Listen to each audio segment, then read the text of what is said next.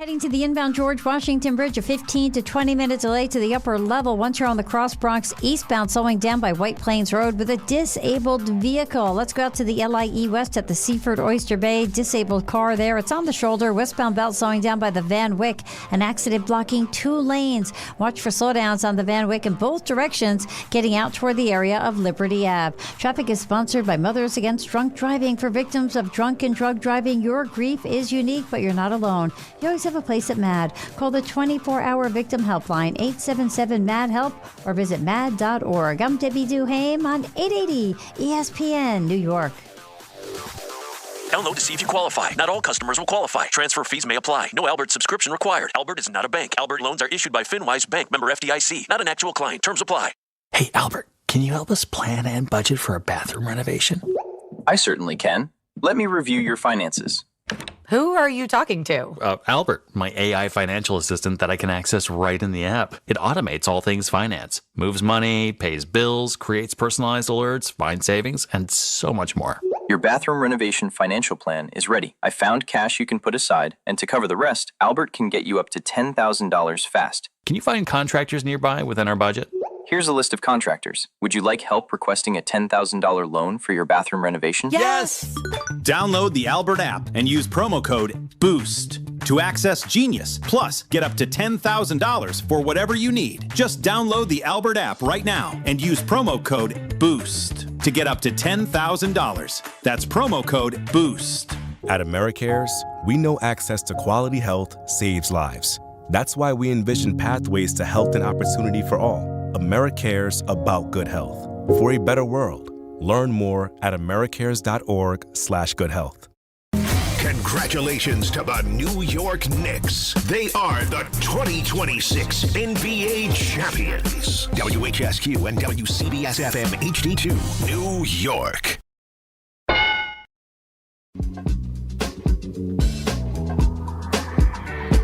The number 1 pick in the NHL draft, but the men they can't seem to stump. Do something dumb, that's an observation. CLT make them need to run. That's Lawrence Taylor. Cut them every trash, CMT for short. Wonder if we best once you peep the score. Up at the crack of dawn, top stories of the morning. While you're yawning, grab your coffee, rise and shine with 8:80 a.m. This is Drop Time. We provide highlights from your favorite teams. Got Dave and Rick making plenty of picks. It's Rule 76. All righty, it is a Wednesday. 12th day of August. We have hit the middle of the week here on DNR on ESPN New York. Dan and Rick, Grassa DiPietro hanging out with you at 800-919-3776. I say good morning to Harvey Cruz. He is in with us this morning, bright-eyed and bushy-tailed. Unsatisfied with his coffee, but nevertheless, he's here. I see Ray Santiago. Always a pleasure to see my good friend Ray. He was actually the first person here this morning, unlocked the doors. Very energetic, happy to be here. I look to my left and I see my good friend, Rick DiPietro, who I was told by everybody around that you can't go to the Jets on Wednesday because you got to be in studio because Rick's going to be here on Wednesday. And here I am on Wednesday. I look to my left. And I see a ghost. Are you there? Oh, I'm here, baby. Oh, there he is. Hey, Rick. I'm here. Yay. Yeah, I'm here. Fully rested. You know what's scary, though? I got to tell you. This is actually a scary situation because I was going to wear the exact same T-shirt today that you're wearing. Are you serious? And the only reason, no joke, the only reason is because it's the bedazzled version of it. Oh, you were going bedazzled? No, that's all I got. Ray made me walk 2.5 miles at the Beach Bash to his beautiful Jeep to get my NBA championship stuff. And I got the Eastern Conference Championship T-shirt, which doesn't have the bedazzling in it that I've worn. And I walked by it last night. I was laying out my stuff, and I was like, you know what? I haven't worn the NBA championship shirt yet, but it's bedazzled. Do I really want to carry that around? Like, do I want to wear that tomorrow? Probably not. So luckily I didn't. Otherwise, we'd be wearing matching T-shirts today. No, we would look like Tweedledee and Tweedledum. But instead, we look like Tweedle here and Tweedle not here. Yeah, well, you love being there anyway. So I love being here, right? But I was given the third degree because, had it's to go Buster's fault. Who? This is Buster's fault. But we're supposed to have lunch with Buster today. This is Buster's fault. Well, so think about that. Imagine if there was the Buster lunch today. You wouldn't even have been here for that. No, you would probably hosted the first 2 segments, and then I would have got in around 6:30ish. It would have been like what happened. The Buster lunch would have had a Rick DiPietro like cardboard cutout. No. At the table. Oh, Rick would have been there. You could take the OG cutout, put my face on it. I would have been there. I would have made it eventually. Now, let me ask you this question. What part of the show, like you tell me, because we got a lot of stuff on this one. I mean, there's a ton of things to talk about. We're going to play our stump game a little bit later on because it's Wednesday.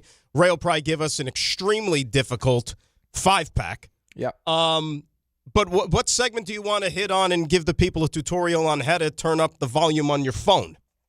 That's a real question. You're joking. That's a real question. It's happened multiple times now. I don't know. I don't know if it's because I have a phone in my hand, and I'll just press the button on the side and it'll sleep itself. But I'm telling you, I don't hear. It didn't wake my wife up either. What do you mean you have the phone in your hand? You sleep with a phone in your hand? No, I sleep. It sleeps next to me. How are we talking like right next to the pillow or like on the nightstand or something? No, next to the pillow because the nightstand's too far for me to reach over for it. But that's what you want though. Like you want it far enough away to where like that will wake you up. It'll get you up on your you-know-what to be able to go turn off the alarm and then you're awake.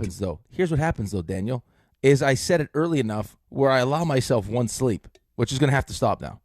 And I think once I sleep it the first time, now it's already in my hand, so I'm just sleeping the hell out of this thing. Oh, my gosh. And you only use the one alarm? No, I have 6 alarms set. I slept through all. They all keep sleeping them. How do you sleep through 6 alarms? I got to tell you, the snooze game is a dangerous game, man. I can't play it anymore. I used to be able to play it. I can't do it anymore. But don't play the snooze game. Just play the alarm goes off, I get up and get ready for work game. I know, but that's a fun game. But it feels nice to give you I got 10. Give me 10 more minutes. But then 10 minutes turned into an extra hour and 20 minutes. Can I give you some advice, and it works for me? Okay, I feel great, though. Set the alarm. Well, of course you feel great. Might as well be Klaus von Bülow. You slept so much. But, like, here's what you do with the multiple alarms, okay? Yeah. You set your first alarm. I don't know. If that's going to be like your snooze alarm, great. Then you set alarm number 2 5 minutes after the first one, and then subsequently keep going every 5 minutes. I did. I had 4, 4:05, 4:10, 4:15, 4:20, and 4:25. How is this even happening? I'm telling you. It's just in my hand. I just keep sleeping it. I think I press it's the side button. I just keep pressing that side button. I'm going to have tons of energy, though. You should be happy about this. Oh, you always have energy. I'm not worried about the energy, but I wanted to see you today. I wanted to wear the same shirt. I'll be there tomorrow, I promise. If I have to Who's that guy you name dropped about a minute ago? Klaus von Bülow? Yeah, I don't know who that is. Google it. This can't be who you're talking about, by the way. Who? A British lawyer, Klaus von Bülow? That can't be that guy.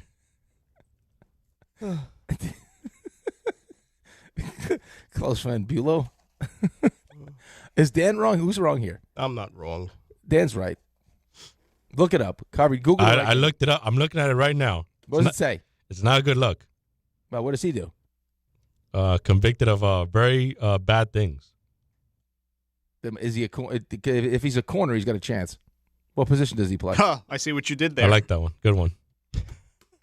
Now I'm going to have to look it up. I wasn't going to Google it. Now I have to Google it. British socialite cleared of trying to murder his wife, who died in 92 in 2017. Yeah, who specialized in sleeping tricks. Let's put it that way. Oh, sleeping tricks. Yeah. I thought maybe he was like someone that was known for sleeping in. Yeah, that's an odd pull by you. Yeah, that's a weird pull. Who is what that? About, you got to know your history, kids. Yeah, what about like Rip Van Winkle? Well, I mean, he could have won Van Winkle, sure. Yeah. But I thought we weren't doing a show for preschoolers, but that's okay. Oh, here we go.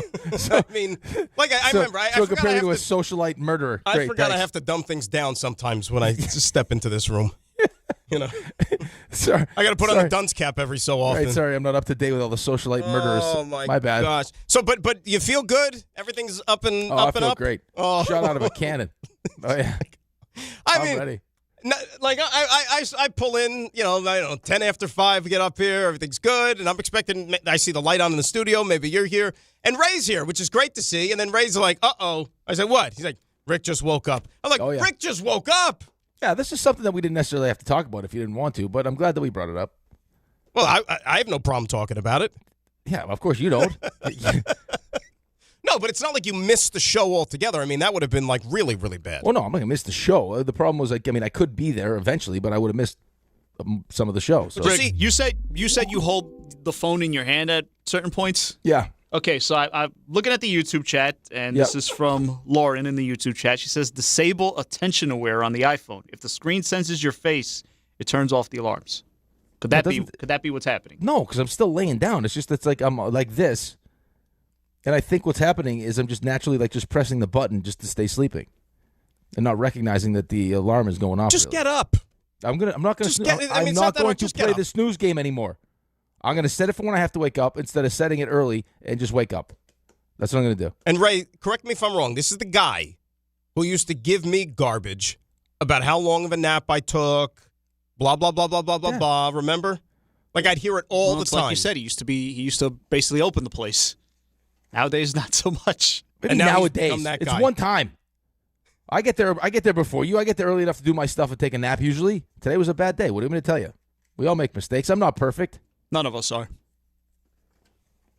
That's it. You're not allowed to go out and play with your friends today. Okay. Sorry. I know you'd like to see me. The reality is you don't really because we do the show the same. And on top of it, my backdrop is way better than your backdrop anyway. I got helmets. Is true. I got paraphernalia. You got nothing. You got a gray wall. What's the difference? You might as well just drive to my house. I got an extra microphone. Come over to my house tomorrow. We'll do it. I'll bring posters tomorrow. No, you just come to my house. You sit right next to me. I got a second microphone. We'll do the show together. See, now you're talking. Now, we're talking. What time do I wake up for that, though, to go all the way out and do the show from your house? That'll be like a 3-hour drive. You'll be fine. There's no traffic. Don't have to worry about parking. Pull right in. I'll make you a nice breakfast. Yeah, parking was great. Well, make me breakfast if you get up in time to do breakfast. Oh, here we go. Guy makes one mistake. It's unbelievable. So let me get. Are you wearing the Knicks shirt tomorrow or no? No, I don't think I can do the bedazzled shirt. I can't. But that shirt's great. I don't know why they had to bedazzle it. Well, this is the one I went rogue and ordered this one like way early in the process, and they finally shipped it in like late July or something when they finally got inventory. But this is like the non-bedazzled version or whatever. Yeah, which looks great, which I would wear. The bedazzled one is a little much. Yeah, and I told you, mine was like sized up anyways, like the minute I brought it home. One person took one look at it and was like, oh, I think I shall take this. And that was it. Yeah, which makes sense. Ray's convinced that the whole shirt was designed for San Antonio anyway. Well, they're both basically like the same color, right? Like, so it's like they get away with it either way. They had thoughts when they were designing those shirts. Fanatics did. You're not going to tell me otherwise. You're not going to tell me otherwise. Yeah, is this Wemby's time? Surprised it didn't have an alien on it. But even though it's Spurs colors, though, it's a cool scheme. I like it. Oh, it's a great shirt. It's just I don't understand why we had to bedazzle it. I don't know if Go-Gar Wembyana. You know, like if you're cool like an NBA player, you could get away with wearing that stuff. No, there was a time. I mean, listen, you're talking to the same guy who just raided the Ed Hardy store because Ed Hardy stuff was like Cassie went through stuff yesterday. I have like a box of Ed Hardy stuff that still has tags on it and True Religion jeans. I'm sorry, but in this particular summer, there's no amount of Knicks paraphernalia that you would not be allowed to wear. You can wear whatever the hell you want when it comes to the Knicks. Did you see that story that from Fanatics? The Knicks are the most profitable champion in like Fanatics history. Yes. Yeah. Like single season champion. Rightfully like, so. By far. Rightfully so. It's New York. It's the Knicks. Not the Everyone's Cubs. on board. Like I think it was the Cubs when they won finally in 2016. But like this Knicks team blew it out of the water. Makes all the sense in the world. You could, I mean, anywhere and everywhere you looked in this city, everybody was wearing Knicks stuff. Everywhere. Still to this day, absolutely. We will celebrate until the night they raise that banner.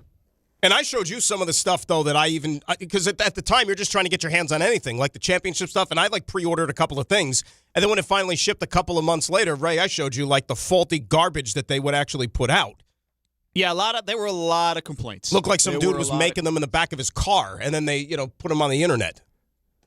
Wasn't great. No, not I had a beautiful hat that I got at the studio that I brought down, and my guy Paul at the parking garage was like, wow, that's a great hat. I was like, it is, isn't it? He's like, yeah. Is that my hat? I was like, you know what, Paul? It is your hat. You gave Paul the hat? Gave Paul the hat. Shout out to Paul. So now Paul and everybody else there at the garage, all they got to do is and what if they say, hey, Rick, that's a nice car. What, are you going to give me your car? They know the game now. I think, how am I getting home, Paul? I would say, how am I getting home, Paul? Are you going to drive me? You call an Uber. Paul would say, hey, my buddy's an Uber driver. No, it's on the house. I'm more than happy. So if you show up one day with those, True Religion jeans or whatever, Paul's going to be like, hey, love that religion. That's not a terrible idea. Right? I don't wear them. And he's like, hey, Paul, tags are still on him. Imagine if he rolled into the garage one day and he's just rocking just an Ed Hardy jumpsuit. I wonder where he got that. But then see if you showed up with all the stuff with the tags on him and you just gave them to him almost like a gift. He might be insulted by that. He might think it's, you're trying to give him a hand down or something like that. No, I've given him stuff before. I mean, I've given him Izzy stuff all the time. Gotta take care of my guys. So you're giving them free clothes, free hats, free this, free that. Well, it's not. They help me out, so it's. I think they should give you a little bit of a. It's a nice partnership. They should give you a help on the parking fee. Oh, they're definitely not doing that. They're not in charge of doing that. Of course not. Cars do they upcharge you too because your car's the big car that you drive? Yeah, that doesn't matter. I got the smaller Explorer right now, and they're still charging me more. Yeah, that's ridiculous. Yeah, 63 I'm down to. That's insane. You're down. Isn't that great? 63 when you're down to 63. Yeah, well, they beat you over the head. It was like 75. Now it's 63. I was like, oh, this is a bargain. This is nice. It's incredible. You got some life going on there, kid. New York City prices, buddy. Oh, it is amazing. I know. So other than all that other stuff, though, everything good? Everything's great. Did we have games last night or no? No games. What did I have last night? No games last night. Practice. I'm trying to put together a training camp for our hockey team. Hockey already starts here next week, so it's happening fast. You mapping it out? What's the practice schedule? 2-a-days? What are we doing? Yeah, 2-a-days off ice, the whole deal. Nice. Oh yeah. Gym days, those type of things. Yep, speed and agility, boxing. Oh, love it. Love it. I got to tell you that I forgot how much I like boxing. What a workout. Oh, yeah. Duh. I mean, it really is. Good stuff. It's cardio. Fun. Yeah. Don't get bored with it. No, you're always moving. Yeah, but it's better than sitting on a machine. You know what I mean? Like I know you like to run. I can't stand running. Well, the running's getting to be a challenge because, it's not good for the knees. Well, you're getting old now. Everybody you talk to, they say stop the running, stop. And I've tried to tailor it as much as possible to the grass because the grass is a lot more forgiving on your knees. Right. Like the street, the concrete, that brutal. It's bad for you. Brutal. I could see you on vacation just like shirtless, just running down the beach. Not this vacation, but because you're so busy reading. Right. The last time we went, I was doing that. I was waking up with a butt crack of dawn as if I was doing a morning drive show. Yeah. With 2 alarms and went down to the beach before and boom, just took off. And then the best part was if you're, disgusting and sweating it, jump right in the ocean. Right in the water. Yep. Right in the damn water. Now you got the rest of the day. And you got the rest of the day. Come back, get breakfast, then begin the routine. I heard what you did there, too. You're alarm shaming me. That's fine. Get it out of your system.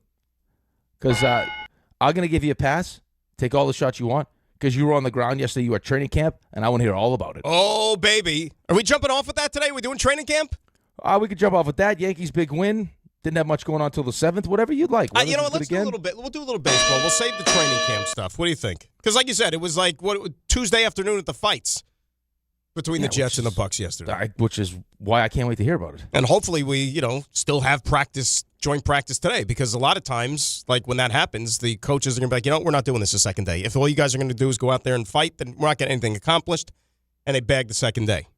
Sounds like at least one of the coaches loves it. So, yeah. I don't know. Well, to each his own, I guess. All right, 800-919-3776. It is Wednesday, which means it is a stump day. We'll give you the stuff you missed. Ray's got the 3 stars. As Rick said, we've got baseball. We've got football. The Giants with an interesting visit on the horizon lined up, which we will talk about. And still reacting, of course, to the opening of the NBA season and those games that the Knicks have to raise the banner. We'll talk Yankees when we return, and wouldn't you know it, the Bats came to life eventually, and it got them a win. It's Dan and Rick at DNR at ESPN New York. Monkey Sports, built by players for players, is your one-stop shop for hockey, baseball, lacrosse, and more. Find top-name equipment and expert in-store services like sharpening, break-ins, and relacing. Shop in-store at Monkey Sports in Farmingdale or Woodbridge or online for all the top brands. Whatever your sports, Monkey Sports gets you game ready fast. Monkey Sports, where athletes shop. Hey, it's Alan Hahn. At Rings End, they're there to help realize your modern design visions. That's why they partner with Marvin. Engineered for big ideas, Marvin modern windows and doors deliver effortless elegance, expansive views, and industry-leading innovation, all in a modular system designed to meet the exacting principles of modern architecture. Experience Marvin Modern at a Rings End showroom today and create something stunning with them. Rings End is a certified Marvin installing retailer. Good Karma Brands is proud to be an equal opportunity employer, providing equal employment, development, and advancement opportunities to all teammates and applicants. To learn more about careers with us, please send an email to talentacquisition@goodkarmabrands.com. That's talentacquisition@goodkarmabrands.com. Hey Yankees fans, gather a group of 10 or more and take advantage of our 2026 Yankees group ticket specials. Whether you're getting together with family and friends, organizing a fundraiser, or entertaining clients, your group will love bonding over the Bronx Bombers. Start planning your 2026 group outings today. Log on to Yankees.com/groups. Call 212-YANKEES or email us at groups@Yankees.com. That's 2026 group tickets. Call 212-YANKEES or visit Yankees.com/groups today. Do you read more about your team in the off-season than in the season? Does your game day outfit include a brown bag with eye holes? Then you may be a fan of a BST or bad sports team. Luckily, when you bundle your home and auto insurance with Progressive, you're protected. Because seeing your painted face in the rearview mirror after a loss isn't just depressing. It's distracting. Visit Progressive.com today. Progressive Casualty Insurance Company, affiliates, and other insurers. Covered subject to policy terms. Not available in all states or situations. Okay, all signed up. Easy. Now let's run payroll. What the? Hey girl, I'm you with more gusto. Nice. Who's that? New social media manager. Hired and onboarded with gusto. And spoiler, we're kind of famous now. Wait, we're famous? Oh, well, I'm famous. Payroll, benefits, and HR. Designed and built for small businesses. Choose a future with gusto. This is the Michael Kay Show. It's unfortunate that they are letting this string of amazing pitching performances be wasted. Because if you look at the way the Yankees are constructed, they've got a great top three in the starting rotation. Bottom line is, the Yankees, because of their lack of offense, have put themselves in an unenviable situation. The Michael Kay Show, weekdays at 1 on ESPN New York and streaming live on YouTube. Presented by the Parisman Firm. All right, Dan and Rick, DNR, ESPN New York on this Wednesday, 12th day of August at 800-919-3776. That is the telephone number. Make it 3 out of 4 for the Bronx Bombers. They find a way to tough one out last night over the M's at the stadium by a 4-1 final. And it took a little while for the bats to get going again, Rick, but they had that big 7th inning, grinding out some at-bats, making life miserable on that Seattle bullpen. And look, they waited out Brian Wu. Brian Wu threw himself a great game. He's had success in that stadium. Remember, he had a perfect game going a couple of years ago in that ballpark, but they got him out of the game, and that's when the bats came through. Another good starting pitching performance from Ryan Weathers. And bottom line, you get a win and keep this train moving. Yeah, that's the bottom line, is that you get the win, right? I mean, Red Sox lose again, Tampa. How about the Red Sox, by the way? 4 in a row. Now they can't win, and before they couldn't lose. Well, I mean, don't you feel like that's usually the case? A little bit. When you when you dig yourself such a hole at a venue, you play great baseball or you play whatever the sport is, and then all of a sudden it just gets to the point where it's like that's not going to continue, right? You're going to hit some adversity, you're going to hit a bump in the road, especially in baseball. And now 4 straight, and Yankees get a big win. But I mean, they popped the graphic up after the game. So 7th inning, they scored 4 runs, had 5 hits, were 4 for 7 with runners in scoring position. The rest of the game, they had 0 runs, 3 hits, and were 0 for 3 with runners in scoring position. So, I mean, it was the 7th, and to their credit, I mean, they got, they had good at bats, they got big hits in big spots. Garcia got them started, but they always have a chance, it seems like, because of how good the pitching has been. Right, the pitching allows you to do nothing for the first 6 innings, and then finally in that 7th inning is when you're able to, and it's guys that, I mean, let's face it, have been the most, some of the most frustrating guys for Yankees fans this season. Right, Ryan McMahon with a big hit, Wells bloops one in, Grisham with a big hit. So, I mean, this is all it's about right now, is just trying to win as many games as possible until you get your guys back. And it sounds like it's going to be Bellinger, Stanton, and then Judge in that order. Well, that's the biggest takeaway, right? And that's the one that, I mean, forget about the game, the stuff that you heard before, and we'll get to that in a second here. But, the weather situation really is turning into a real nice story, I think, because he was somebody who, as the season kind of got going here a little bit and he was going through his ups and downs, you looked at him and said, well, this is a guy who's probably going to be no better than a fifth starter for us, right? And then once all the arms are healthy, who knows if there's even going to be a spot for him when push comes to shove. But I got to tell you, the last month, this guy's throwing the ball really, really well. I don't know if it's a situation of, just being comfortable in his surroundings after coming over to the team, certainly as a first-time Yankee. But, my goodness, the last 4 starts, the guy's given up 2 runs. You know what I mean? This guy's been fantastic right now to the point where, once October gets here, this is a dude that I would not have a lot of issue calling him out of a bullpen to get me big outs in the middle of a postseason game. No, and I think that's probably the expectation for where he'll end up, depending on what Rodon looks like when he gets back, right? So, that's Brian Cashman has a history of making moves at the deadline for the bullpen, to add to the bullpen, to add to his bullpen, and for whatever reason this year, and I think we both think the same thing, the reason why he didn't was because of what he's going to have available to him that's already here in the rotation. Right. Weathers you'll have, it sounds like Luis Heel may get a chance in the bullpen. Clark Schmidt's coming back, depending on what you want to do with Will Warren. So, you'll have guys to come help. But, again, you're playing in a game last night where the margin for error is essentially 0. And that's until the you thing. finally break through. You're right. And it does drive you crazy because, you know what, let's say if you – and the Mariners have been a major disappointment this year, right? I think we could all agree on that. The way that their season has kind of unfolded, it's been a major, major letdown. But, when you're playing a better team – right? And you think you're going scoreless for the first 6 until you get, you're trying to get the pitcher out of the game, maybe go to work on the other team's bullpen. Sometimes that's not going to work for you, right? Because sometimes you might be going up against a team that's got a real potent offense that'll put a couple of runs on the board. Sometimes your starting pitcher's just not going to have it, even though they've been brilliant. And that's really my biggest fear, big picture with this team, is that, you just can't keep asking these starters to go out there and basically have little to no margin for error when they take the baseball. It's not fair. No, it's not fair, but that's the situation that they're in.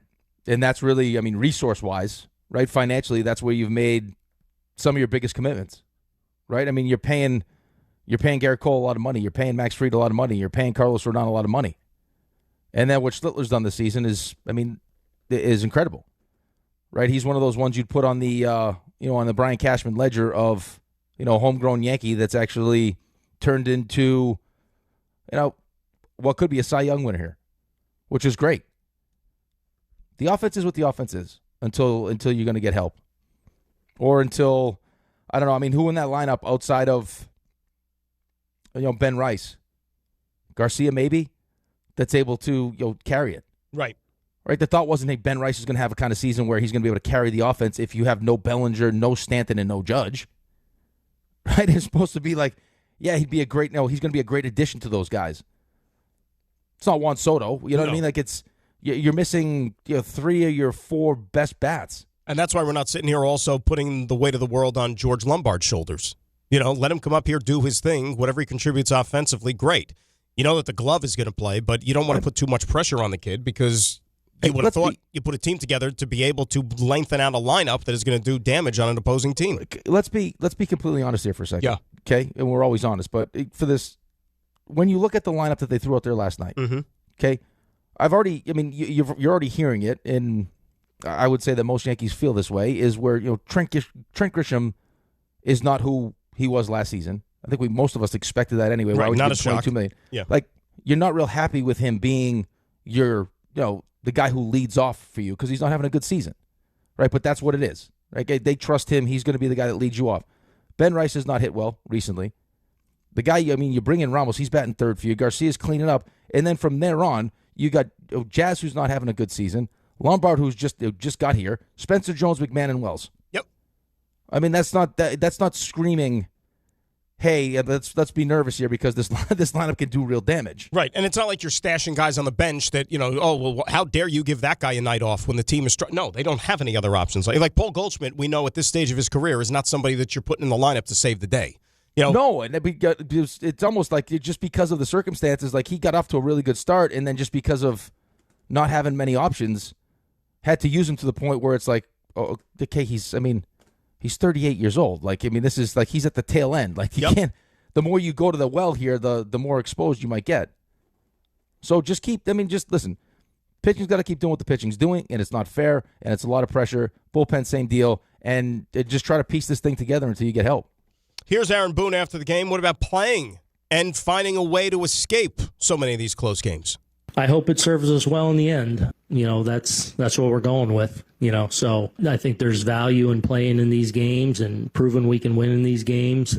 It's a testament to just how good the pitching's been, holding us in, but also as we've struggled through some offense, we've also come up big in some spots, and tonight was more of that. They're in a weird position because I think, like you and I, we've talked about this, and I think we both agree. Like, Tampa keeps winning. They won again last night, right? Yep. You're 6 behind Tampa. You're not catching them. Like, right now, they're a lot better team than you. Especially with the additions they made at the deadline. They are a better team than the New York Yankees on paper with the injuries that the Yankees are dealing with right now. I don't think there's going to be enough time to track that team down. So if you were the Yankees right now, your objective is, you know what? Make sure you get the top wild card. Hold off the Boston Red Sox. Play good baseball. Get your guys back in the lineup to where you are a fully functioning Death Star by the time October rolls around. That's the objective. Right, and he's not wrong. I mean, having the opportunity to play in these games, win without Judge, Bellinger, and Stanton, should build this team's confidence. And then when you get those guys back, I could imagine being in that clubhouse and what that would feel like once you get whole. And you're talking about the level of talent that you're talking about. You're talking about getting the best player in baseball back, one of the best players in baseball back. But the problem is what level, and that's what nobody knows. No one has any idea. Well, just to get him back will be a huge boost. And then hopefully they've managed this the right way that he'll have, he'll be healthy.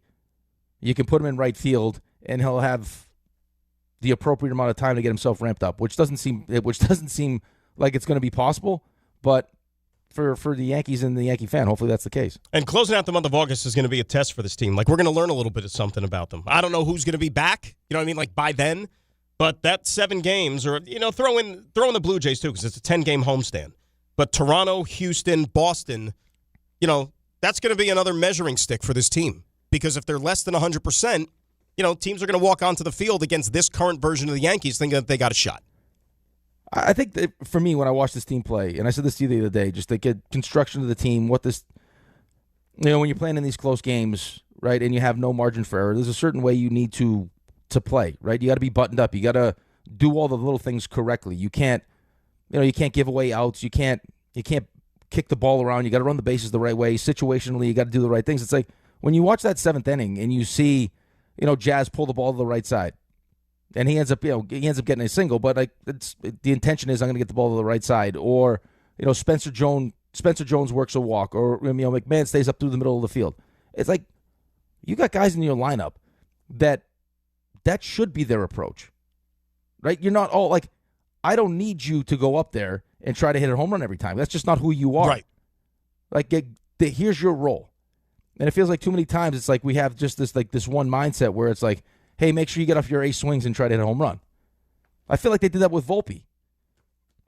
There's a lot of things wrong there, but it's like once they saw he's got some pop, it's like, okay, let's start wow, he can hit 20 home runs. Let's go for that. It's like, no, that's not who he's supposed to be. But again, you're making chicken salad right now with what you have, and they had a big 7th inning, and they end up getting a win. And if you missed the CMT version yesterday that we played, we both kind of are under the assumption that we kind of still feel that Volpe has not written his final chapter yet as a New York Yankee. And it could be next year at a different position, which is a pretty darn good likelihood. We both kind of feel. It sounds like in a perfect world, they like to have him playing second base with Lombard playing short, who made another great play last night with his bare hand. If that happens for the Yankees, great, because they're not just going to give it to him. He's going to have to go out there and earn it. But if you're going to tell me that Volpe is going to feel like, invigorated, playing second base, new lease on life, great. That's a win for the Yankees. That's less money than they got to go and spend and bring in another second baseman. Right. I mean, when you're talking about spending the amount of money that they're spending on certain players and having, a self-imposed kind of salary cap, you have to have some young players littered in your lineup to, that are cost effective when you're paying some of these guys what you're paying them. All right, Rick alluded to it. The comments made by Aaron Boone before the game, which, for my money, that was the biggest takeaway in Yankee land on Tuesday. Not even the result of the game, but a further update as to when we could possibly expect to see the injured Yankees ride into the Bronx to help save this season. It is Dan, it is Rick. We talk about that next right here on ESPN New York. Monkey Sports, built by players for players, is your one-stop shop for hockey, baseball, lacrosse, and more. Find top-name equipment and expert in-store services like sharpening, break-ins, and relacing. Shop in-store at Monkey Sports in Farmingdale or Woodbridge or online for all the top brands. Whatever your sports, Monkey Sports gets you game ready fast. Monkey Sports, where athletes shop. If you're living with neck pain, back pain, sciatica, migraines, nerve pain, or chronic joint pain, you don't have to just live with it. I'm Michael Kay. I want to introduce you to Dr. Jay Shah at Sandwell Pain. Dr. Shah is Ivy League trained, double board certified, and specializes in non-surgical, image-guided treatments that help get to the source of your pain. With convenient offices in Woodbridge, Livingston, and Englewood, expert care is never far away. So if pain is keeping you from doing the things that you love this summer, take the first step toward relief. Visit SandwellPain.com to book your appointment online. Hi, this is Don LaGreca. Just like the New Jersey Devils bring intensity on the ice, Viking Pest Control brings the same level of protection to your home. And I know because I use Viking at my own place. The season may be over, but pests are always in play. So it's time to lock in your off-season defense. As the pest control provider and proud partner of the Devils, Viking delivers 45 years of trusted experience to keep ants, cockroaches, stinging insects, rodents, mosquitoes, and more out of your zone. And when you bundle pest control mosquito services, you score big savings. One call, one company, total peace of mind. Visit VikingPest.com. Protecting your home inside and out. It's Rich Eisen for Pella Windows and Doors. Sometimes teams take a timeout to regroup and call the right play. When it comes to your home, Pella Windows and Doors always has the winning game plan. They do it every day, and that's why your neighbors trust them. Visit Pella.com/Eisen today. Right now, Pella Windows and Doors of New Jersey is offering buy one, get one 40% off windows and doors and no payments, no interest for 24 months. Some restrictions may apply. See local showroom for details. Offer ends August 31st, 2026. In a contracting business, you're either growing or you're grinding. Success is no longer about hard work alone. It's about using AI to accelerate impact. ServiceTitan is the only integrated intelligence that seamlessly automates your entire workflow, from first call to final invoice. Born in the trades, built for visionaries ready to stop operating and start automating. ServiceTitan, AI for the trades.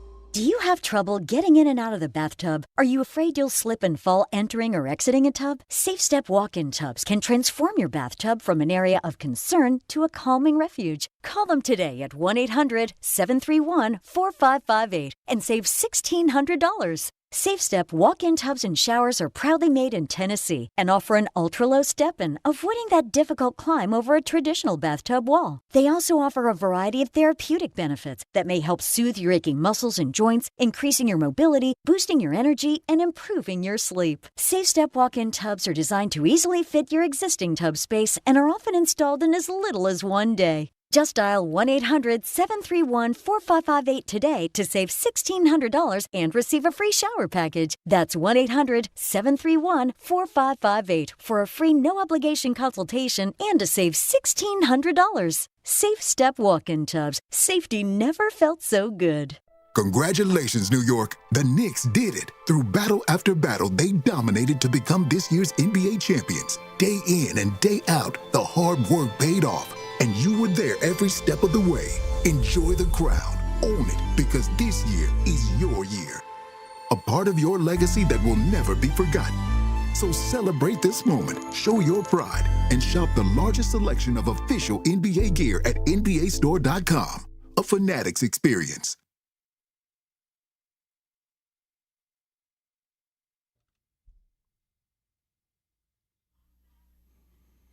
All right, we're back. It's DNR, Dan and Rick here on ESPN New York. The question, though, on the minds of a lot of Yankee fans, and even non-Yankee fans, too, if you like baseball, these are, questions you want answers to. When will the likes of Aaron Judge and Giancarlo Stanton and Cody Bellinger get back out onto the field for the Yankees? Well, before the game yesterday, Stanton did some running the bases, which is, hey, it's a positive. You take anything you can get at this point, right? I mean, that's something. And so Boone was asked before the game, how big is it to get the big guy after seeing him run the bases? It does feel like he's getting closer. He's stacked a lot of good days here. So, when that time comes, obviously it'd be very good to get him back. What'll be the next step just with him and talking with them? Not sure. Just, when they say we're ready to do something, then we go.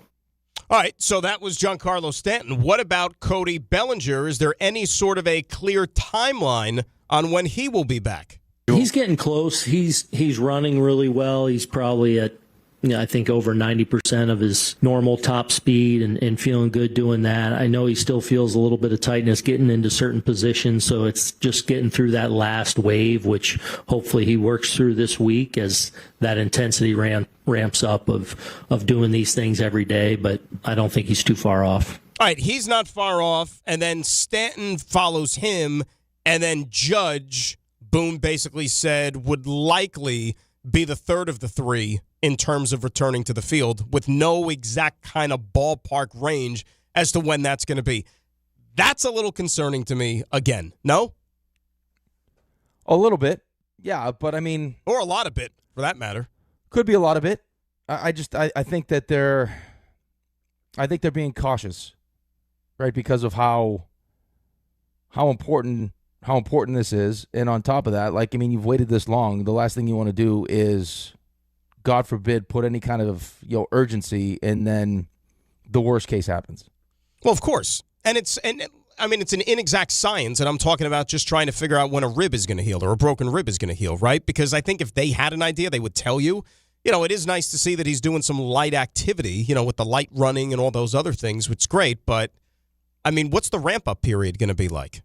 Ramp-up period meaning once that bone heals, you could begin baseball activities to where you feel comfortable again. Well, I think the problem is, and maybe this has something to do with Aaron Judge also, where it's you start putting time frames on things, and now people start asking questions, and you never know how you're going to react.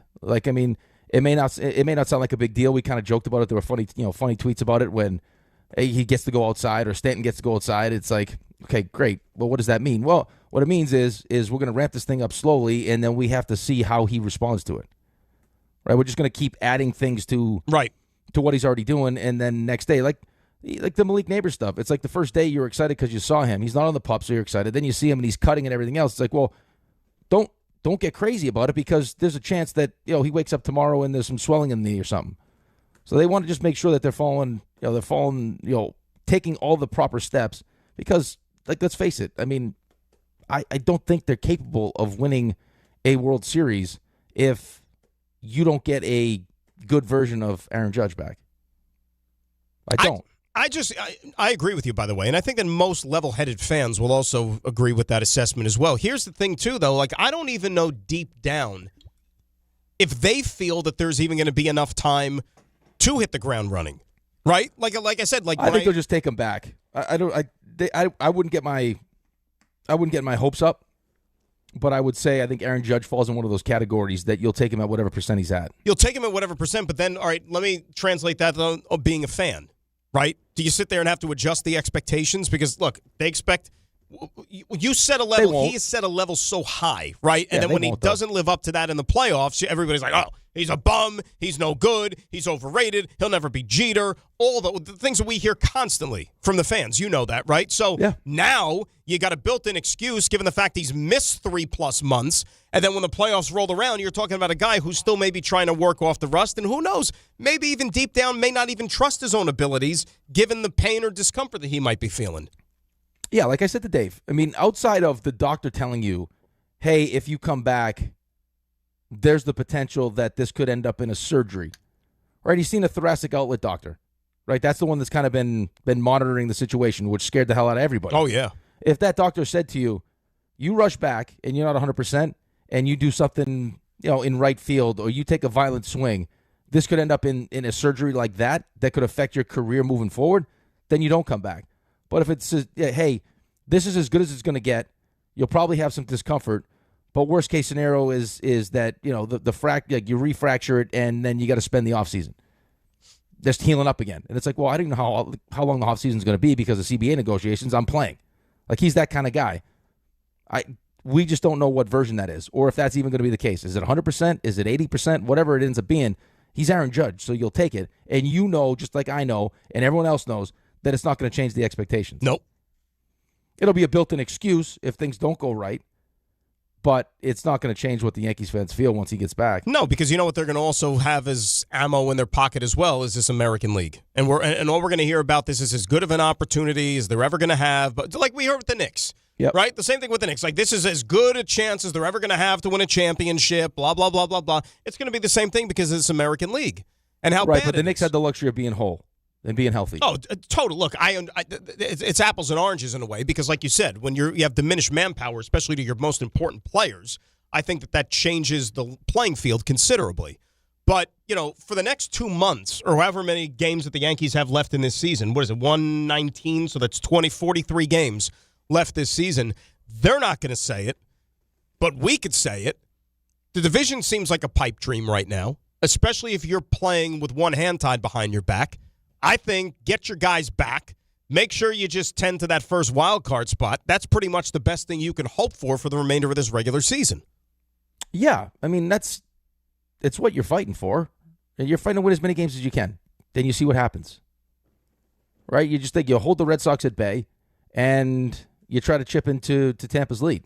But they also have to lose to make that possible. Right, and they're not losing. That's the thing. Tampa right now has the second... Tampa's got the second best record in baseball. They're only a half game behind. It's incredible, too, behind the Milwaukee Brewers. Right? And it doesn't matter what your payroll is, none of that stuff, because you can still go out there and have yourself a really, really good season, as those teams are proven once again. All right, but I also think you get into the conversation now once you start talking about Milwaukee and teams, teams like that haven't had the ultimate success is, how you build things for the 162 as opposed to, hey, we already know we're going to be a playoff team, so we're going to build ourselves to be a better playoff team. And what's important in the playoffs. Right? I mean, Milwaukee, as good as they've been, Milwaukee hasn't won anything. No, not in the playoffs. Right. I mean, when was the last time Tampa won a World Series?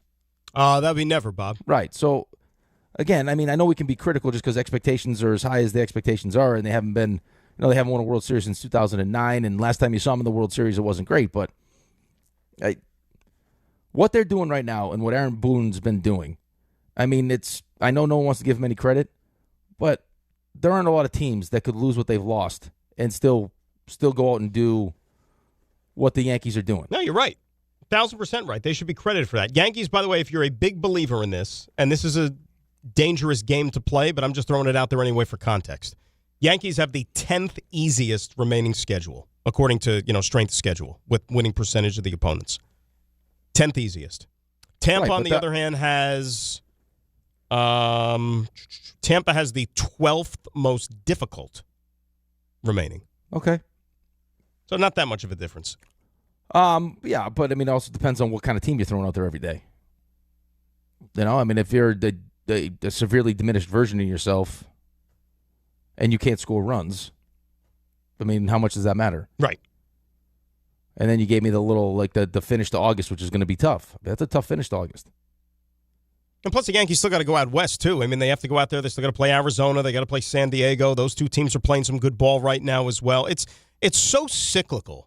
You know what I mean? A long baseball season. And especially when you just narrow it down to this window, the last 2 months of the season, when, rosters look a little bit different after the trade deadline. Teams are maybe banged up a little or teams are getting healthier. See, that would be the other feather in the Yankees cap right now if they're able to get some of these guys back just to provide a boost late in the season when things get a little bit, the dog days of summer type stuff. If you could get some of these healthy bodies back, and they just also happen to be your most accomplished players, that's got to be a big, big, big boost for this team going into the playoffs. It has to be, but you're also counting on these guys to come back and be what you expect them to be, which is probably not fair either.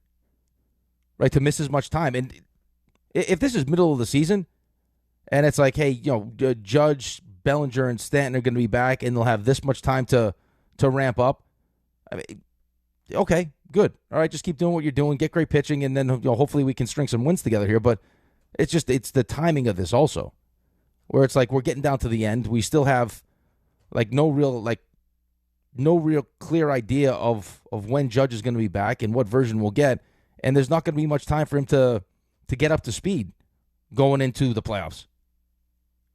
Right? He said, I said this to you the other day. Mm-hmm. last year was his breakout in the playoffs. He was great. Unfortunately for him, he didn't have everyone. He had no one with him last season. He's also had seasons where he's dragged his team to the postseason, had incredible seasons, and then been not very good in the postseason. So now you're talking about somebody that's had one season, but for the most part, not a ton of success in the postseason, missed this much time, and then just jump in. Yeah, it's asking a lot. It'd be great. But fans don't want to hear that. You no, know of that. Of course not. It's unrealistic. The other thing, too, is you don't have a lot of guys that are just having good seasons. Usually, like when you have teams that make runs in the postseason, you have, certain guys that, maybe are playing above the back of their baseball card. Like the season Grisham had last year. Now, he was terrible in the postseason, but there's not a lot of those guys on this Yankees team right now that are having good seasons. Yeah, there are, but they just happen to be starting pitchers. That's it. And your know what bullpen's I mean? been good. Yeah. Maybe this is one of those funny years where they've dealt with all the adversity and the injury and guys underperforming, and then all of a sudden you hit the postseason, guys start to get hot, and they make this magical run. But you're going to have to see that first. Yeah, it's there are exceptions to the rule, of course. Like, I'm trying to rack my brain if there's been any teams in recent years use that formula, clearly, of just starting pitching, with a glorified punch and Judy offense. And that's good enough to either get you to a World Series, win you a championship. I'm going to have to go back and look because not one comes to mind right now. Because a lot of teams now, when it comes to the pitching side of things, it's kind of just like mixing and matching and just finding ways to get 27 outs. Right. I mean, look at how different the last two for the Dodgers have been. Correct. Right. First one, they're piecing the rotation together. They picked up Flaherty, and then they're doing bullpen games. And then last year, the starting pitching was really good. Right. And Yamamoto bailing them out, every which way they can, kind of like in the Mad Bum role. You're going to need somebody. You're going to need a couple guys to get hot at the right time. Judge is going to have to be close to what we're used to seeing. Stanton wasn't great in the postseason last year anyway. I don't know what he's going to be with all the kind of redundancy with the DH and everything else. Plus, who knows once he gets, what happens when he gets on base? Yeah. How much running is he doing? Well, that's scary. And you know this. Like, they're going to probably, and this goes back to, again, the roster construction, right? Because what happens when he's back in the field? You know that they're not going to run him out in right field every single day. They're going to want to get him off his feet. They're going to let him DH, so, minimize the wear and tear. And then, okay, there's one of your DH spots. And what about all these other guys that you got on your team that in a perfect world you would just stick there as a DH, let's say these lefty bats against right-handed pitching, if it's one of those days? Well, then that means somebody's going to have to either play a position that you don't want them playing or that they're not going to be able to get in the lineup at all. Yeah, which I don't know in the grand scheme of things. I know with the baseball analytics and the versatility and this guy can play this position or this position or this position, I can't imagine that's a great place to be as a manager. No. It's like, he can win the platoon battle. Yeah, but do I really want to worry about having platoons at all these positions? And that's why, like, if you rewind to last week at the deadline, or whenever the hell the deadline was, like, when you factor in the variables of the price tag, right, that a lot of these teams were asking if you wanted to get an impact bat off of their roster, or the positional fit, the looming return of some of these players who were going to eat up lineup spots every single day, that's why it was kind of, and that's why we kept saying imperfect fits for the guys that the Yankees brought in, right? Because eventually there's going to come a time where you sit there and it's the musical chairs game, but instead of like one guy that's not going to have a chair, there might be like two or three. Right. Oh, you saw some of that last year, though, too. Remember when you had no Rice and no Jazz in the lineup because of a matchup? It's like Jazz has been your second baseman all season long. Now we're doing matchup stuff? Like, what? I don't know. As a manager, would feel like, hey, this guy is my third baseman, or this guy is my first baseman. I don't have to worry about, what the matchup is or what I'm losing defensively or what I'm losing offensively because I'm now making sacrifices in certain spots.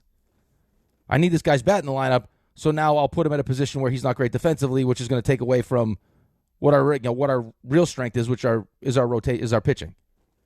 Adley Rutschman, by the way, 1 for 3 with a couple of walks last night in his Red Sox debut. They lost the game.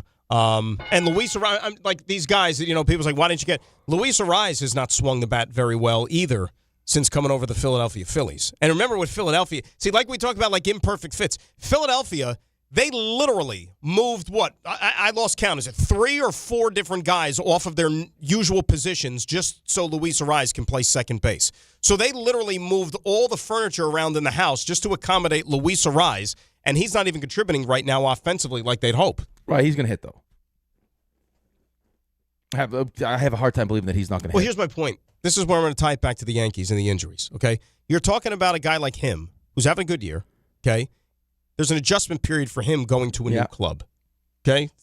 Different surroundings. He's a human being. He's not a robot. What is that going to mean for guys who are coming back after a lengthy amount of time on the shelf, like the injured Yankees are? You don't think there's going to be an acclimation period? Of course. Right? Like, not of course. Like, there's definitely going to be. And you hope that it's not at the expense of winning meaningful games for you in the month of September that you might still need to get. Like, when I look at the lay of the land right now, like I said, I'm still super on the fence when it comes to the Astros for the rest of the American League, right? Like, I'm like dipping my toe in the water as if, like, should they be feared? Like, that's the most extent I can give you. Nobody in the Central, forget about it. Red Sox, like you said, they went on this incredible run. Now they've lost 4 in a row. That's usually how it plays out. I still think they have another spurt in them. Meaning, like, I don't think you play that well for 6 weeks to then see it all go to waste and they're going to, like, just completely disappear off the map now for the rest of the season. Like, essentially, they shot their you-know-what. Yep. You know, in those 6 weeks. I don't think that that's the case. So I think the Red Sox are still going to be a factor, and obviously Tampa. That is it. That is all you have to worry about if you're the New York Yankees in the American League playoffs come October. To which, as we said, this should be a wonderful opportunity for you to do some damage and get to a World Series if you get your guys back healthy. I won't believe they're not in the World Series. They're not in the World Series. I won't. Just because I don't think the American League is that good. I think their pitching is the best in the American League, and their bullpen's been lights out. Raymond, how much grace are you going to give this team if they fall short and attribute it to injuries as being the reason why? I mean, under normal circumstances, I would. The issue is that the same issues keep rearing their ugly head with the team, the injuries notwithstanding. You miss these guys, absolutely. It's a giant hole in the lineup. But to not be able to manufacture runs when you need them last night was the exception. But, you got timely hitting that didn't need to be home runs when it happened. But that was against the Mariners, who are one of the worst teams in baseball right now. Correct. Can you get that kind of production in a clutch situation in, the bottom of the 7th inning against the Red Sox in a playoff series again? Can you do that against, the White Sox or whoever you're going to come across in the playoffs? I'm not so sure. And to rely on the return of Belly and Stanton and Judge and hope that they're going to be what they regularly are, that's hope's not really a strategy. I don't know how well that's going to go. But what else could you have done, though? I almost feel like we're unfair to the Yankees sometimes. Well, like I said, aside from a blatant overpay, which I don't think would have been the right move either, what could you have done? Yeah, that would have been the thing. Overpay, the fact that you give up the prospect. You're not giving up George Lombard, right? No, but the fact that you're sitting there 15 games over 500 with the injuries that you've dealt with. Could be a lot worse. I mean, it should be a lot worse. Could be a lot worse. And by the way, another story for another time because we got to hit the break. But just I'm looking at the standings right now, and I was reminded of something. If Mike Trout does not ask out of Anaheim, he's not. He's ridiculous, bro. You talk about a clown show, and forget about the fact that they never win. But it is literally a circus operation out there with that owner running things. Like, if Mike Trout just doesn't say, guys, you know what, thanks for the memories, do whatever you got to do to eat some of the get me out of here. Like, I need to be able to know what October baseball's like. Clown show! That's what it is. I think there's a difference, though, between, I understand wanting to be loyal, but at a certain point, man. Like, dude, and he's having a halfway decent season, too. He's like, I don't know how many more years I got left. I've been able to stay relatively healthy this year. He's got over 20 home runs. Like, I can help somebody. Yeah, he's an East Coast, he's an East Coast guy. Just built the golf course. Absolutely. Like this, wow, is it bad? Wow, is it bad? Imagine they had Trout and Ohtani out there. That would be so. Imagine if those guys ever were on the same team. No, I don't want to imagine that. I'm sick of the Dodgers. I thought you meant the Angels. I was like, they had those freaking guys. Well, that's what I'm saying. Can you imagine they were on the same team, those two? And never won. No. And never won a darn thing. All right, good first hour. 800-919-3776. I know Rick is chomping at the bit. He wants to hear all about it. That's right. What happened in Florham Park yesterday? It was Tuesday afternoon at the fights between the Jets and the Bucs, and some other things went down as well. We'll talk Jet football when we return. It is Dan and Rick at DNR, ESPN New York. 6:57 is the time this morning. Let us get a check of the roads, and we are going to say good morning to Debbie Duhame. Good morning, DNR, Dan and Rick. Guys, watch for delays as you head to the Bruckner West at the Hunts Point Drawbridge. Disabled tractor trailer in the way. Eastbound Gowanus at Fort Hamilton Parkway. It's a disabled truck. LIE East at Maurice Avenue. Accident. Truck and a car collided. And troubles in Jersey on 287 North, right past exit 2 in Edison. Accident involving a tractor trailer. It's in the left lane. Sponsored by the Crohn's and Colitis Foundation. The Crohn's and Colitis Foundation has been at the forefront of inflammatory bowel disease research and care for over 50 years. Learn more at Crohn'sColitisFoundation.org. Alternate side parking rules in effect. I'm Debbie Duhame on 880 ESPN New York.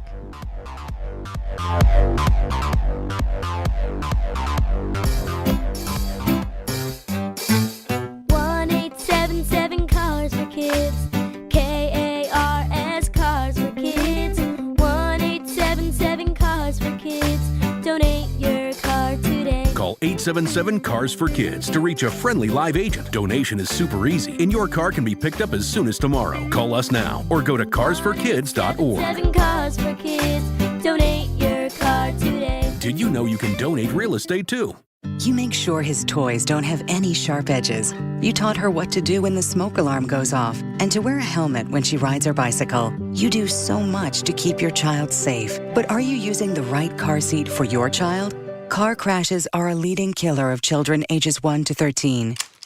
Protect your child's future at every stage of life. For information on the right seat for your child, visit safercar.gov/the-right-seat.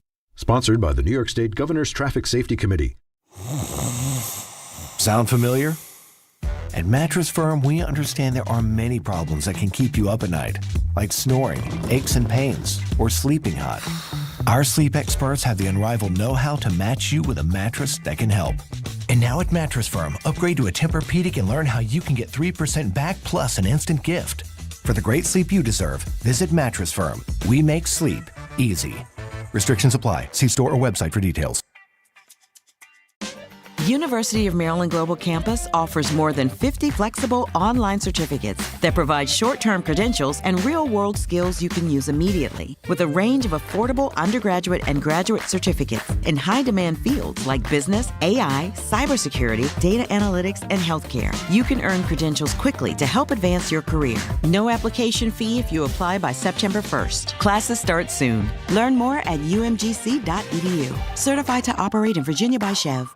It's Rich Eisen for Pella Windows and Doors. Sometimes teams take a timeout to regroup and call the right play. When it comes to your home, Pella Windows and Doors always has the winning game plan. They do it every day, and that's why your neighbors trust them. Visit Pella.com/Eisen today. Right now, Pella Windows and Doors of New Jersey is offering buy one, get one, 40% off windows and doors, and no payments, no interest for 24 months. Some restrictions may apply. See local showroom for details. Offer ends August 31st, 2026. When's the last time payroll was the easy part of your week? With Gusto, it can be. Gusto is the all-in-one platform designed to take the hassle out of managing your team, from payroll and compliance to hiring, onboarding, and more. With Gusto, you can get back 2 full days each month with all the time you've saved. Go to gusto.com today and learn why over 500,000 small businesses choose Gusto. That's GUSTO.com. Gusto.com.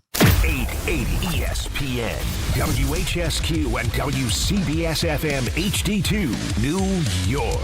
A Good Karma Brands radio station.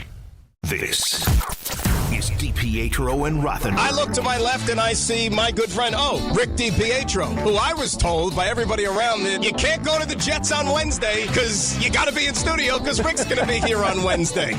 But we're supposed to have lunch with Buster today. This is Buster's fault. Here's what you do with the multiple alarms, okay? Yeah. You set your first alarm, then you set alarm number 2 5 minutes after the first one. I did. I had 4, 405, 410, 415, 420, 425. How is this even happening? I'm telling you. And I think what's happening is I'm just naturally just pressing the button just to stay sleeping. Just get up.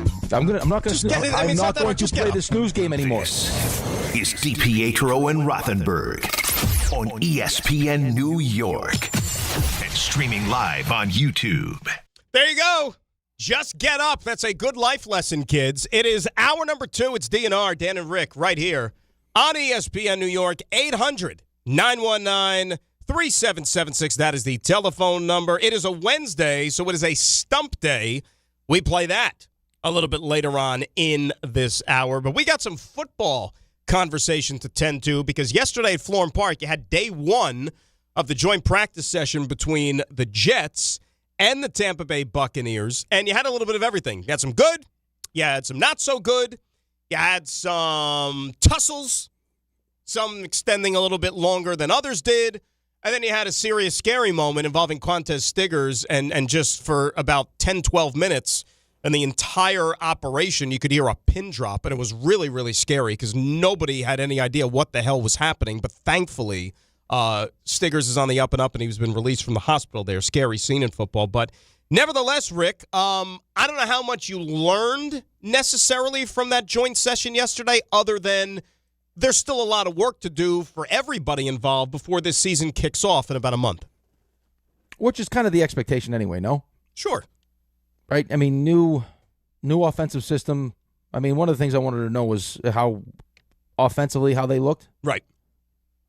I mean, there are, starting with the coach. I mean, the coach said it, which, again, probably shouldn't have, but he said it. Now, you define what promised land is for you. I think we all have an idea when you say he's going to lead us to the promised land, what we think that is. But Geno Smith is expected to step in here and give you good quarterback play. I think a lot of what you saw last year, I think people are attributing to really bad offensive line, Chip Kelly. They dealt with some injuries. My bigger, I think, concern for the Geno part of this thing is not that he can throw the football, because we know he can throw the football. He's 35 years old. So the idea that he can get into a new system, learn it, and be productive in it, I don't think is a crazy thought. Right? Like, I mean, he's seen enough. He's been around the league enough where I think that's much more difficult for a guy like Jackson Dart who's jumping into year 2. My concern with him is that if we're looking to kind of take that step where we are starting to win some games and we do start getting some respectability back, I can't have him throwing the ball to the other team. And in the last 2 years, that's been his biggest problem. No doubt. And it sounds like yesterday that was a big problem. A couple of errant throws yesterday, right. And just, talking to people there yesterday while this was all going down and watching this performance, because, look, you got a mixed bag from Geno yesterday, right? You got some good, some not so good. And it was kind of like good drive, bad drive, good drive, bad drive. And, that might be the microcosm of what the Geno Smith experience is this season. You're going to get a guy that's going to throw some up for grabs, right? That's kind of in his DNA. He takes shots. And I know that you don't want to play and live that dangerously. Like, I totally get it, because after a while, turnovers mount. It drives you nuts, and it can help cost you football games. But on the other hand, I think if you're a fan, you do kind of tolerate it to a certain degree at first, because you'd like to see a quarterback push the ball down the field. Right, but you'd like to see a quarterback that you thought you had a future with do it. Not a guy who's 35 years old. No, I get it. But again, 35 in today's NFL, it's not like... Right, but we're talking, Matthew Stafford at 35. Yeah, sign me up all day. Not Geno Smith coming off last year, and his last year in Seattle wasn't great either. Yeah, but it's not like, see, here's the thing. It's not like they brought Geno Smith in here and signed him to a 10-year contract. No, I'm not saying that. He's a stopgap guy. Yeah, but what you're saying is me turning on the television on a Sunday and being excited to watch Geno throw the ball all over the place and potentially to the other team too often. Like, that's not what I want to see. Like, if that's a rookie quarterback and he's like feeling his way through a new system and you're excited about, hey, there's going to be some growing pains, I'm fine with that. I'm not fine with Geno Smith doing that. Well, right, because like I said, you're not good enough to win games like that. But if you also have the good plays, on top of that as well, that's what I meant you can tolerate. Like, if he's going out there and he's throwing, he's giving you at least 2 touchdown passes a game, and putting over 20 points up on the board from this offense, but okay, he might throw 1 or 2 up for grabs. I mean, that's the experience that you might have to live with this year. And I think that, unfortunately, that's the best you're going to get right now. I don't think you could coach. I understand what you're turnovers out of saying. him. No, I understand what you're saying. I also recognize that in order for this to be a successful season, I need, most importantly, to feel like Aaron Glenn's going to be a good head coach. Right? Like that has to be the payoff for winning, 6 games or 7, whatever that number ends up being, where you're like excited about this team moving forward. Because on the back end of that, that's probably going to disrupt your ability to get the actual quarterback that you feel like could be a franchise quarterback, a franchise-changing quarterback potentially. Right? Like, I mean, that's the risk that you're running. But if you feel like you got a great head coach, and last year was just, hey, it's new, it's hard. Right. Right? He didn't do things the right way. He hired some wrong people, didn't call plays, and you feel good about that, then it's like, okay, I can buy into what they're doing here. I trust the GM. Coach looks like he knows what he's doing. But, if I get through this and that's not the feeling, now we're talking about new coach, new quarterback. And I also think that as much time as we spend talking about the talent on the offensive side of the ball and all these different weapons and how good the offensive line can be and some of the veterans on the defensive side of the ball that we added, Demario Davis is going to make a big difference because of his the respect he has, the production, the leadership, all those different things. He had a great pass breakup yesterday down the sidelines. He looked like he was 25, not 38 or whatever he is. We all watch football. I mean, in a lot of these games, especially the games where you're evenly matched, like the Tennessee game, or maybe Vegas, right? You're kind of in that same bucket of teams. That's going to come down to how well your quarterback plays usually and how well you're coached. No doubt about it. No doubt about it. And like I said, we've spent a ton of time already looking ahead to that first game. We're going to continue to spend a ton of time. And the thing about it, though, even with Tampa Bay, and I'm going to bring Tampa Bay up here because, Baker Mayfield, that's all you hear about. Should the Jets, I don't know where these conversations are coming from. Should the Jets, trade for Baker Mayfield? It's not happening. All right, they're not going to do it. But guess what? Tampa Bay offense was not that good yesterday either. Both defenses were ahead of their respective offenses. Timeout, though. Yeah, but timeout. Let's not play that game. Let's not do that. Baker Mayfield's led the NFL in touchdowns over the last 3 years. I understand that, but I'm just saying. Right, but you already have a track record of their offense being good. But right now in camp, I'm saying, everybody just wants to see what happened yesterday, for example. No, I don't see, but I don't think that's practice. I don't think people in Tampa are nearly as concerned as the people in Florham Park that are Jets fans. Right? We have a pretty good idea of what Baker Mayfield's been over the last couple of years. Him throwing a couple picks or having a bad day in training camp is not going to change my mind on that. Geno Smith struggling or having a bad day at camp, is it the end of the world? No, it's not the end of the world. But you'd like to see it trending in a positive direction after what you saw last season. Because last time I checked, Kevin O'Connell isn't coaching this team. No. Quarterbacks that have struggled can all of a sudden find their game again here. Right. And the thing is, I guess what I keep going back to is, the bar was so low previously. And I look at it more confidently in saying that, guarantee you it's going to be better than it was a year ago. Guarantee you. But I understand that that's not going to satisfy everybody. And it might not even be good enough to win the number of games that you want to win either. I'm well aware of that. I think you're going to make the season whatever you want to make the season. I think you have a portion of the fan base that is hell-bent on, the Don side of this, where they're hell-bent on winning, and winning changes the culture and respectability and all these different things. And then there's the other part, the other half of the fan base that wouldn't be devastated if the wheels fell off of this thing and you had the first pick in next year's draft and we're looking for a new head coach. You'll be able to spin it whatever way you want to spin it. The problem is the gray area. If you win... Well, if you win 6 games and I guess the defense is pretty good, so it looks like Aaron Glenn knows what he's doing, and now it puts you in a weird spot because it's easy to say right now, well, you have 3 first-round picks. You can maneuver around the draft however you want to move around the draft. If this thing goes the way this thing could potentially go, and you have Arch and Dante Moore and a couple of these other guys, let's call it 2 for sure. Or maybe even 3, like you saw in the Caleb Williams, Jaden Daniels, and Drake May draft. If you're not one of those teams that has those top 3 picks, you can't make them trade with you. If you have quarterback-needy teams that are sitting there. Well, that's what I'm saying. If it's Miami, Cleveland, and name another team, and all 3 need quarterbacks, it doesn't matter what you offer them. Right. Say Arizona, potentially. Right. If they're hell-bent on taking, it didn't matter what Joe Shane offered the Patriots. They were taking Drake May. Or whatever they offered Washington, it didn't matter. They were taking Jaden Daniels. Right, that's the danger you run into. Now, you mentioned Aaron Glenn or whatever, and, he keeps saying up and down. He said it again yesterday, like biggest, regret from last year was not calling the defense. Should have done that, right? He said I don't know how much better they would have been because I think the personnel was not as good either last year defensively. So I don't know how much of an uptick there would have been, but what's looking like it's going to make Aaron Glenn's job easier in this whole football team, though, is David Bailey. David Bailey is a dude. I think they might have got that one right. I would hope so. You say you hope so, but we know that that's not always as cut and dry, obviously. I get it, but come on. When you're picking where you're picking, I would hope that's going to be a productive player for you. Well, they picked a quarterback second overall. How'd that work out? My point is that this guy is, and I think that changes the complete narrative of this defense more than anything. I mean, this guy, day in and day out, is almost unblockable, unless he's going up against Armand Membu. And he even gets the better of him sometimes. I understand that, but he's a rookie. As much as we're excited about it, and I'm excited about him also, let's temper our expectations a little bit here. I hope he's good. It sounds like he's going to be great.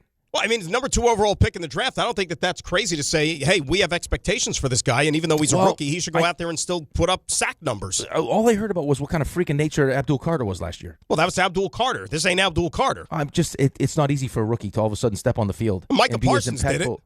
Okay, how many Micah Parsons are there? But Micah Parsons wasn't the second pick of the draft. That's what I'm saying. But none of that matters, though. It doesn't matter where you get picked in the draft. All I'm basing this off of is Ruben Bain may be the most productive. I don't know. I didn't hear his name once yesterday, by the way. I forgot he was even out on the field. That's all we talked about. It's all that was being talked about in Tampa was Ruben Bain. Yeah. Didn't hear anything from him yesterday, really.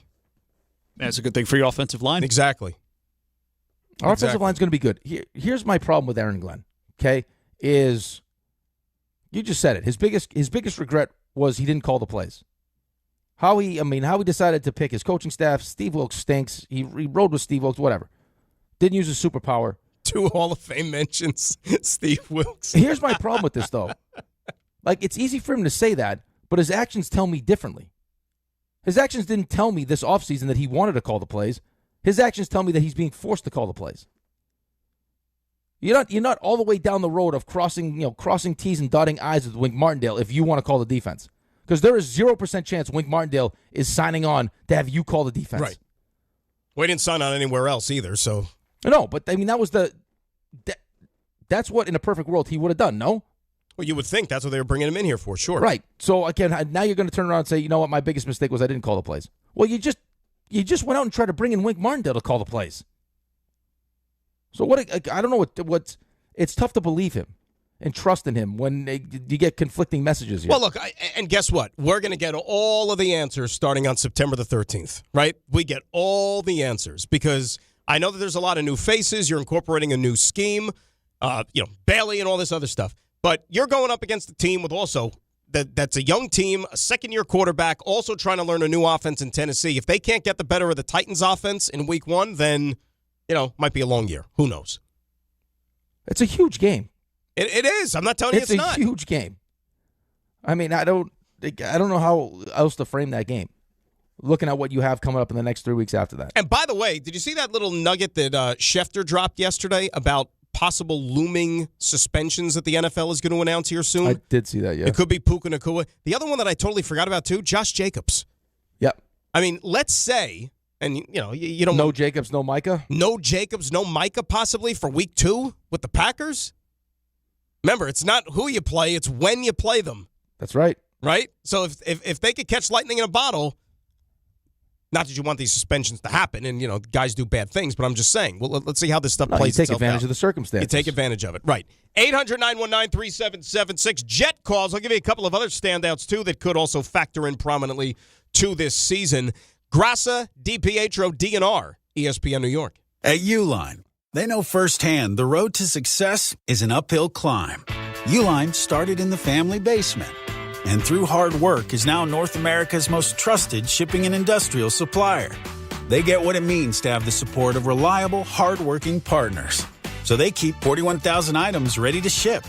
Whether your company is still in a basement office or expanding cross-country, Uline will be there on your road to success. Visit uline.com. Tricon Construction is growing across New Jersey, delivering larger, more complex commercial projects with the precision today's developers expect. Because when the timelines, capital, and reputation are all on the line, you need more than a contractor. You need a true construction partner. Tricon brings experienced leadership, disciplined project management, and a team built around accountability and execution. From planning to completion, they build with purpose, professionalism, and pride. For serious commercial projects, build with Tricon. Visit TriconBuilds.com. That's TriconBuilds.com.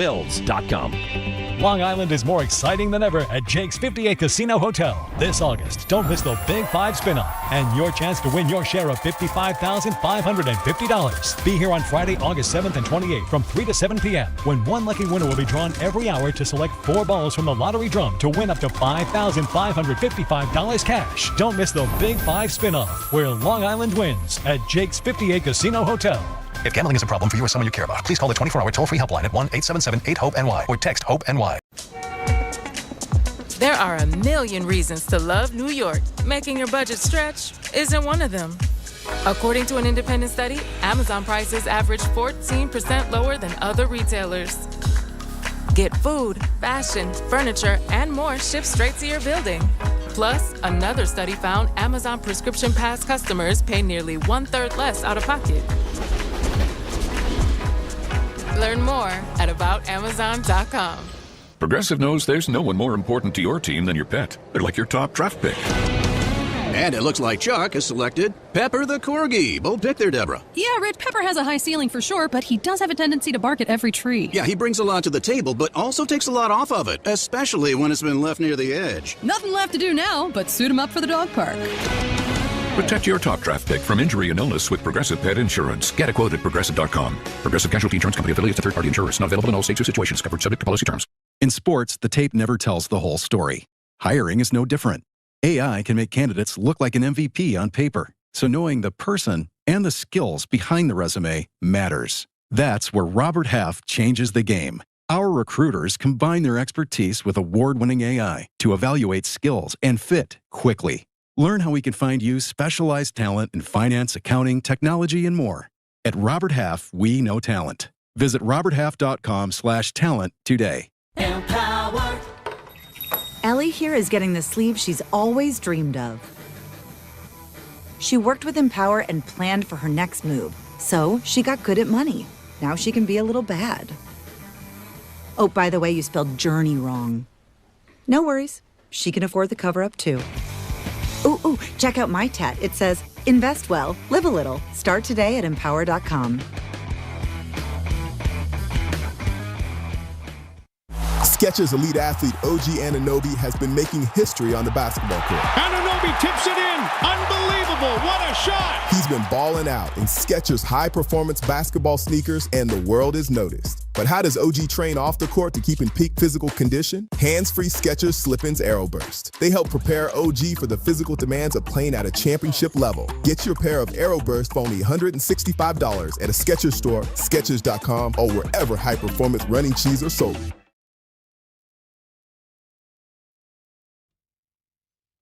All right, Dan and Rick, DNR, ESPN New York. Remember, we're playing Stump a little bit later on this hour. We'll give you the cue to call as we get closer. Talking Jets, they'll have day 2 of their joint practice with the Tampa Bay Buccaneers over in Florham Park, and then they'll square off Friday night at MetLife Stadium for the first preseason game. Aaron Glenn says starters are going to play, which, for those of us that have to take in the game, not the worst thing in the world. So it's nice to see some of the usual suspects out on the field. We mentioned David Bailey a little bit earlier, Rick. Here was the Jet coach on his rookie pass rusher getting it done against the Bucs. We all know that he's a good player.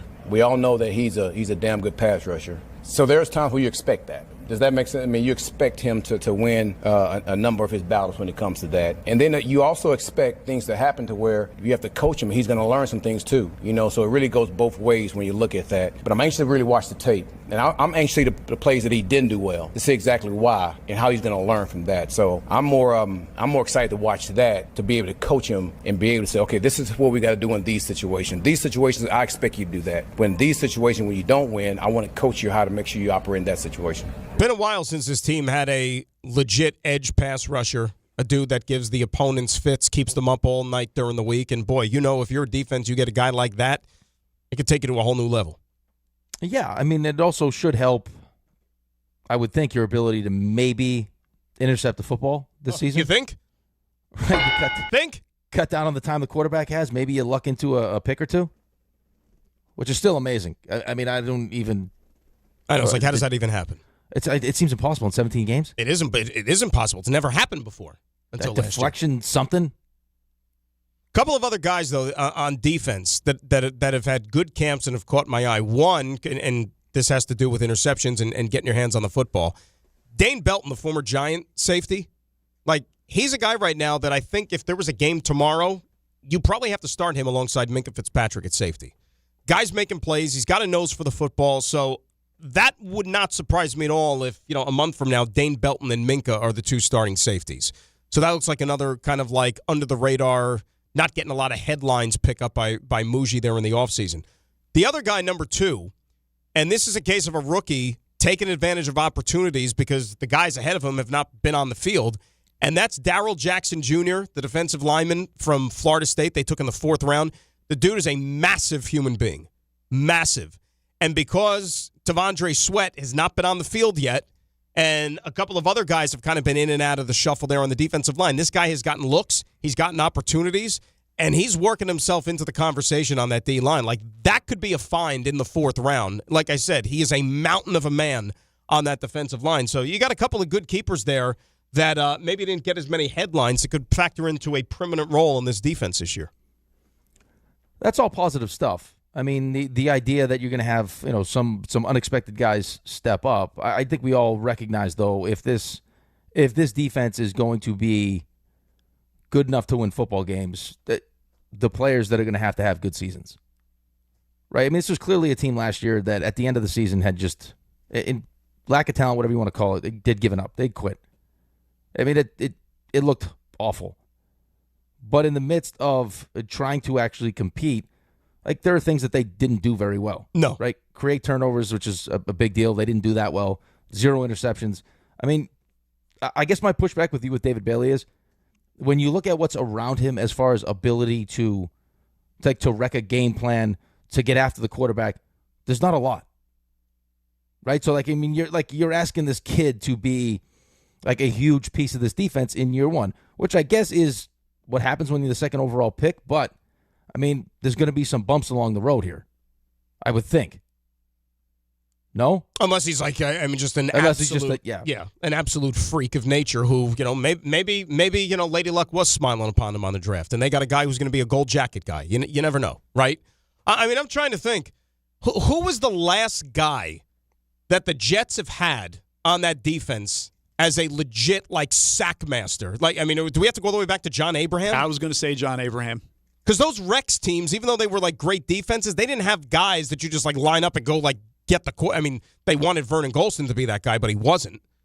They didn't have one of those, automatic, double-digit sack guys that you expect each and every – it just – that wasn't the case. You had other guys who were okay. You think you were hoping Jermaine Johnson would turn into that. You were hoping Will McDonald would turn into that. That's not what Quinnen's game was on the interior of that defensive line. I'm thinking back in the day, Calvin Pace had his moments here and there, but, he wasn't that dynamic. You don't currently have a Brian Burns. No. Right now. And you're hoping that Bailey becomes that guy. And that's why you took him second overall. I mean, the idea of the Giants having Burns, Thibodeau, Abdul Carter. I mean, I was listening to Schrager talk about Arvell Reese yesterday. He's like, he looks like RoboCop. Yeah. And that's the thing, too. Right? I mean, for the Jets, it was going to be either or. So it's not like they would have gotten a bad football player by any stretch. At least it doesn't appear that way. But different in terms of what you're asking them to do. They wanted the more accomplished, plug-and-play, get-after-the-quarterback kind of guy. As opposed to, easing Arvell Reese into that role. Like the Giants, it's perfect for the Giants because the Giants already have guys that do that. And now, hey, go play linebacker the way we've seen you play linebacker, and then we can kind of ease you into some other stuff. They probably learned, the Giants probably learned from what they did to Abdul Carter last year, where they just threw everything on his plate. Do this well, and then we'll build off of that. And this is what David Bailey does well. which is get after the quarterback. It's a lot of pressure, though. It is a lot of pressure, absolutely. But, so far in camp, like I said, there have been others that have preceded him, and they haven't flashed like this in practice. And I know, we talk about these, like the Geno Smith stuff. Like that day that Geno Smith said, no pads or whatever, but was still out there, and he was 11 for 11 or whatever. And you say, okay, but there's no pads. It's like, oh, yeah, but, there have been quarterbacks that came before him that struggled in that sense. So at least if he's showing competency in this, and with David Bailey, it's not competency. This is like head and shoulders above everybody else. You know what I'm saying? So I view this as nothing but a positive. But again, you're not going to be judged until you do this for real. Well, but this is exactly what you want to see, though, right? I mean, it's camp, right? You don't want to see the reverse of it, right? That's what I mean. That's why you get excited. I mean, right? Like, where the hell's David Bailey? It's positive. Absolutely positive. I mean, we're all hoping the same thing, right? Second overall pick. Like, when you're making a pick that high, you're hoping you're getting a gold jacket guy. I thought it was interesting yesterday. Schrager made his top 5 most impactful rookies, and his top 3 were all Ohio State defensive players. Let me guess the 3. Sonny, Downs, and Arvell. Yep, Downs being one. He went Downs, Sonny, Arvell. Well, because of the circumstances going on with this one particular guy's side of the football and the quarterback situation, guy who looks to be like the best player on the freaking field is also Carnell Tate for Tennessee, and he's going to be a load in week 1. But the quarterback situation, can they get him the ball? But Carnell Tate is like a man among boys at Titans camp. You hear every single day. Great.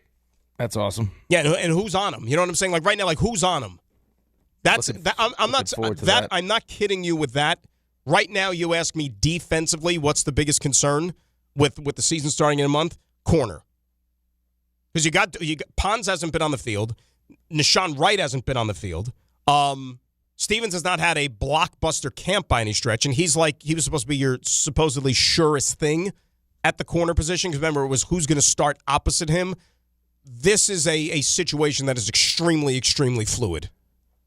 Well, and that's the thing, though, with the whole David Bailey conversation is how's your secondary hold up if you're not creating the kind of pressure that you need. If you got all this time to throw the football and you have questions on the back end, right? That can mean what? Yeah. What's that going to look like? It could be problems, especially early on. Let's get some calls up here. Football, the name of the game, at 800-919-3776. We do that next, talking Jets with you, Dan and Rick, DNR and ESPN New York. Hey, it's Alan Hahn. At Rings End, they're there to help realize your modern design visions. That's why they partner with Marvin. Engineered for big ideas, Marvin Modern Windows and Doors deliver effortless elegance, expansive views, and industry-leading innovation, all in a modular system designed to meet the exacting principles of modern architecture. Experience Marvin Modern at a Rings End showroom today and create something stunning with them. Rings End is a certified Marvin installing retailer. When care matters most, experience matters more.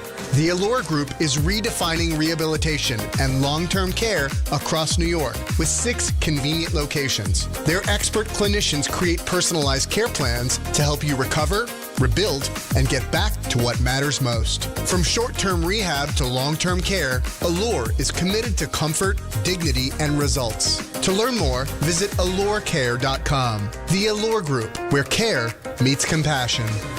Hi, this is Don LaGreca. Just like the New Jersey Devils bring intensity on the ice, Viking Pest Control brings the same level of protection to your home. And I know because I use Viking at my own place. The season may be over, but pests are always in play. So it's time to lock in your off-season defense. As the pest control provider and proud partner of the Devils, Viking delivers 45 years of trusted experience to keep ants, cockroaches, stinging insects, rodents, mosquitoes, and more out of your zone. And when you bundle pest control mosquito services, you score big savings. One call, one company, total peace of mind. Visit VikingPest.com. Protecting your home inside and out. If you love to travel, Capital One has a rewards credit card that's perfect for you. With the Capital One Venture X card, you earn unlimited double miles on everything you buy. Plus, you get premium benefits at a collection of luxury hotels when you book on Capital One Travel. And with Venture X, you get access to over 1,000 airport lounges worldwide. Open up a world of travel possibilities with the Capital One Venture X card. What's in your wallet?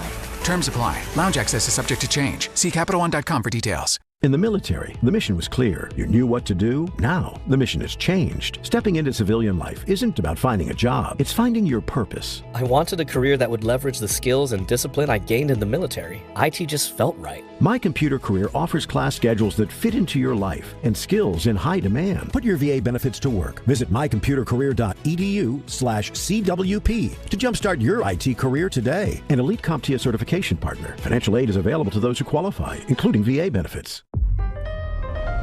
Your ambition just met its match with Robinhood. You push yourself in everything you do, scanning headlines for insights, keeping an eye on the market.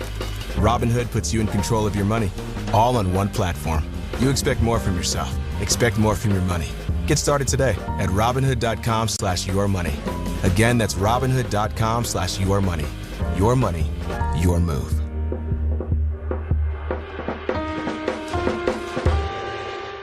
My name is Whitney Allen, and I'm a widow. My husband, Ryan, died. We never thought we'd ever have to use life insurance, but the unexpected happened. With Ethos, signing up was fast and 100% online. You can get a quote in seconds, apply in minutes, and get same-day coverage. No medical exams, and you can get up to $3 million worth of coverage. I'm grateful we were prepared. Get your free quote at ethos.com/play. That's ethos.com/play. Paid spokesperson. Time spent on application may vary. Online health questions required. Congratulations, New York. The Knicks did it. Through battle after battle, they dominated to become this year's NBA champions. Day in and day out, the hard work paid off, and you were there every step of the way. Enjoy the crown. Own it, because this year is your year. A part of your legacy that will never be forgotten. So celebrate this moment, show your pride, and shop the largest selection of official NBA gear at NBAstore.com. A Fanatics experience.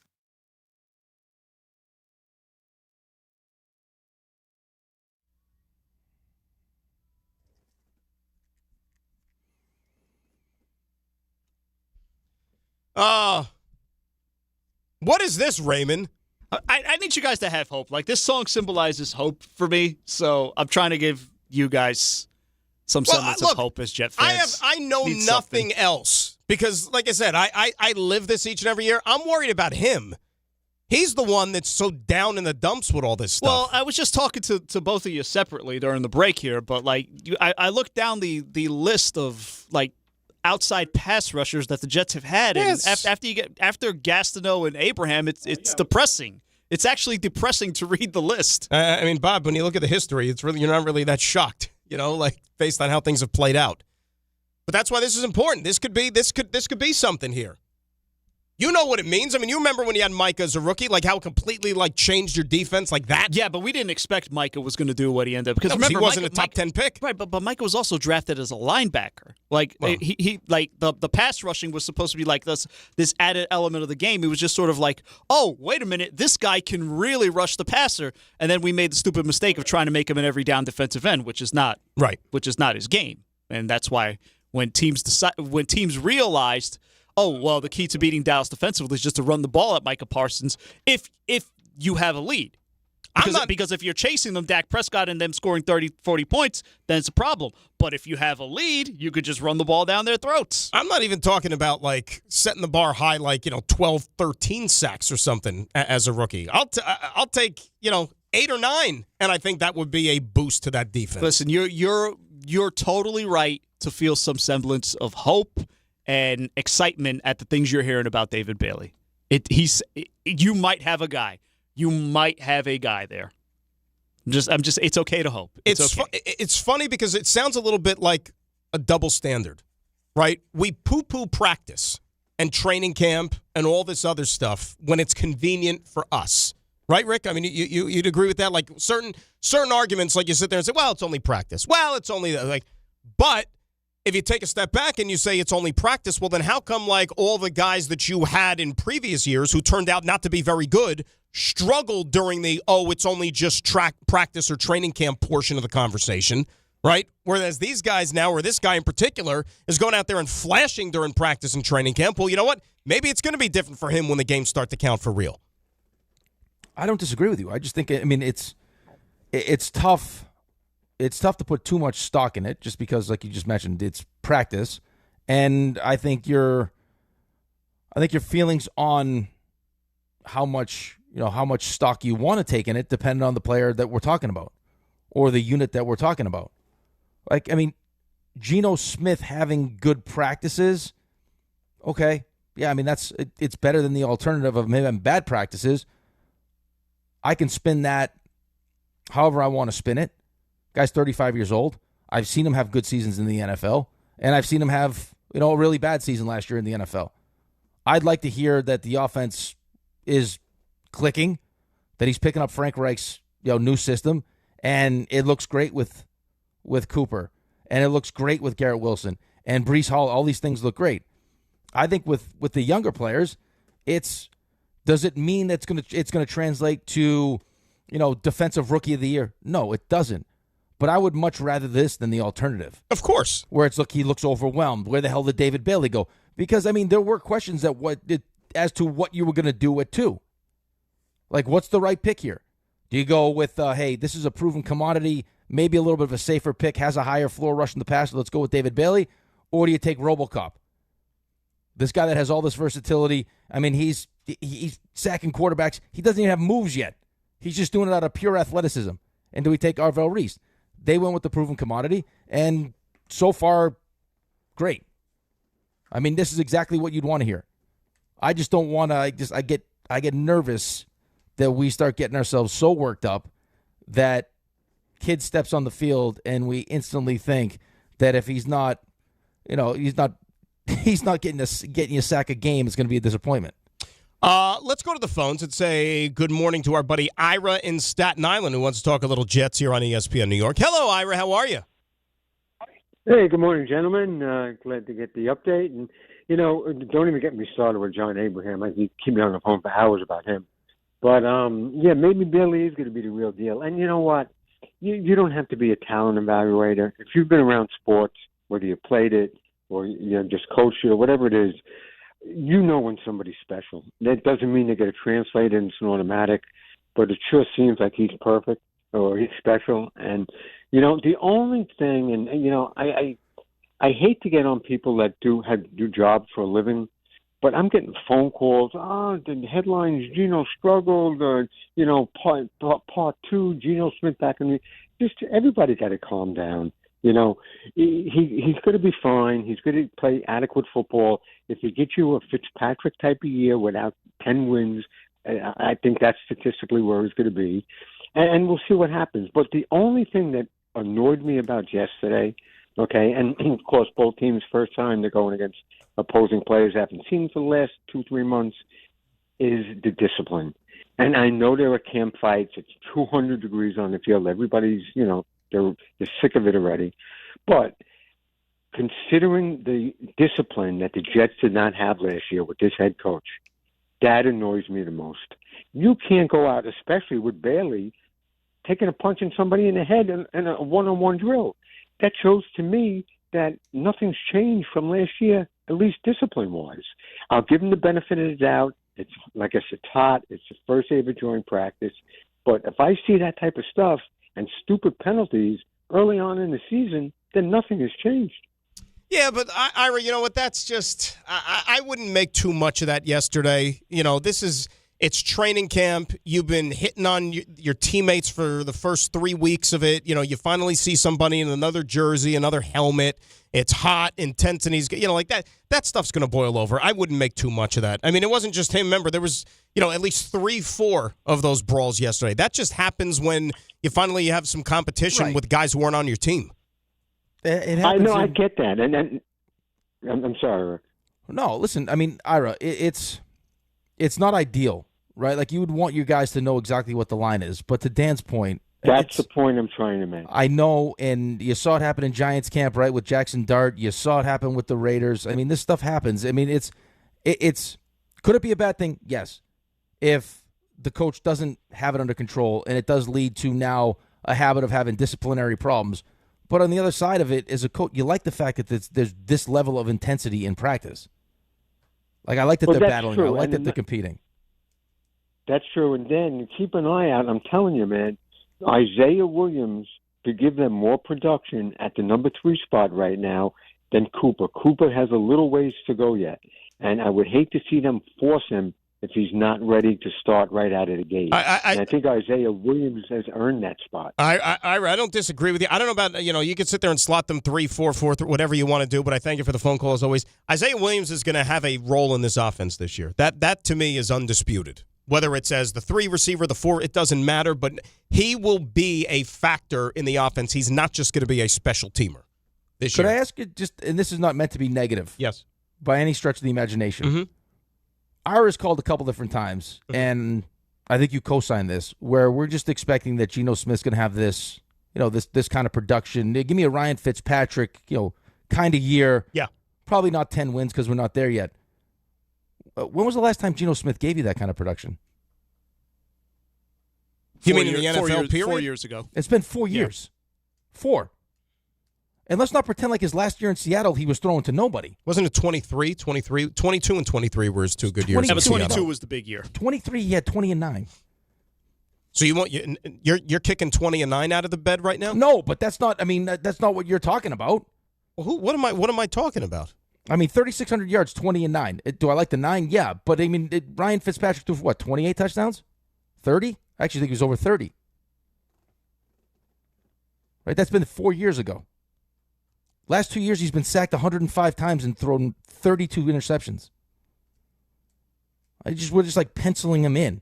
In the year in Seattle, his last year in Seattle, where it was 21 and 15 and he got sacked 50 times, he was throwing to Tyler Lockett, DK Metcalf, and JSN. And they won 10 games and he threw for 4,300 yards. Again, bring me back to reality. Ray, am I hearing this correctly? Like somebody's going to sit there, lift their leg, and urinate on a Jet from a Jet perspective on 10 wins and a 4,300-yard passing season? What planet am I on? Well, hold on. Time out. Wait. Are we talking 10 wins? Are we talking 10 wins? Why are you adding 10 wins to this? Yeah. No you mentioned 2024. Didn't you? He wasn't good in 2024.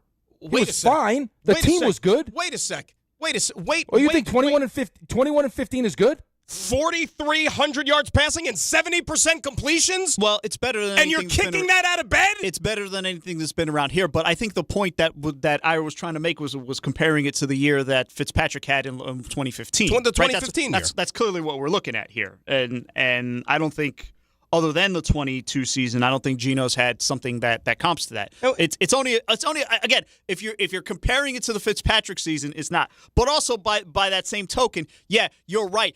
Considering that fans of the Jets have had nothing like that over the past, you'll take what Geno gave you in 23 and 24 in Seattle. You'll take that, sure. Here's the I thing. understand. Here's the thing. And look, I'll give you a pass on that one because statistics can be misleading when you're just looking at an individual in statistics. It doesn't tell you the whole story, right? I agree with you. All right, say what you want about that Fitzpatrick year. Yes, it was special. Why? Because he came out of nowhere. He wasn't even supposed to be the guy. But take all those individual passing records, so on and so forth. Where was he in that last game against Buffalo? Did not play well in the game they needed to win Right. But he threw some picks and he didn't put the team on his shoulders. So it's all for naught in my opinion. It's not like people, if you're not around, you look at that year and they just fall in love with those numbers. Okay, his year was not as good as Vinny's in '98. It was not as good as Pennington's in 2002. Forget about Namath. Hell, it wasn't even as good as O'Brien in '85. For crying out loud. So, I mean, spare me with the statistics. It's like Rodgers from a couple of years ago. Aaron Rodgers played all 17 games with the Jets that second year. He put up real good numbers, but the team stunk.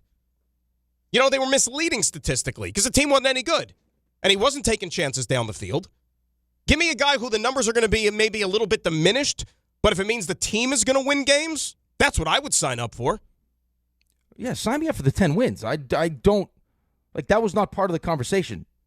On this team, Geno giving you 21 and 15 is not going to win 10 games. Unless the defense is but it's not. Superpower. But it's not, because the year after that, after they moved off of Geno, they won the Super Bowl. Jets aren't close to us. They're not even close to the playoffs. No, but I'm just looking at it for this year. That's what I'm saying. Well, and that's why the David Bailey conversation is a big one. But Ira's done it 3 or 4 times where he's just penciling him in for this Ryan Fitzpatrick production. Yeah. They're on a team that just won the Super Bowl that he played for 2 years ago. You can't say that. Didn't have that kind of production. You can't say that. I hate to. If you're asking me right now, gun to my head, the Geno Smith season will unfold as blank. I still go back to it's not like the bar has been incredibly high. That's what I still keep coming back to. You know what I mean? So it's not Right, necessarily. but I'm not concerned about the bar. No, here's what I mean by this. It's not an overwhelmingly ringing endorsement for the current quarterback. It's more about this guy's competent, and he's leaps and bounds better than what they had previously. You know what I mean? No, I understand that. It just, I don't want long-term competent. Like, that's not what I'm looking for. I'm looking for franchise quarterback. But, absolutely. But nobody's saying he is the franchise quarterback. No, I know, quarterback. but we're taking. I know that. I understand that. But now I'm going to deal with a competent placeholding quarterback that's 35 years old that does what for me outside of potentially win me too many games, maybe. I don't like the spot I'm in. That's really what it boils down to. I don't like the spot that I'm in. I was just going to say, I think that's what it boils down to, because you're viewing this as a no-win situation for That's yourself. right. And I see, I'm on the other side of the fence. I say you win games when you can win games. You're still trying to build something here. Remember, I don't know how many games. Like, if he gives you 21-15 and gets sacked 50 times, how many games are you winning? Is he going to get sacked all those times? I'm just saying, though. Like, if you give me the last 2 years and give me the better year out of the last 2 years, because last year was a disaster. This Jet offensive line's better than either of those two offensive lines he had. But if you give me 21-15, you turn the ball over 15 times with this defense that doesn't turn the other team over at all. How many games are you winning? Right? In Seattle, you can win 10 games because that's a Super Bowl caliber team. You're not going to do that here. Which is fine. I mean, I guess in theory, I don't need to win games anyway. It's probably better off that I don't. But you're taking these phone calls like, oh yeah, just chalk him up. He'll be that kind of production. Yeah, that production like that in 4 years. Right. You're asking for a leap of faith, a major leap of faith. And of all places here, he's going to do it. But see, I'm worried about you because you're in this conundrum right now that you're kind of twisting yourself into. Like, you want them to do well, but you don't want them to do too well. Right? Like, am I reading that right, Ray? Like, he wants them to win, but don't win too much. Like, be successful, but don't be too successful. It's not even about winning. He wants improvement, but, like, not so much improvement that you play yourself out of that position. No, but I don't even know if that's true. Like, I think it is true. No, because I'm having this mental battle where I'm trying to talk myself into that they're going to be better than people think. That Geno is going to all of a sudden now have, with Frank Reich and this offensive line and some weapons around him, a good season. But I'm having a hard time wrapping my mind around that. Like that's what Geno Smith's going to turn himself into again.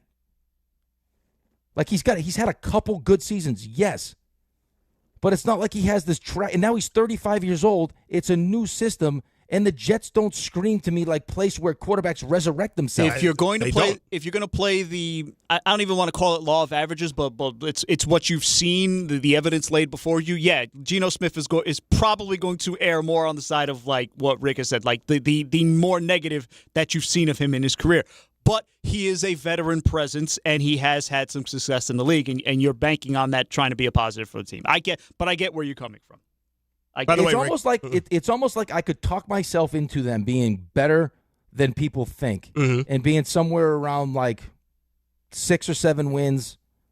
Maybe if things bounce the right way, maybe because you can't argue how much talent they have on the offensive side of the ball, and leadership-wise, some of the things they've done on the defensive side of the ball. Let me ask you a question.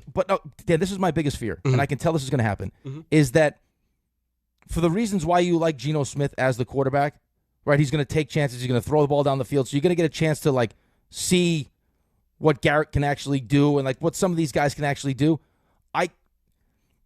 It's going to probably make me even more frustrated that as in the course of watching these games where it looks a certain way that he reverts back to Geno, where it's like, why'd you just throw that?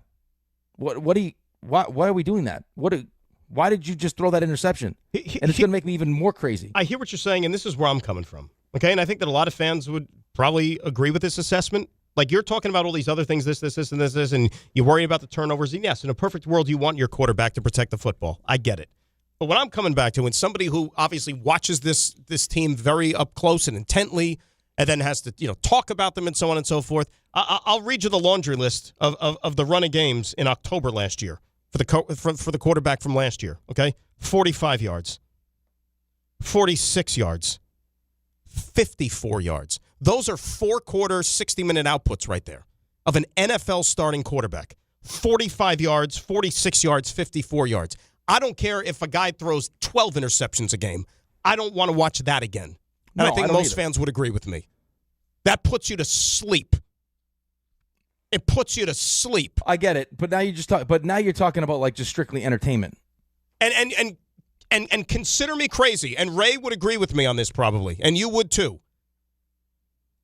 The conversation 12 months ago that everybody, us, Jet Universe, was having about Justin Fields as the starting quarterback going into last year was more optimistic and more positive about than the conversation about Geno Smith going into this year. Wait, but that's think less about that Geno, for a second. No, time out. But that's less about Geno Smith and more about the coach. It has a lot to do with, like, my opinions about Geno Smith are, over the last couple of years hasn't been good. My bigger concern is the coach. Geno Smith could end up being fine and having a good season, and your season still could be derailed by having a big Aaron Glenn can't coach. Yeah, but Aaron Glenn was not the guy to blame for the quarterback last year. It was his choice. Well, it was his choice, but still, the guy went out there and was terrible.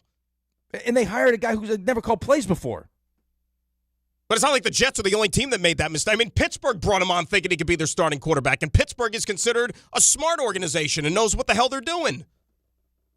And then they benched him. But that's not even the point, though.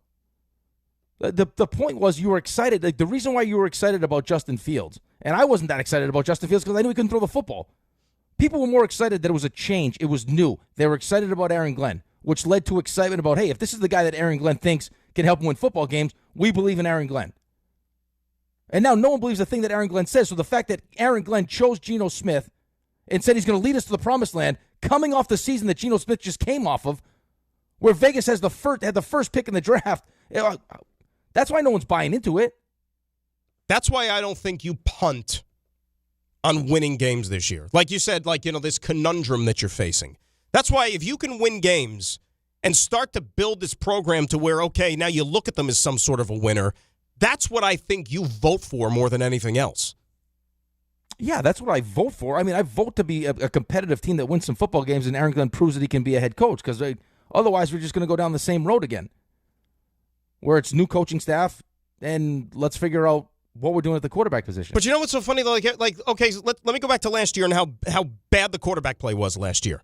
At the end of the season, when you took a lay of the landscape, right, most people would agree that when you were looking at changes that needed to be made, remember, nobody was pointing at Tanner Engstrand, who they basically let run that offense as a first-time play caller. Nobody said, Tanner Engstrand's got to go. Nobody looked at him and said he was the reason for the underperformance of that offense, right, at all. But yet they moved on from him at the end of the season. They brought in a guy like Frank Reich, a guy who's a veteran, a guy who's got Super Bowl rings, all that other stuff. And now you think, okay, you have confidence in the person that's going to be in charge of diagramming that side of the football. And now you get him a new quarterback. Yes, he's got sort of a checkered past and all this other stuff, some good, some bad. You got weapons. You got an offensive line. And yet all I'm hearing here is that their offense is going to be as bad as it was last year. No, I don't think anyone's saying that the offense is going to be as bad as it was last year. But in the next breath, you don't want it to be as good as it possibly could be, right? No, I want it to be as good as it possibly can be. I don't think it's going to be, though. People are getting, what is it? This team has question marks at the two most important things in sports, which is the head coach of your football team and your quarterback. More questions probably about the head coach than the quarterback. Not to mention, the thing that they do the best is special teams. Let's not act like their defense was any good last year either. No, the defense it was just horrible. The offense and quarterback play that held them back. Horrible. That defense stunk. Horrible. They didn't have one interception all season long, which you can't even make up. Horrible. It's the jetsiest thing of all time. It was hey, they were last in the league with one pick or two. They had zero. Zero. What exactly do they do really well outside of special teams?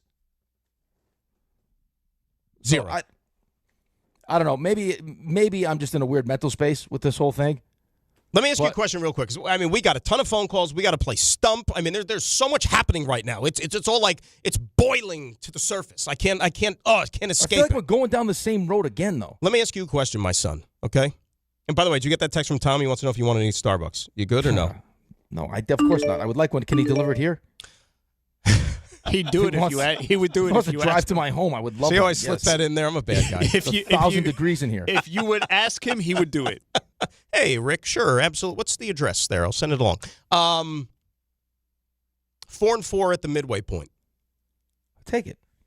Okay. By the way, before you go any further, I like you snuck in my son there too. By the way, that was cute. It's a term endearment. Yeah. Okay. Continue here. 4-4 at the midway point. Yeah. What is your, and I love this word, you know that. What's your mindset for the remainder of the season from a rooting perspective? Win as many games as possible. So that'll be enough of a sample size to where you say, okay, maybe this thing is not going to be as rock bottom as. I'm not going to I'm not punting at 500. Are you nuts? Okay, but it's still only 8 games.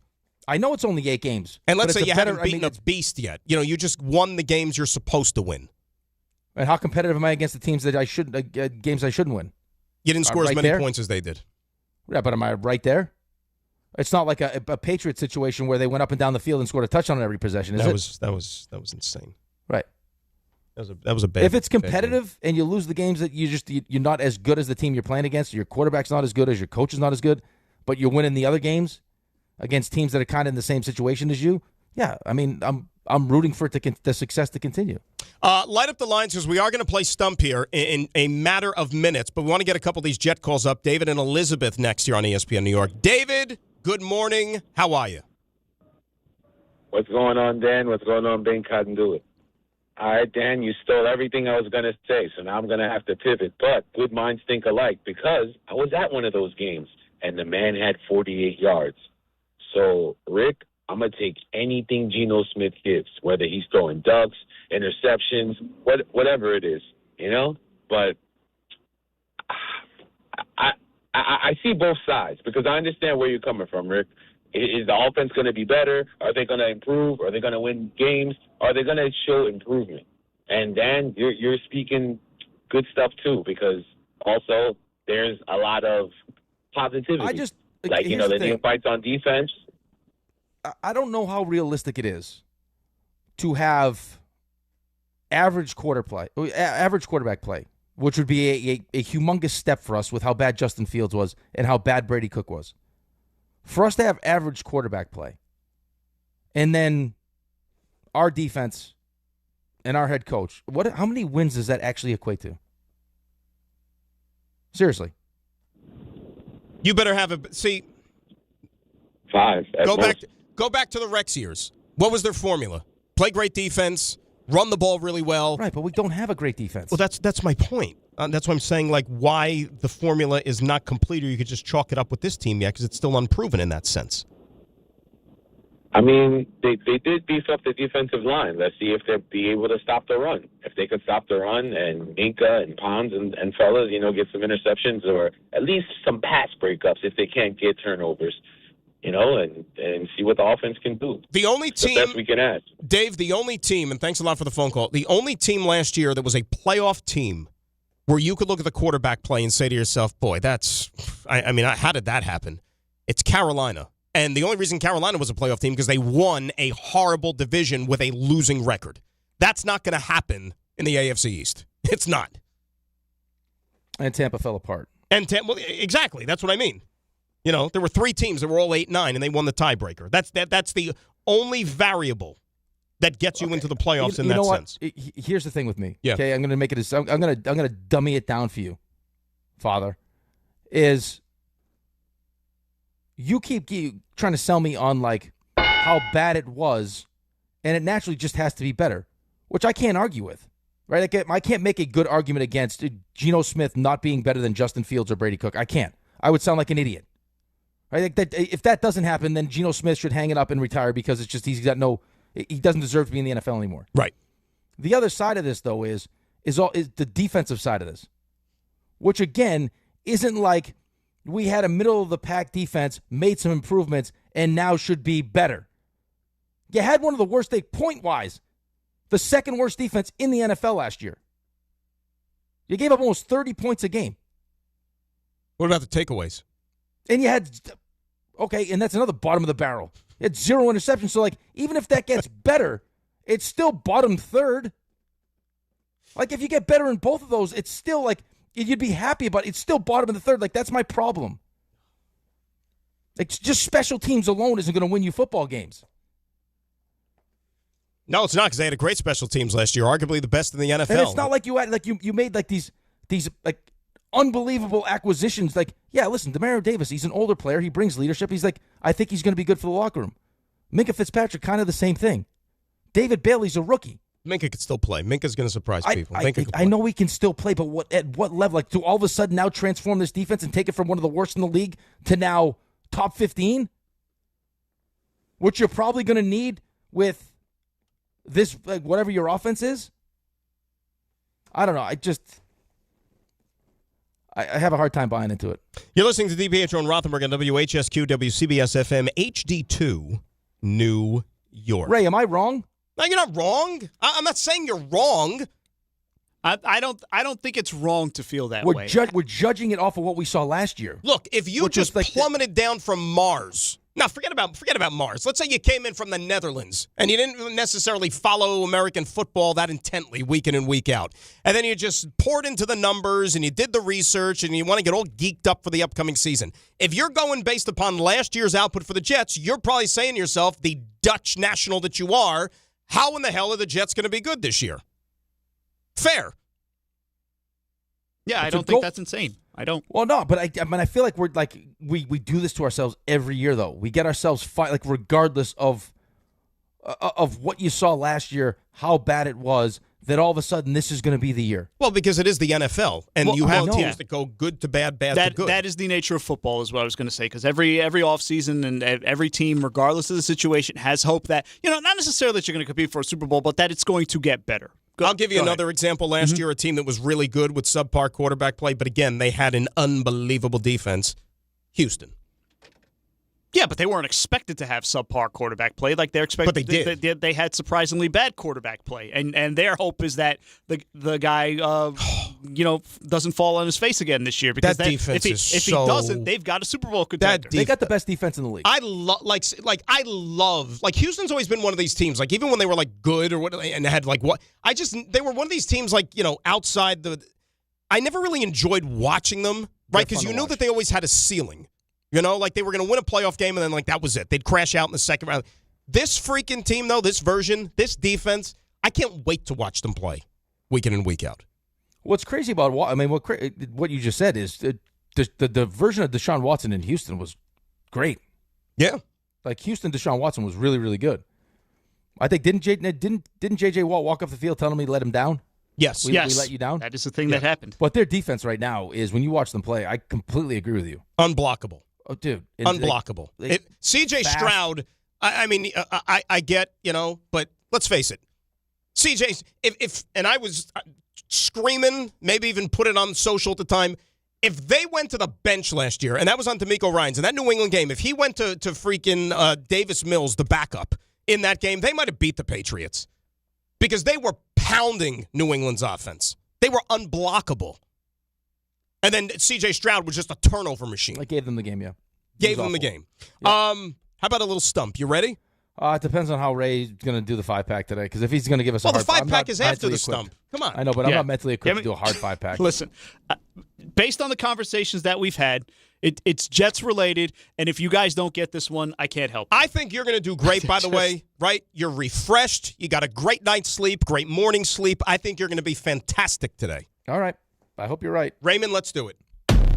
He's confident. If I go 10 for 10, you have to reward me in some way. Like sexually? He's humble. Mike Trout is a pitbull on my ass. He's well-informed. We'll continue to update you on the Mets and the Yankees, both having today off. He's Dave Rothenberg, and this... Oh, God almighty. Now I dropped my phone. ...is Stump Rothenberg.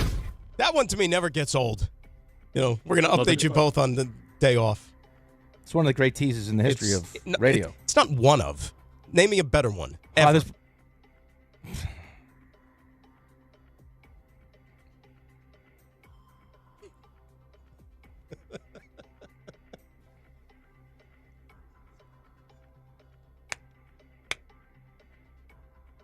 You could hear the brain break. He had one. Ray, what was the other one the other day? Some guy said some stuff. We'll listen to it. I got to pull that one. Hang on. Yeah. Some guy said some stuff. We'll listen to that on the way back. He said he went to big time college for this. What college did he go to? This is an almost graduate of NYIT. That's right. Well, oh yeah, that's debatable. Yeah. Well, I said almost, right? Niet. Right. Odell Beckham said a couple things. We'll take a listen to the Giants. Good to see Odell working on that language. Congrats. All right, let's play some Stump. You ready? Yeah, let's go. All right, let's do it. We start, as usual, with our pal Andy and Merrick, who bats leadoff here on ESPN New York. Andy, good morning. How are you? Good morning, guys. In honor of Dano driving the show, I got a Jets question for you. Oh, the Jets. The Jets.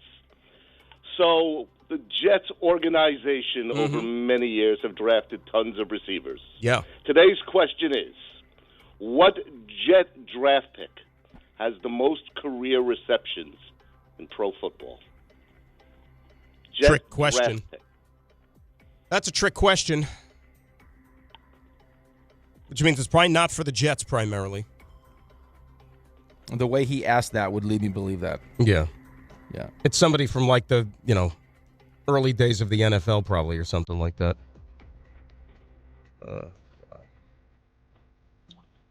How recent, Andy? Not within the last 20 years.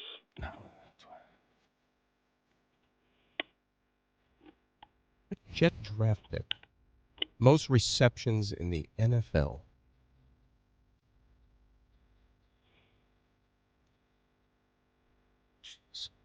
Andy's been asking tough questions to lead off lately. Andy, how would you rate this question 1 to 10 of toughness? Solid 7. Solid 7. I liked you better when you give the solid 5s. Well, I'm getting older. I got to get tougher on you. Yeah. I can't imagine. I'm hoping we can add a few more left-handed defensemen for the Islanders. I can't imagine in real life you're working with 7 anyway. So. Jet draft pick catches in the NFL. Come on, Daniel.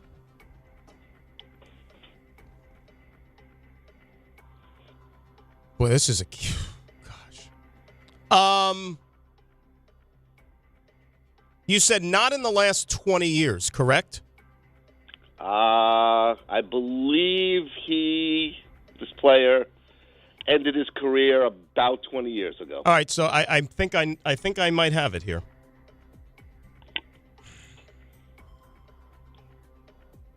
Shame on me if it's not, but could it? I'll hate myself if it's somebody else that I'm missing. Is it our friend Keyshawn Johnson? Keyshawn had more catches than Santana Moss. You got it, Dano. Yes, Dan. Well Look done, at bud. you. Thank you, Throw Andy. Dan the damn ball. Can I tell you something? I forgot about Santana Moss. Forgot. And then I'm starting to think in my mind, okay, was it like a trick quiz? Was it like one of these tight ends or something? No, but, DiPietro people. All right, we're 1 for 1. Love it. Let's say hi to Kenny, Mississippi. He's up next on Stump. Hello, Kenny. Morning, boys. How we doing? Good morning, Kenny. What's new?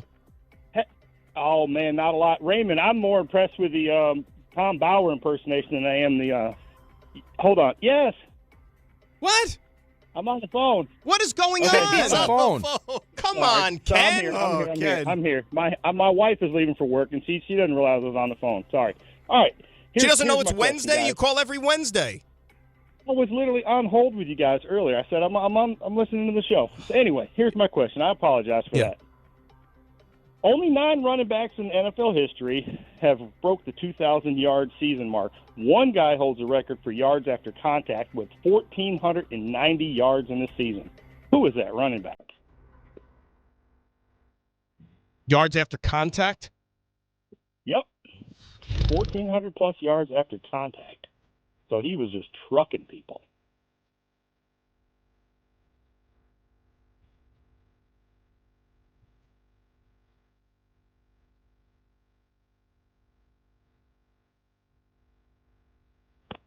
Only you got a 1 in 9 chance, Dan. Can I be honest with you? Like, if you asked me right now, or if you asked me 5 minutes ago how many running backs have been over 2,000 yards, I wouldn't have gone as high as 9. I guess I've slipped in the last couple of years.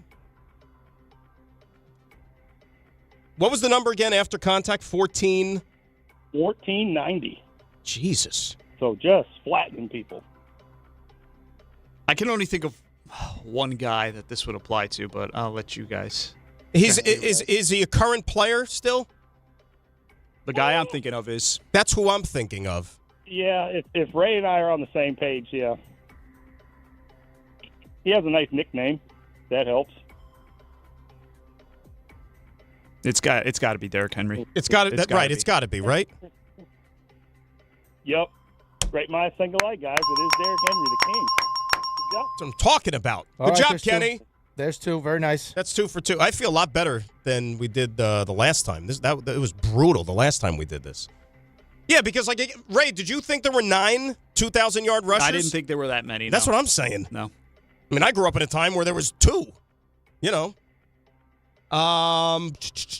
Let's say high 2.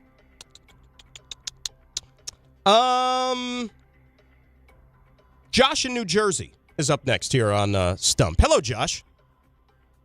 Hey, guys. How are you? Good, Josh. What's going on? Good. So my question is, Stephon Diggs just joined the Commanders, and Cardi if B he eclipses 1,000 yards receiving. What?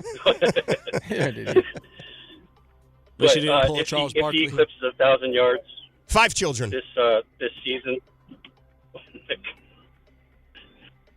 So if he eclipses 1,000 yards this season, that'll be his 4th team that he's done that with, and there's been 2 other players that have done that with 4 different teams. Who are they? Wide receivers? Wide receivers. Okay, 1,000 yards with 4 teams. Yep. Terrell Owens is one of them. I don't know if that's... No? I could be wrong, but I don't know if that's true. Relax, Dan. Relax here for a second. Maybe I jumped the gun too quickly. Well, ask the question one more time here, please, before this animal gets thrown off. T.O. would have done it with 3. I don't know that T.O. did it with 4. No, he's like... 4 teams, 1,000 yards receiving. One player's been on 4 different teams with 1,000 yard receiving or more.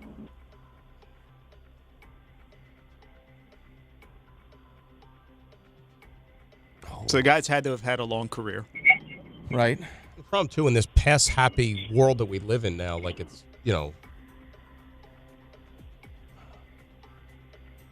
Well, Brandon Marshall did it with Jets, Bears, Broncos. I like where, maybe the Dolphins. I like where your head's at here. Jets, Bears, Broncos, Dolphins. Was he? Well, Broncos definitely, Bears definitely, right? Jets definitely. Jets definitely. Did he do it as a Dolphin? And he was stellar with the Dolphins. So I think that's as good a guess as any. Is that our final answer there, Josh? What do you think? Well, that's one. If you want to go with the other one. Oh, there's 2. Okay. We got what? But you only wanted 1, 2. right? Sorry. I mean, I said 2, but if you want to go with 1, it's fine. Oh, no, now. The goalposts keep moving here. Yeah. All right, that's 1. Sorry. No, you're fine. You're fine.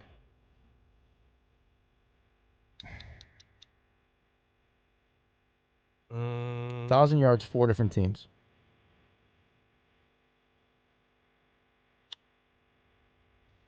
Oh. Randy Moss wouldn't. No, because it was Patriots, terrible. Vikings, and then he went to Tennessee, and that was no. And did he produce 1,000 in Oakland? I'm not sure.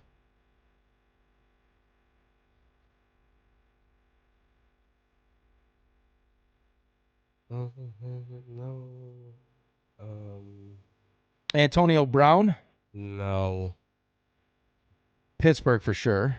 But then he went to Tampa. No, no.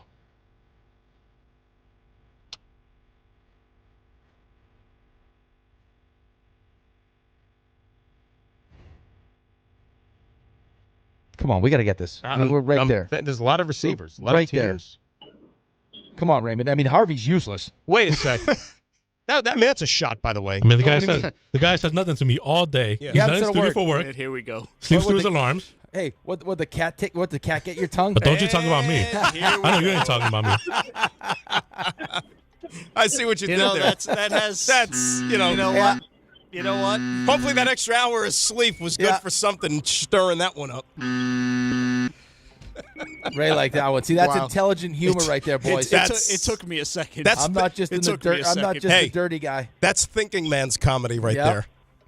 Some might call that highbrow. Others might call That's that extra low. sleep right there, coming at you. It's the only reason I tell dirty jokes all the time is because I got no sleep deprivation. Brain's not functioning right. Come on, 4 different teams. Come on, let's go. Yeah, I'm thinking. What are we doing? Brandon Marshall and... How long ago was this? He's actually still in the Still NFL. playing? Oh, he's Played still last year. churning along. That SOB. Oh, that's a huge hint. Oh, we got to take advantage of this now. That's a huge hint. Well, think about guys that are on the move a lot, like Stephon Diggs. Yeah, Steph Diggs. He played. I mean, he had definitely had 1,000 last So, I mean, year. think about it. They got to be. Definitely had 1,000 in They Buffalo. probably have like a pain in the you-know-what quotient Definitely had to them. 1,000 in Minnesota. Where else? Well, no, he said if Diggs does it, he becomes the... Oh, if Diggs does it. Yeah.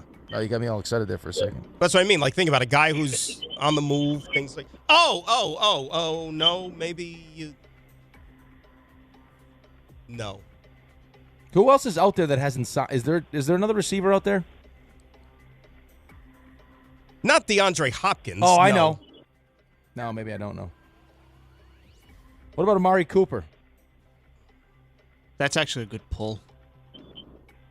Should have thought Amari He's Cooper. still active, though? I don't think he's active Is he still anymore. active or is he out?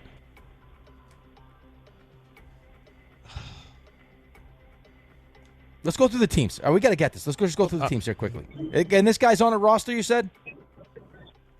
Well, he was on a roster last year. I don't know. If Yeah, he might be, he's, like, sitting out on the street. That's why, like... Because Hopkins ain't on a roster, right? But I don't know if he did it with 4 teams. He's coaching. I think I have one if you want it. What about Brandon Cooks? You know what? That's a nice pull. You don't think of Brandon Cooks, but he's had a lot of And he's stops. been on like 800 teams. He's and had he a lot of produces. stops. I think he got 1,000 in Dallas the one year. Oh, as look the who number showed up to the party. Oh, am I at the party? Is this the hey. answer? Is this the final answer? Hey there, Whiskers. Thanks for showing up. That could be a good one. Josh, how about let's go with Harvey's Brandon Cooks? Great pull. There Yep, you go. got it. Archer. If there's That's anyone what I'm good at talking pulling, about. it's Harvey. Nice. Boy. And you said the cat got his tongue. Yeah. You dirty dog. But you know what? All this does is fuel Rick because he's going to take that. You see, I motivated him and he helped. See what happened? So That's a coaching technique. Out of nowhere. That's a coaching technique. All right, well, let's keep this thing going. Come on now. Let's say hi to Colby in Manasquan, who's up next. Hello, Colby. Hello, Dan. Hello, Rick. I got to level with you. We're a little far removed from the Knicks. The Mets are the Mets, and your Jets talk had me a little depressed. So I'm pivoting away from sports and going U.S. geography. Nothing to excite What the mind two like a little US geography. All right. What 2 U.S. state capitals are closest to each other? I mean, this was, I got to tell you, we probably should get this since our All-American battle went state capitals toe-to-toe. That was more historical, though. Not geographical. I'll level with you, Rick. That battle inspired this question. There you go. Right. Because Dave is not a big fan of the World Baseball Classic because he's un-American. Right. Yeah. Or the World Cup. Does he like the World Cup, too? Well, we know you like the World Cup. You read 100 pages about 100 pages, baby. Yeah. Honey, can you fill up my virgin daiquiri? My hands are full with my book. I don't drink on the beach. You get dehydrated. It's too hot. What? How do you not drink on the beach? I drink water. Why? Because it's the beach is 1,006 degrees down there. Well, just mix in a water after every drink. Oh, I don't like how you vacation. Obviously. I mean, this is So you're not coming on the next vacation. It's as simple as that. You basically, you know what you just did? You talked yourself out of the next vacation. Why? Maybe I could teach you some things. Maybe I'd be like your vacation sensei. Yeah, right. Who's this guy? He's our vacation sensei. Yeah. Trying to teach you the ways of the vacation. Danielson, let me teach you way of vacation. So I don't know how helpful this will be. How do you not drink on the beach? Because I'm not going to spend $35 for a drink or whatever they charge on the beach. Sorry. It's outrageous. This is why you have a cooler for? Ray, you go to the beach and do you have a cocktail on vacation on the beach? Or am I getting a cooler?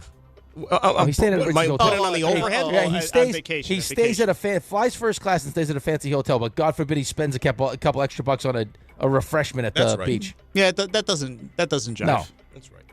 I was gonna say, I don't know what the state capitals are in the region, but I feel like where the smaller states are, like in the New England region, you're probably thinking in there. But I don't know like what the capitals like of Rhode Island and so forth. Rhode Island and so forth. I have no. You know what? Just Connecticut, New Hampshire. You Vermont. don't even have a pina colada. Nothing. No. You're really troubled by this. Yeah, I'm really troubled by it. I'm not like a huge drink guy anyway. I know, but it feels like you spend so much time on the beach. So if I'm not a huge drink guy stateside, I'm going to go someplace else and all of a sudden become like a raving alcoholic? What am I going to do? I didn't say have a 12-pack on the beach. Just like you could sprinkle in one delicious cocktail. Well, I'll have a nice little cocktail with dinner. Okay. So I wouldn't have been able to get that beautiful left side tan if I was half in the back. I don't want to. Yeah, some would call that a third-degree burn. I don't want to judge. I don't want to judge your vacation. Third-degree burn. I think you're minimizing it. I think we were 4 or 5. Wait, is it the more severe burn, the higher the number, or the lower the number? Higher. Oh, yeah, we were 4 or 5. Yeah. I think 4 or 5 needs like skin grafts. Might have been a do it at home. Might have been tinkering around. Honey, rub me up with some of the second skin. And third and fourth also. But thankfully, we've all leveled out now when we're now the same color. Harvey, you got any clue? I got nothing. I got nothing. I was told the answer, so I can't. Yeah. great. Colby, what is it? What is it?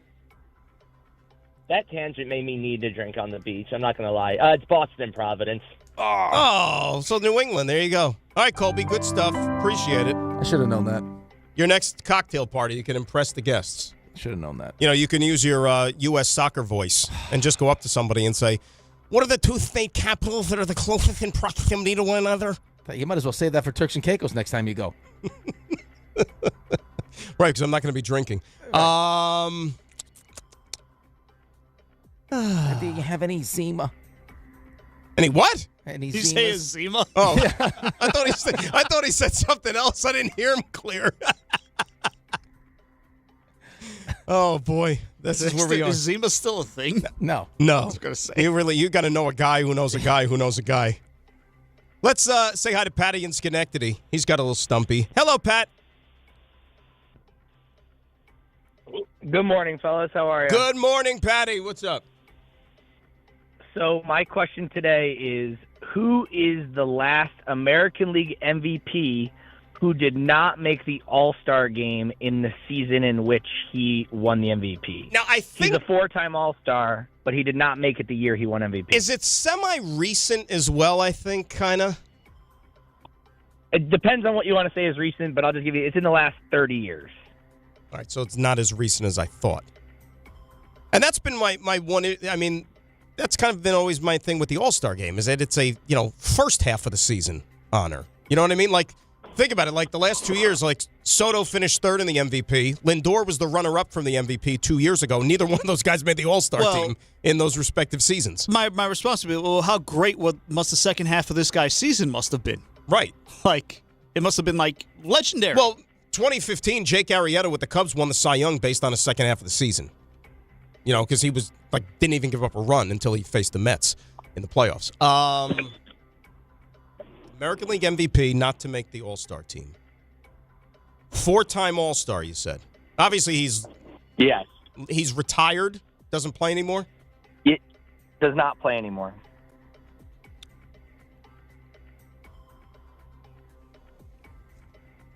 He said you got to define recent, though.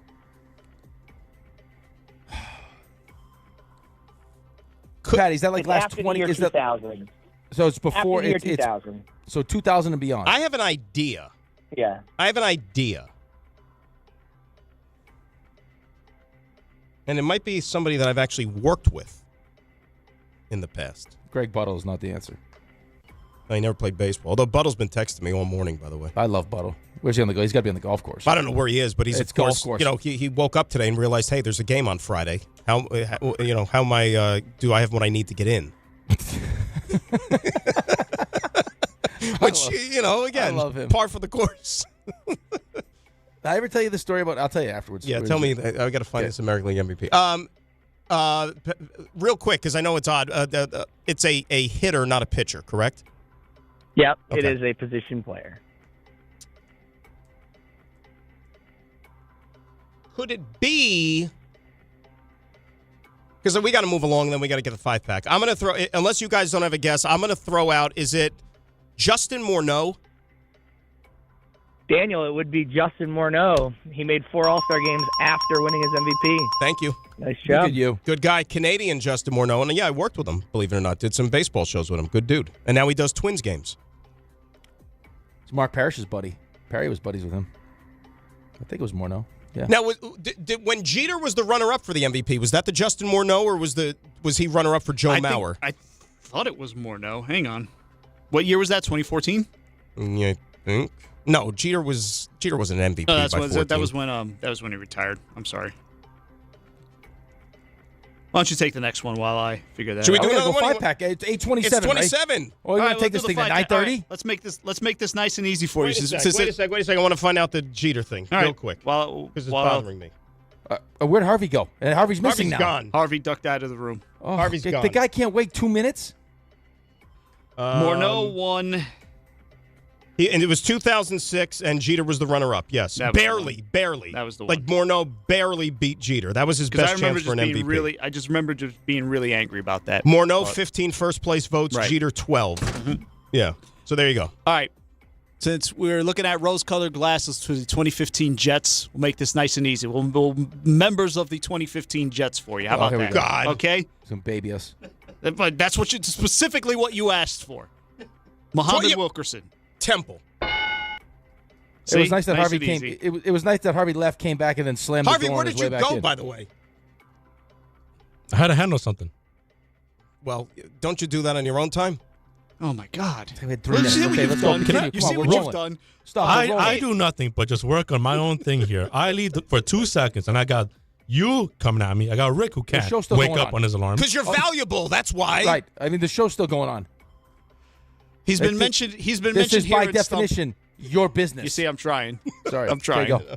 He's already been mentioned here in Stump Rothenberg. Right. How Heaven about forbid Brandon he could Marshall? wake up. Brandon Marshall would be UCF. Central Florida, correct. See? Nice and easy. How about Eric Decker? Minnesota.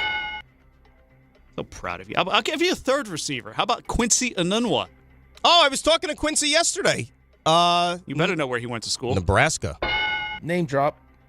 He's doing the games on the radio for the preseason because Anthony's doing them on TV. Well, he'll be happy to know that you know what school he went Quincy's to. my guy. And David Harris. Michigan, the hitman. He can go 5 for 5 in the. Good job, By the Rick. Way to participate, Rick. Way to be there. Marshall. Oh my I got Brandon Marshall. Big Jets fan over there, Rick DiPietro. Bow, bow, bow, bow. You left the show out of nowhere. I missed nothing from you, apparently. And then you walked in and slammed the door with Ray's microphone on. It is a heavy door. Taking care of your business means actually sitting in your seat and doing what is your job, which is your business, right? I'm glad I heard nothing from you since then. Harvey, just play a sound Where's effect. Julian? Of I want Julian. Ray, I want Julian tomorrow. No, you don't. Yeah, I do. You absolutely don't. I want Julian. I want that beautiful Wow. mustache, and he doesn't say anything nasty. He doesn't say anything, period. Perfect. That's just what I want. So what was our record? We were good today. 5-0 in the 5-pack. The questions. You had one loss. You had The one geography loss. loss. The geography loss. And we have Harvey produced, so we all lose. Oh, come on. Well, I won't what? stand for that. What? How many did Rick get out of all of those? Oh, I had to take care of my business. There's 3 minutes till we go to break. Suck it up. Where'd you go, to the litter box? I like how he laughs at his own joke like that. That's funny. He's proud of that one. Harvey didn't deserve that. That wasn't necessary. No, What sure was, I don't. What was Yep. the other one you said previously, like the Thinking Man's Yeah, comedy? say it Like, again. what was that one? Say it again, please. Something. Can't get your tongue? Yeah. You don't deserve this, Harvey. I Uh-huh, apologize. sure I don't. Yep. Can't wait for tomorrow. Go Red Bulls. Thank you. They got a murderous schedule coming up, the Red Bulls. My God. They got how many games in a week, Harv? Like 4 games in a week or something like that? Yeah, they've got Atlanta on Saturday. Then they play Nashville. Then they play Maybe you guys Chicago. talk about it on your podcast. And Philadelphia to finish the month. All right. Great job, everybody. Let's get a break. 800-919-3776. You know what? Jet calls. We didn't get them all in previously. We could fit them in here. And some goings-on at Giant Camp as well we got to get into there. It's Dan and Rick. It's DNR at ESPN New York.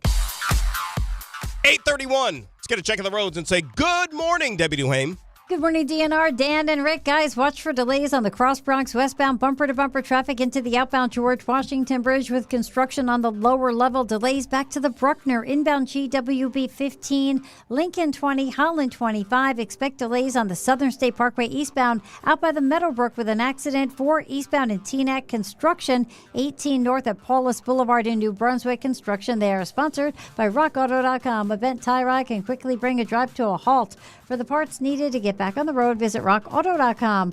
Find a wide selection of quality parts at reliably low prices delivered right to your door. All the parts your car will ever need. Rock Auto. I'm Debbie Duhame on 880 ESPN New York.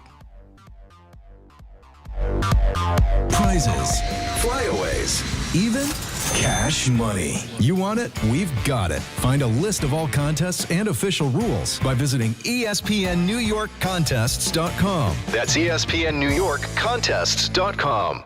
If you've been injured in an accident that wasn't your fault, then you need a lawyer who knows New York's unique personal injury and workers' compensation laws. At the Parisman Firm, they have decades of experience handling all types of accident cases and a proven track record of delivering huge results. Their team has already recovered nearly $1 billion for injured New Yorkers. From construction to car accidents and slips and falls, they've got you covered. Call the Parisman Firm now at 718-WORKERS, where your case is their cause. Get the justice you deserve today. At City Harvest, we believe no New Yorker has to go hungry. With your help, we're on the road 365 days a year, rescuing over 77 million pounds of nutritious food and delivering it free to millions of New Yorkers, transforming surplus food into sustenance, sustainability, and smiles, rallying thousands of New Yorkers to power a network of nourishment across our city. One day, one meal, and one New Yorker at a time. That's how we feed good. Donate at cityharvest.org. Long Island is more exciting than ever at Jake's 58 Casino Hotel. This August, don't miss the Big 5 spin-off and your chance to win your share of $55,550. Be here on Friday, August 7th and 28th from 3 to 7 p.m. when one lucky winner will be drawn every hour to select 4 balls from the lottery drum to win up to $5,555 cash. Don't miss the Big 5 spin-off where Long Island wins at Jake's 58 Casino Hotel. If gambling is a problem for you or someone you care about, please call the 24-hour toll-free helpline at 1-877-8-HOPE-NY or text HOPE-NY. Shh, here it comes. Surprise! The people above your catering business are doing major construction, and the drilling is only during business hours. It's so loud. Progressive knows small business owners usually don't like surprises because they cost you money. But a good surprise that could save you money? Getting personalized discounts on a commercial auto quote with Progressive. Also, that isn't powdered sugar on the floor. It's plaster from your ceiling. Surprise yourself. See if you can save in as little as 8 minutes at ProgressiveCommercial.com. Progressive Casualty Insurance Company and Affiliates. Discounts not available in all states or situations. This is the story of the one. As a maintenance engineer at a beverage manufacturing plant, he starts his day knowing every line is ready to run because Grainger delivers the industrial-grade products he needs to keep mixers, conveyors, and packaging equipment moving. With Grainger's vast selection of bearings, belts, and motors, he keeps operations running smoothly, so nothing grinds to a halt. Call 1-800-GRAINGER, click Grainger.com, or just stop by. Grainger, for the ones who get it done. This is Don, Hahn, and Rosenberg. I'm telling you right now, I'm buying stock in 96. I might be buying a jersey. This kid, Lombard, is not overhyped. This kid is exactly the goods. And it doesn't mean he's not going to have a bad game every now and then. There's a way people move and act and talk that tell you, oh yeah, it's in him. Now it's a matter of sit back and let's watch it happen. Don, Hahn, and Rosenberg. Weekdays at 3 on ESPN New York and streaming live on YouTube.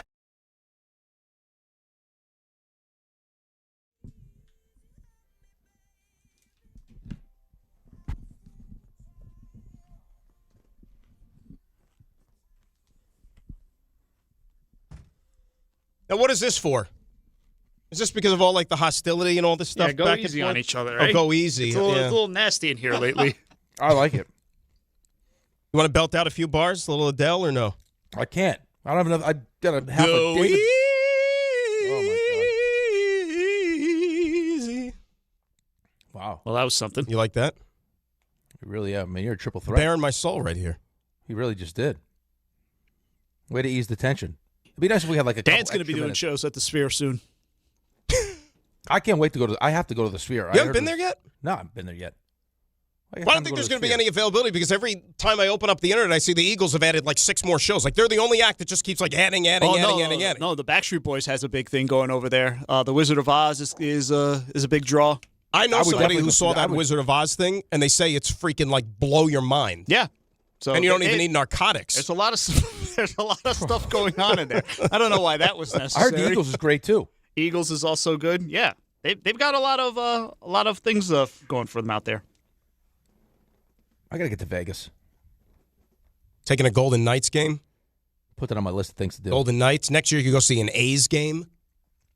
I heard the Golden Knights like game day experience is phenomenal. It's like medieval times on ice. Right, for kids. And then the game starts. Yeah, maybe I'll do it. That sounds like a nice little trip. See, I'm giving you ideas. Yes, every day. I'm your vacation sensei. Every You know day what on this I should see calendar. if I can find a hockey tournament in for my son's team in Vegas. Now we're talking. That shouldn't be too difficult. Now we're talking. Yeah, so Rick, every day on the calendar for August has either the Wizard of Oz or the Backstreet Boys, and a lot of them have both. Really? Yeah. I go check out the Backstreet Boys too. Can I ask you a question? What does that hold? The Sphere. Hang on. That's an interesting question, Daniel. Are we talking 10K? We'd ask Carlin to do it, but 17 What is to he probably 18. doing? What is he probably doing? I don't know what he's doing. He's actually working right now. No, but you were going to say something, but he's probably what? Max of 20,000, which is more than the Garden 20? when you have standing room only. So there you go. Now, something like that with that experience. Yep. Standing versus sitting.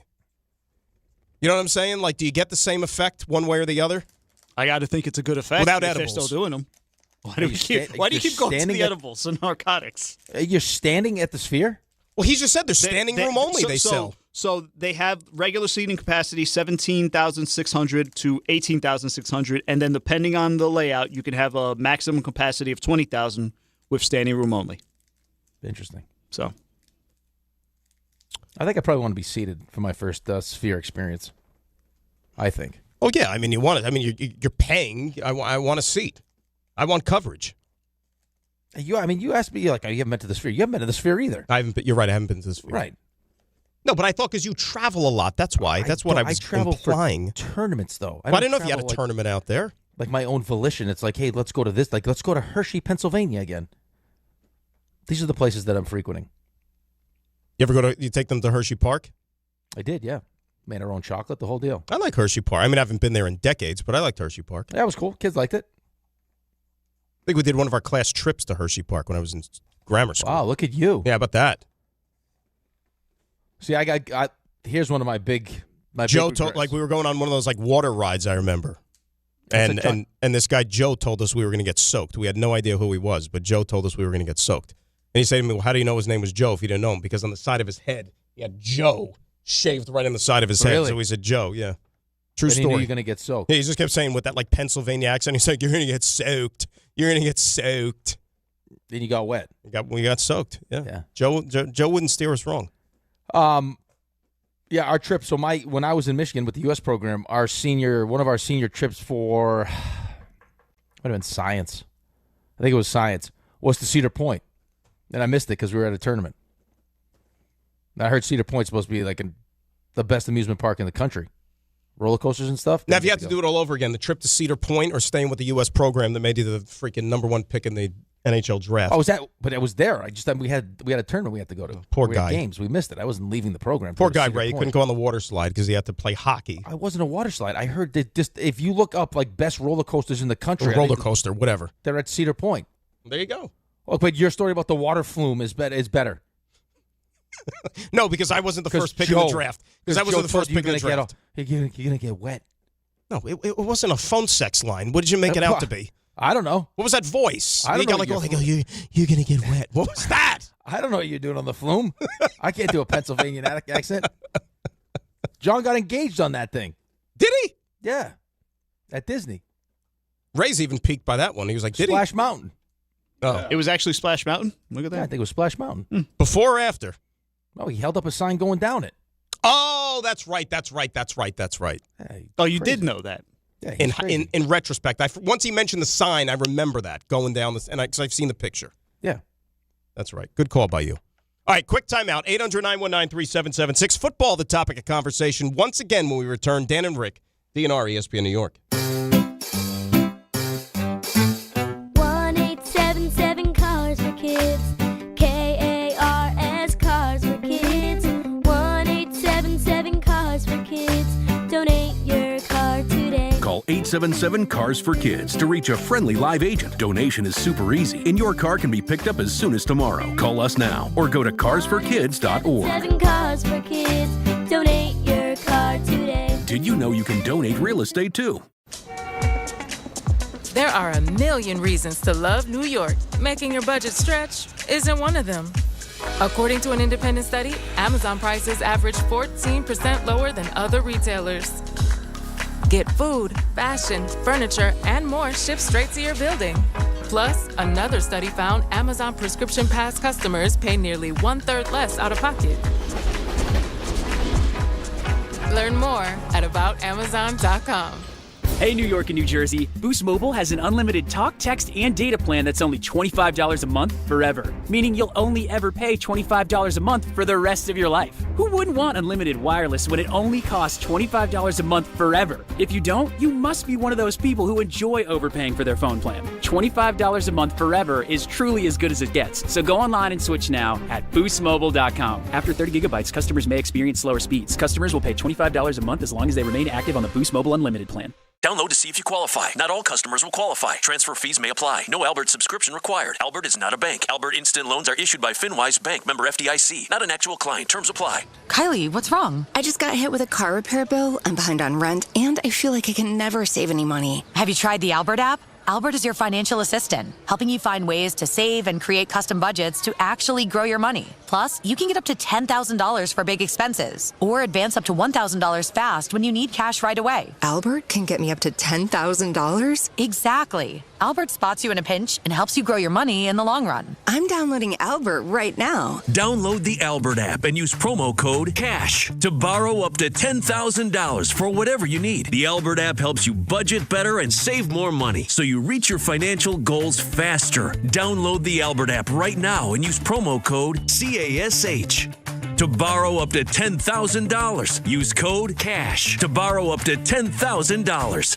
Congratulations, New York. The Knicks did it. Through battle after battle, they dominated to become this year's NBA champions. Day in and day out, the hard work paid off, and you were there every step of the way. Enjoy the crown. Own it, because this year is your year. A part of your legacy that will never be forgotten. So celebrate this moment, show your pride, and shop the largest selection of official NBA gear at NBAstore.com. A Fanatics experience. This is the Michael Kay Show. It's unfortunate that they are letting this string of amazing pitching performances be wasted. Because if you look at the way the Yankees are constructed, they've got a great top three in the starting rotation. Bottom line is, the Yankees, because of their lack of offense, have put themselves in an unenviable situation. The Michael Kay Show, weekdays at 1 on ESPN New York and streaming live on YouTube. Presented by the Parisman Firm.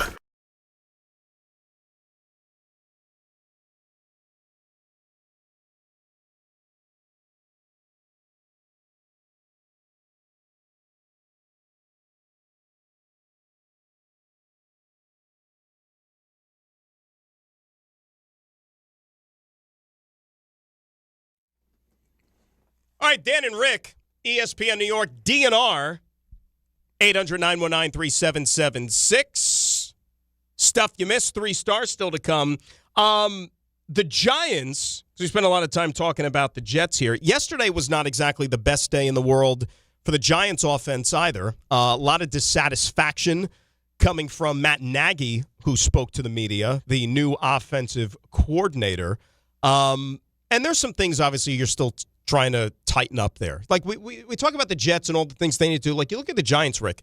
Not only do you have a quarterback who's entering his second year, and you're waiting to see if he could take that next step, you're also doing that while also trying to learn the inner workings of a new system, and a brand new head coach, for example. So that's also I don't want to use the word stumbling block, but that's the challenge that a guy like Jackson Dart and this Giants offense, along with the coaching staff, are trying to now nail down over the next few weeks in East Rutherford.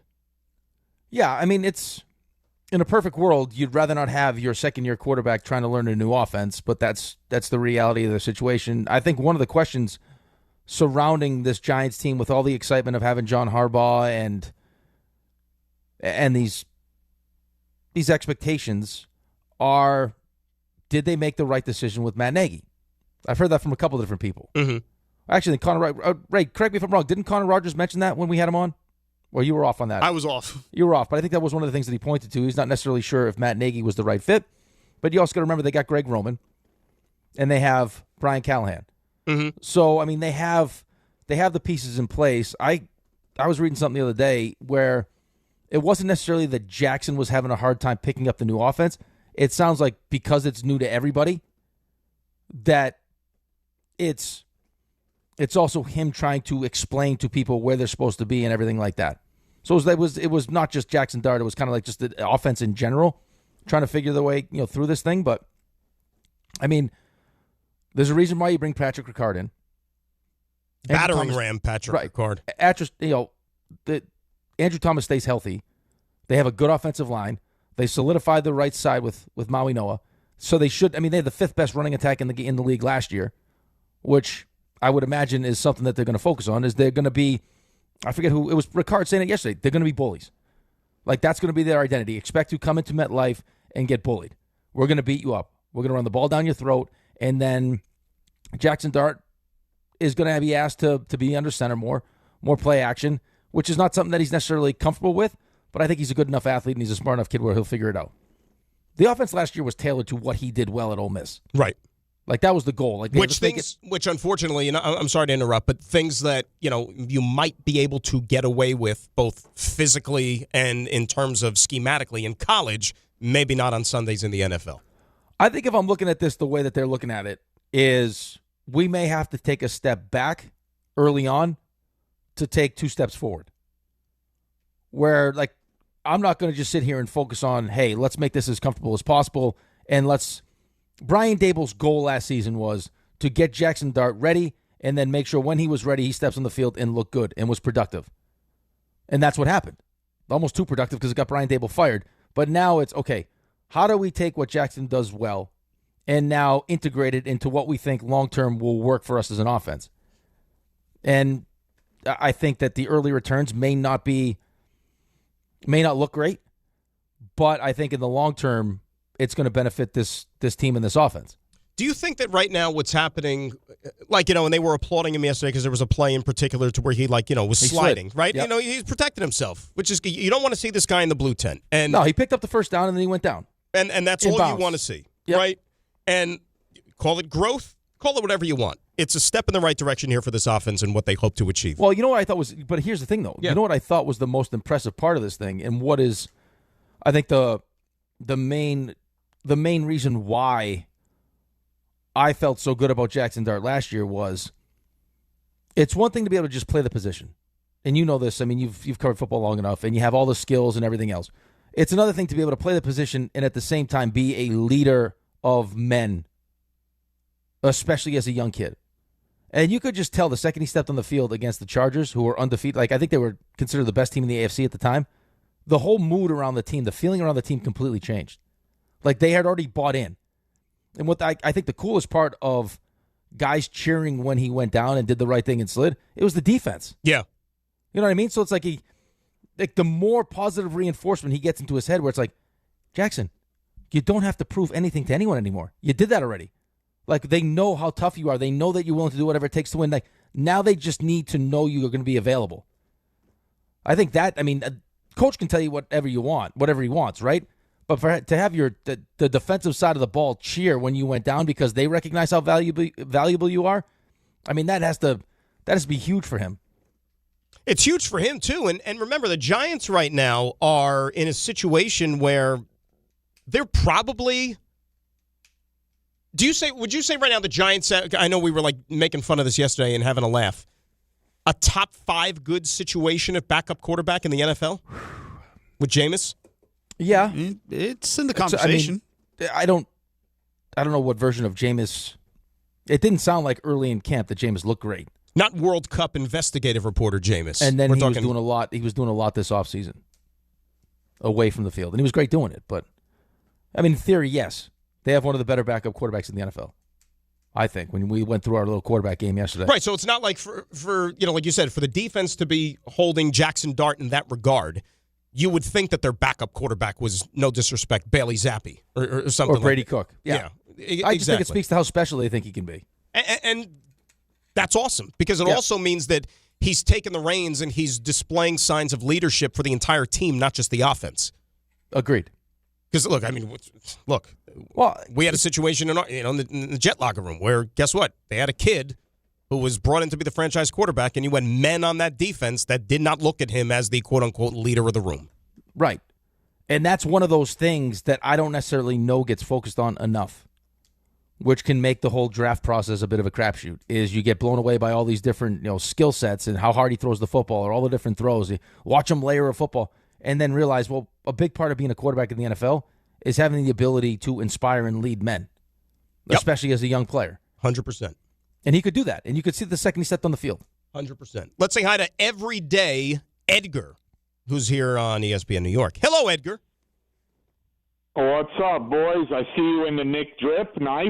I like it. Champions. That's right. Yeah. Knicks in 5. Knicks in 5, correct. All right, now that I see Giants within that quarterback position, Cowboys got the best receiving duo in Pickens and CeeDee. I got Washington with second. You agree with that? With the pickup of Diggs, him and McLaurin, you guys agree with that? If Scary Terry's Scary Terry, that's pretty darn good as well. Yeah, I don't see Philly, Devontae, and that rookie, or who's Malik's number? I think people 2? have pretty high expectations Darius for. I think people think that Lemon's going to be a really good player, and he's going to need to be. Not Dave's favorite, Darius Slayton. Not Darius Slayton. He's not going to do it. I think the second best weapon on the Giants is probably going to be Isaiah Likely. I do not disagree with that one. And eventually, maybe, hopefully, they're hoping Malachi Fields. And remember, here, can I make real quick about these receivers as a whole, right? I know it's just like Malik Neighbors and a bunch of dudes. But those bunch of dudes, I think, are going to be a lot more effective, guys, if Neighbors is that guy that we all know he can be. Right. Yeah, all the old veterans, should get their catches and touches if Malik is right. Could I make a quick Jets point? Yeah. Make as many points as you want, Edgar. All right, 3 fights, 2 Geno picks. 1 dude gets taken away from the ambulance. You want optimism? Fan keeps acting. Any optimism for the Jets? They're going to win 8-9 games. It's no optimism. It's terrible. Come on, you can't keep talking the Jets. No one knows also how remember, to cheer. Edgar. You want them winning games? Edgar. Yes. Remember, too, Dan has to do the pre and post for these games. Right? I mean, we got to give him something to get him going a little bit. So let him have some optimism, please. So what you're saying is just because a guy, which was, in a lot of cases could be deemed an act of God, had a serious medical episode, got taken away in an ambulance, that's going to have a reflection on how they play football this season? I don't think it was. I think it was more the fights and the picks, probably. Well, so I want to believe. What if they didn't wouldn't it be worse if they didn't back down from the fights? And by the way, Armand Membu doesn't take you-know-what from anybody. No, I like it. He is a guy, and he might be the best player on the field each and every day. Unless it leads to just, a lack of discipline during the season. And by the way, I don't think this team could afford to have when that happened penalties. The second time, they pulled him off the field after the first one to teach him a lesson, basically, just like John Harbaugh. When Jackson Dart flipped the football at Greg Newsome and said that's a 15-yard penalty in a real game, and he backed him up 15 yards for the extra point, they took Membu off the field, and he sat out a snap because they told him if this happens in a game extracurricularly and you get 15 yards, that doesn't help us. Right. I like the fact that he's an animal. I love it. And forget about an animal. He's He's like a bear. He's like a dancing bear. Well, but what's better than a dancing bear? An angry, nasty bear. That's what I want. Well, he is angry and nasty That's when what he I has want. to be. So, And he dances when he has to be. It's a teaching He's moment. nimble. But I also love the fact that you're not going to take bleep from anybody. Like, you're hearing criticism on the other thing in Vegas about why is Kirk Cousins the one that's fighting with Max Crosby? Where's his offensive lineman? Well, the offensive line, there is no offensive line. You know what I mean? But that's like although Tyler Linderbaum should be stepping up here. I mean, that's not for nothing. You're paying the guy how much money? He's the highest paid center in the history of football. You plucked him from Baltimore. How about Tyler stepping in? Yeah, so you get criticism Sticking up that for way his too. quarterback. Well, the Crosby thing was a whole weird situation, though. Because remember, they traded him, then they didn't. Yep, he's back. Now he wants to be in Vegas. And the team loves him. Like the players, of course, they rally around Crosby. So I don't know. Like if they're picking Cousins or Crosby, who are they going to rally to? They're probably going to rally to Crosby. Do you know, Ray? Do you know off the top of your head when the trade deadline is for the NFL this year? I mean, it's moved all over the place. Hang on. But I have a question. I feel like Why you think Max Crosby's going to be a Dallas Cowboy? November 10th. On November 11th, what team is Max Crosby on? I think he's still a Raider. I was going to ask you, is it Raiders or somebody else? I think he's still a Raider. Because if they're bad. It's a fun talking point. You know, Jerry's throwing it out there again, like, oh, we can make a move. But, like, that's another, like, I'll believe that when I see that. Now, they could probably make something work because they got more cap space after the Quinnen deal. But I don't know. That's what was the initial trade to Baltimore for? What were the Raiders getting back? They were getting 2 1s? 2 1s. Yeah, I don't think Dallas is trading 2 1s. Then Baltimore for Max woke Crosby. up and realized, yeah. boy, 2 1s? I don't think they're doing that. Yeah, there's still so much gray area in that whole episode. I don't think people are being as truthful as they really should be. One day the truth will come out. We'll see. All right, you know what's going to come out next? Final hour of the show. We've got stuff you missed. We've got the 3 stars. We'll talk a little Yankees once again as the bats finally came alive, and they got themselves a win last night. It is Dan, it is Rick, it is DNR, it's ESPN.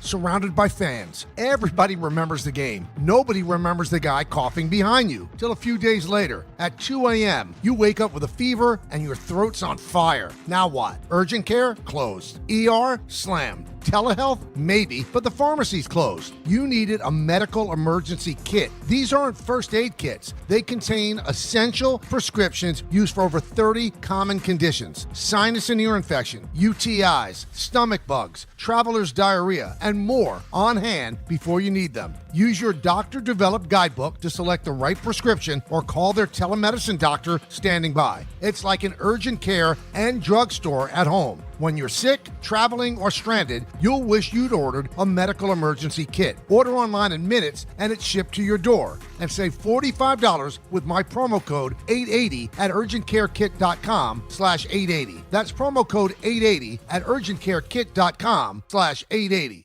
If you've been injured on a construction site, then you need a lawyer who knows New York's unique labor laws. At the Parisman Firm, they have decades of experience handling construction accident cases and a proven track record of delivering huge results. Their team has already recovered nearly $1 billion for hardworking New Yorkers. From scaffold accidents to slip and falls and equipment failures, they've got your back. Call the Parisman Firm now at 718-WORKERS. That's right, 718-WORKERS, because your case is their cause. Get the justice you deserve today. This is a special notice to U.S. taxpayers owing $10,000 or more to the IRS. Tax Relief Advocates is urgently notifying taxpayers that tax relief initiatives are now available that may significantly reduce or eliminate what you owe. If you're afraid of an IRS lien, levy, or wage garnishment, don't lose hope. You can now take advantage of these current relief programs to end all collections, reduce the amount you owe, and resolve your tax problem. Even if you have years of unfiled tax returns or are already in a payment plan, you may still qualify for significant relief. Struggling taxpayers can now get relief they need during these hard economic times. A hotline has been established by Tax Relief Advocates for you to call and see what you qualify for. They are A+ rated with the BBB and have over 1,000 5-star reviews. Don't wait. Call 800-575-9087, 800-575-9087. That's 800-575-9087, or simply visit TRA.com.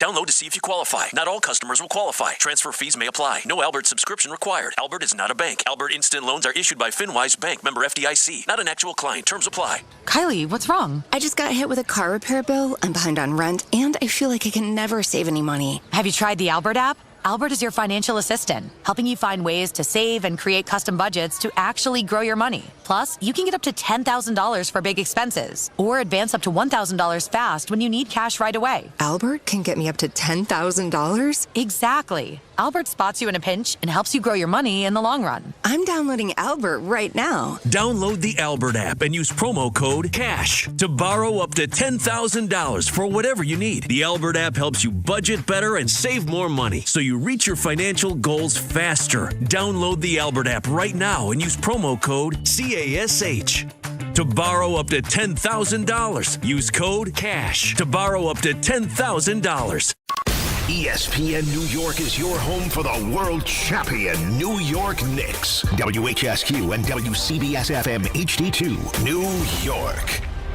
This is DiPietro and Rothenberg. The reason why you were excited about Justin Fields, people were more excited that it was a change. It was new. They were excited about Aaron Glenn. And now no one believes a thing that Aaron Glenn says. So the fact that Aaron Glenn chose Geno Smith and said he's going to lead us to the promised land, coming off the season that Geno Smith just came off of, where Vegas had the first pick in the draft, that's why no one's buying into it. That's why if you can win games and start to build this program to where, okay, now you look at them as some sort of a winner, that's what I think you vote for more than anything else. Yeah, that's what I vote for. I mean, I vote to be a competitive team that wins some football games, and Aaron Glenn proves that he can be a head coach, because otherwise we're just going to go down the same road again. This is DiPietro and Rothenberg on ESPN New York and streaming live on YouTube. Just one part of the extraordinary conversation you might have missed earlier in the program. Go back and watch it on YouTube or the ESPN New York app. And this is indeed the final hour of DNR. It's Dan and Rick here on ESPN New York. Grassa DiPietro, 800-919-3776. The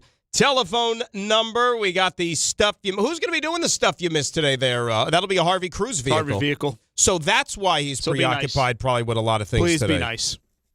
You're telling me? It's going to take, so what you're saying, it's taking Whiskers 3 hours. It's going to take him 3.5 hours to get stuff you missed ready? Whiskers, huh? No, I have so many questions. They call me Cat. Kitty Cat.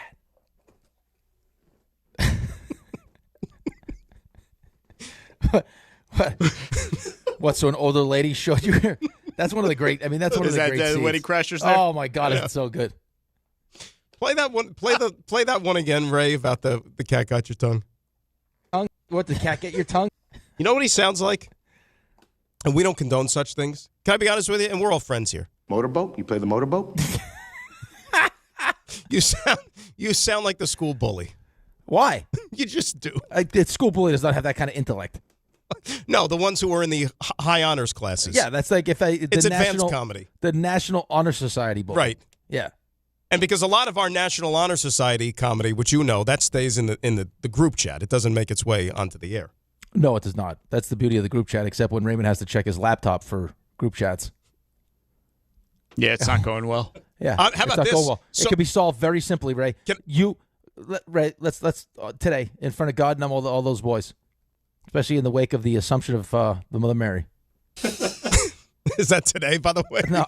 It's Wednesday. It is today. It's 12. It is today. Should we say a few novenas or what? Raymond, you've already proven to everybody that you're a droid loyalist. Okay? Now it's affecting your work.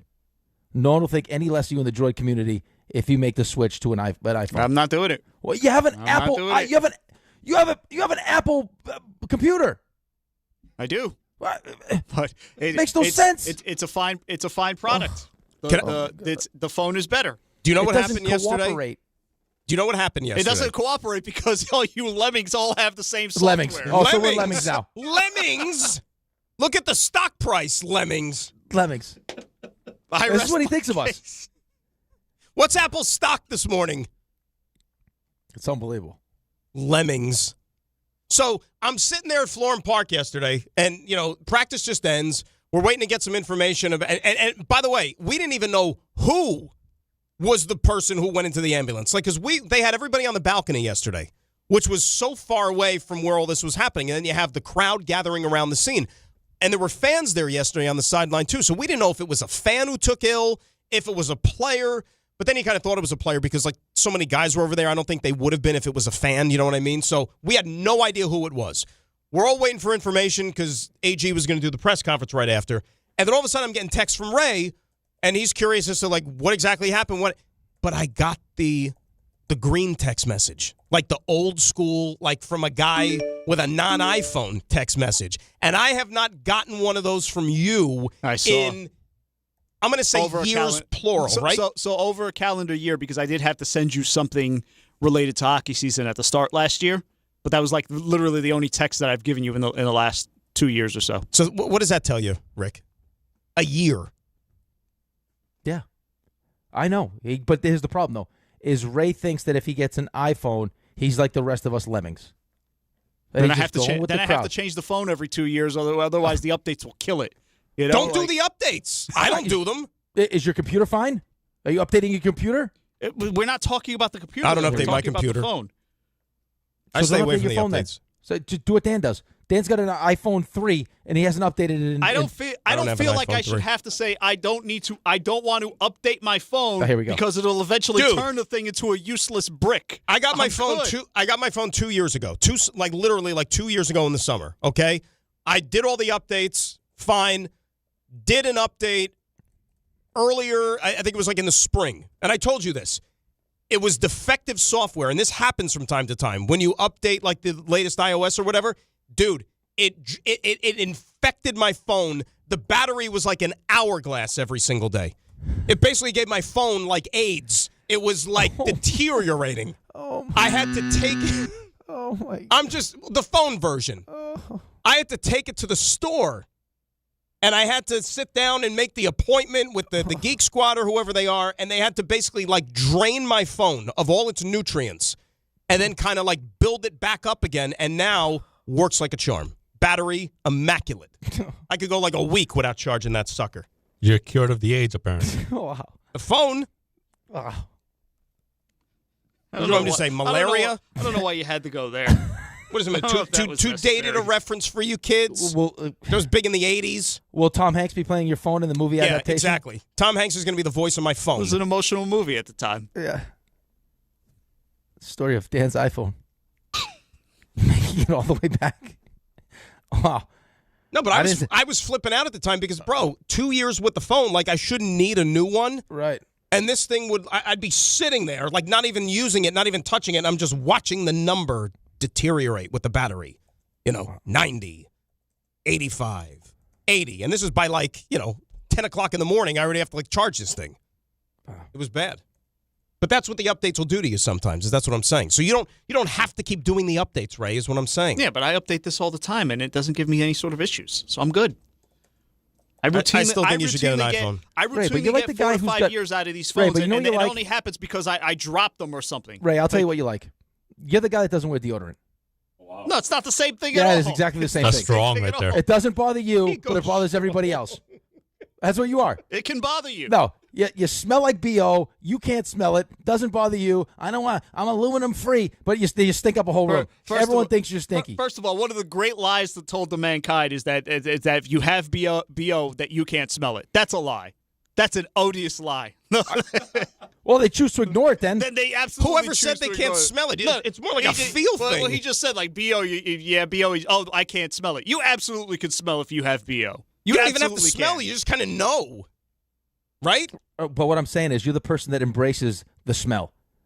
That it doesn't bother you. You don't want to make sure you put any aluminum in your body. I embrace the fact that your friends don't like your phone. You want to use an inferior messaging app that isn't secure, that can be hacked. Isn't secure? It's not. I could give you a laundry list of all the things wrong with iMessage. So you mean to tell me people in China can't hack into your droid? People can hack into anything anywhere, but it's tougher to do with the RCS that they. Why am I talking like this is an ad? I'm not doing this. Rick, here's why. Okay, because we both love you like a family member. That's why. And not only do you work on this show at this radio station, you are a successful executive with the Madison Square Garden Company. You executive produce a championship basketball team's broadcast. You work with people on that side. You work with people with the New York Rangers as well. They all are iPhone people. So it's not just us on this show, us lunatics. It's all the Knicks people, the Rangers people, iPhones, that you're not communicating on the same level with them. That's all I'm saying as well. That's got to be hard for them, Rick, right? Yeah, I just think that it's green. Why? There's green because bubbles I think really that much of an There's no bubbles. It's just a green blob. You don't get bubbles. I think there's a chance you get left out of certain conversations because you got the green bubble guy. Oh, well, then I'm left out. Like these could be important conversations that you're not a part of, and now you miss out.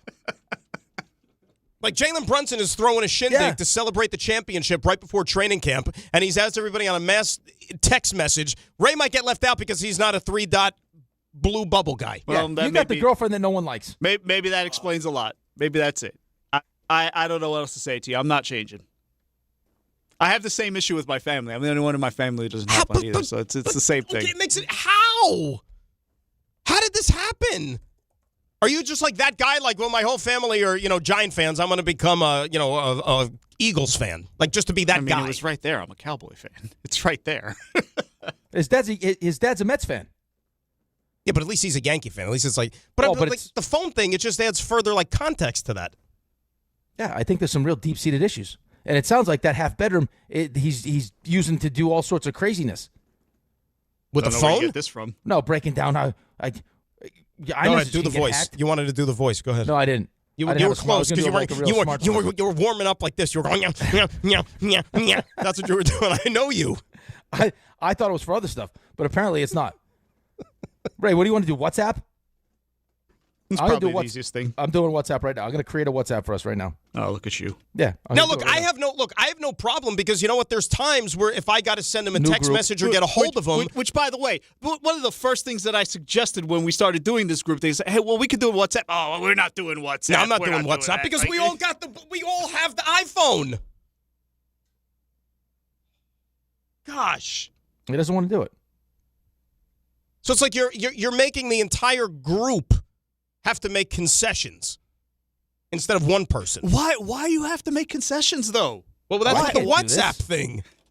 I got no members. How do I don't even know how to make a conversation. It should just have your phone book integrated. Why don't we just use AOL Instant Message? Why don't we just do that? Weren't you the guy on AOL dial-up not long ago? Unless you still have their email. Ray, it says I got no contacts in this thing. I can't do it, Ray. Stop using it. You're better than that. Ray, make a WhatsApp chat. I'll participate. I'm in. I'm in for WhatsApp. I don't want Harvey in it, though. I knew it, too. He wasn't going to include me in that. I don't like Harvey's attitude. If he is who he thinks he was, he's not going to include me in it. Yeah, he's out. I think my mother still has AOL. I thought they killed AOL. The messenger or the email? Is it dead? I think AOL mail? Well, not the mail. I got the mail. I got the mail. Like the actual service is dead, long dead. Oh yeah, it's done. She's got an iPhone at least, though. She's not an animal. Hey, listen, I'm not knocking. Is it a dial-up iPhone? I'm not knocking the people that use it for convenience. It's a rotary If phone. you want to use it because it's convenience and it integrates with all the other stuff, go ahead. I'm not knocking you for that. I'm just telling you, you don't have to be snobs about the damn No, it integrates with my friends. That's what it does, Ray. It integrates with my friends. I don't care. Bringing people together. That's what we're trying to do. We're trying to bring everybody together. We're trying to wrap our arms around you even tighter. That's what we're trying to do. Like lemmings. Like lemmings. You were the one that said the L word, not us. When was the last time you got a new phone? Like, when is that one from? This is 2 years old now. It's not going anywhere anytime soon, I can tell you that. I think you're ready for an upgrade. No, I'm good. Well, actually, you know what? He's not. He's not. I mean, he's not the only one. Don also has a droid. Yeah, and they don't like it either. They don't like participating in the group chat with the droid. Sometimes you can't send stuff to it. But waiting for him to log on to his whatever the WhatsApp or whatever, so he can get the 3 dots, which he'll eventually Well, he has to use an interact. App. Right, but he doesn't even in our group chat. He uses an app because it's not even his phone number he uses. But don't you say you have to go on the Wi-Fi or something like that? That's how you get the... No. It was when you're here? The app I was using was something that it connected through my computer and it bridged to my phone. I didn't have to have the computer on. Like it would just work, but it worked through my email, not a phone number. So then I could text the group chat and everybody would get blue bubbles and be happy. I thought you were going to say something else blue when he said blue and then another B. That's how I feel. What is wrong with Well, that's how I feel. What is wrong with you guys? Waiting. Seriously. Because all I heard was somebody else is going to get blue. That's all I heard. We're after the 8th talk. It's that kind of show today. Still can't believe we went there. I can. Anyway, Yankees won. Yeah, they did. Yep. How They about did. that They transition? did a good job. And look, they grinded out. But that's one hell of a transition, by the way, by you. Yep. I thought we weren't done yet with the phone conversation. They but you don't want give to this talk job. Yankees. They don't give this job to anybody. No, they don't. Absolutely not. You got to bright-eyed and bushy-tailed. You show up. You're an idiot. Can I ask you a serious question here? I don't think you're capable of asking a serious question. As my baseball expert, by the way, Buster, get up. You see how tall he looks. I was noticing that, by the way. I wasn't going to say anything. That's because how thick his wallet is from not paying off this debt. That's why. Today was supposed to be the day. As my baseball savant. And by the way, the Yankees are on ESPN tonight if you want to watch the Yankees. I think Carl Ravitch calling the game. Probably. Yes. What would he probably? This is it. Well, they have other guys. I'm just saying. Well, no, but he chose to stick around. Yankees Mariners. This is one of the games that he's going to call. Okay. The big dumper. Yeah. This is not just he played in the World Baseball Classic. That's all I got for you? I mean, what the hell is going on here? Well, I mean, do you want me to give you another case study, which I've also mentioned? Is this the catching position? Skeens. Yeah. You know what I mean? Skeens again last night. Dude, he didn't hit down. He didn't hit 97 on the gun, and they yanked him at 65 pitches. Like, he is all sorts of messed up. That's why I admire, I keep, with McClain, when he hit and McClain was a WBC guy as well. McClain completely lost his you-know-what in May, but he's gotten it back. And that, to me, is what I'm going to take away from this season, that he was able to make the adjustments and get back. Here's the thing with Dumper, though. So he goes to the WBC. He gets whatever work in that tournament, but he wasn't playing religiously in that. Well, he wasn't good. Right. So instead of like being in Mariner camp, getting the hacks that he usually gets, getting the game time and all those things, he was basically just sitting in the dugout doing nothing for a couple of those games. And then when he went back to Mariners spring training, he was on like back fields trying to get in like extra work and this and that. So like he just was never able to get this thing going. And, it is strange. I'll be the first one to admit, like, this drop-off is like a quantum drop-off. Right. I mean, listen, this is a guy who was like an MVP last year. You could have made the case because he was a catcher and he was doing it from both sides of the plate that he should have been the MVP. I had 60 home runs last year. Now, that's probably, I mean, that's more of an anomaly just because that's nothing, I mean, usually right around 30, 34 is as high. But to go from 60 to now, I mean, last year was 60, 125, hit 247, and had an OPS of 948. This year he's got 12 home runs. He's hitting 159. Yeah. With an OPS of 564. Think about that. He makes Jorge Polanco look like a Hall of Famer this year. Dan, last year his WAR on this is ESPN WAR was 7.3. This year, according to ESPN, it's negative. What's his F WAR from last year? Because the Fangraphs WAR takes into account defense more than the other ones do, and obviously, like defensively behind the plate, he's not a butcher, which is one of the like things that people were saying. That's why he should be the MVP. So last year, his F WAR was. I mean, it had to be close to the top. Last year's F WAR was 9.1, Judge's was 10.1, and Shohei was 9.4. Yeah. So think about that. A guy with a 9.1 F WAR. And what is it this year? His F WAR? Yeah, let me see. 2020. I mean, I think you probably have to search the player. Go right to the team. I'll go right to Seattle. Stand by. I think I might get it before you. 6.3. No, that can't be right. Is that right? No, can't be. Oh, 0.5. How about that? Wow. I mean, that is 0.5. If this is true, though, I mean, that this is really like that big of an impact, like having that big of an impact on two of the. I mean, Skeens is top of the league, right? He's one of the faces of baseball. Yep. And then the big dumper had an all-time season last year, where he could have easily won the MVP, setting all sorts of records for switch hitting, and goes from that to this? And we're attributing it to the World Baseball Classic. How's the World Baseball Classic going to survive? You would be hard-pressed to find a drop-off like this, like without injury and all this other stuff. Just, it's incredible. I mean, he has missed time, don't get me wrong. But, wow, 0.5. That's wild. And let's be real, that's also one of the reasons why the Mariners are where they are. You know, that's production that you should be able to compensate for. Yes. And by the way, one other thing, I bring up the Mariners too, because Michael, on his show, I don't know if it was yesterday or the day before, he went off on the fact that Old Timers Day over the weekend, the place was empty. Yeah. And I watched it because I get geeked up all over the history stuff, baseball. I like that. But there was a lot of guys who weren't at Old Timers Day, like former players I'm talking. You're like, oh, what about him? Where's he?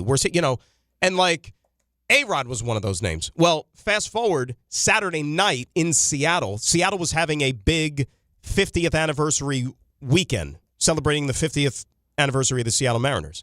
So they had a vote, like to vote the 50 greatest Mariners of all time, and the majority of them showed up for a cool ceremony they did on the field before the game. A-Rod was at that thing. A-Rod chose one of the 50 greatest Mariners over Yankees Old Timers Day on Saturday. Well, how much of that is just that he hasn't been fully recognized as a Yankee the way he wants? That also probably plays a role. Right. You know, not having Jeter's big. Yeah, not having Jeter, no CC. Yeah. Trying to think of other. No Andy. Andy wasn't there. I'm not just going to make this like a, anti-Yankee thing or whatever, because like the couple of times, if I'm not mistaken, that the Mets have tried like an old timers type thing, David Wright wasn't there. Mm-hmm. You know, I guess he doesn't consider himself an old timer yet, but I don't know what that. I mean, I also don't know how good the relationship is between Cashman and Jeter, right? With how that whole thing. Yeah, remember it looked bad though the one year where he was like, I can't be there because my kid's birthday party. Like he actually like went to lengths to put out a statement. They couldn't get the deposit back at Chuck E. Cheese. I doubt that his guy's worth a couple $100 million, and we already put down the $65 non-refundable deposit because we're having 12 5-year-olds there, and we already put in the order for 2 pizzas. Party at Chuck E. Cheese though. That lean probably not. With the disgusting balls that are all contaminated that the kids jump in. Get your mind out of the gutter. I'm talking about the plate. Who doesn't like a ball pit? Every kid likes a ball pit. Oh, yeah. They're gross, but I mean, no one's. How do they wash those? I hopefully with a hazmat suit. That's the only way I'd go near it. All right.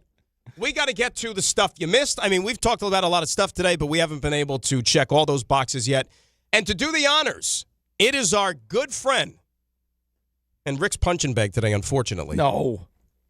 Your muse. How about that? You like that better? Your muse? Yes. All love right. it. It is the great Harvey with stuff you missed. Now. Walk-up three-pointer. He got it! See ya! Score! Put it in the box! The you missed. I gotta tell you, one of the great rivalries now has become Rick DiPietro against Harvey Cruz. It's been brewing lately. Is it a rivalry though? Well, I mean, this one's some back and forth. I like it. I think it's good for you. Yeah, it's great for us. By the way, we did start the WhatsApp chat that you have not been able to create. So. Yeah, I don't know, but I is got Harvey the in this request. WhatsApp chat? Oh, he is. God, they're very nice, Harvey. Get with the times. I'm with the times, buddy. All right. I listen. I'm just helping you out. That's it. I'm looking out for you. Yeah, see, there's your 3 double bubbles, and look at that. I'm here. He's there. Listen, I got the WhatsApp. I use it with a bunch of my teams. I use the WhatsApp. I'm good with it. And look, everybody's got their own little color too. It's nice. It's great. Can't wait till Harvey's cats start texting me. I'm gonna send you cat pictures. You'll like it. Meow. Meow. Who's the cat now? Let's stick with the baseball. Yesterday, Blake Snell made his return to the mound for the Dodgers. Struck out 10 over 6 innings. Dodgers beat the Royals 5-4 in extras.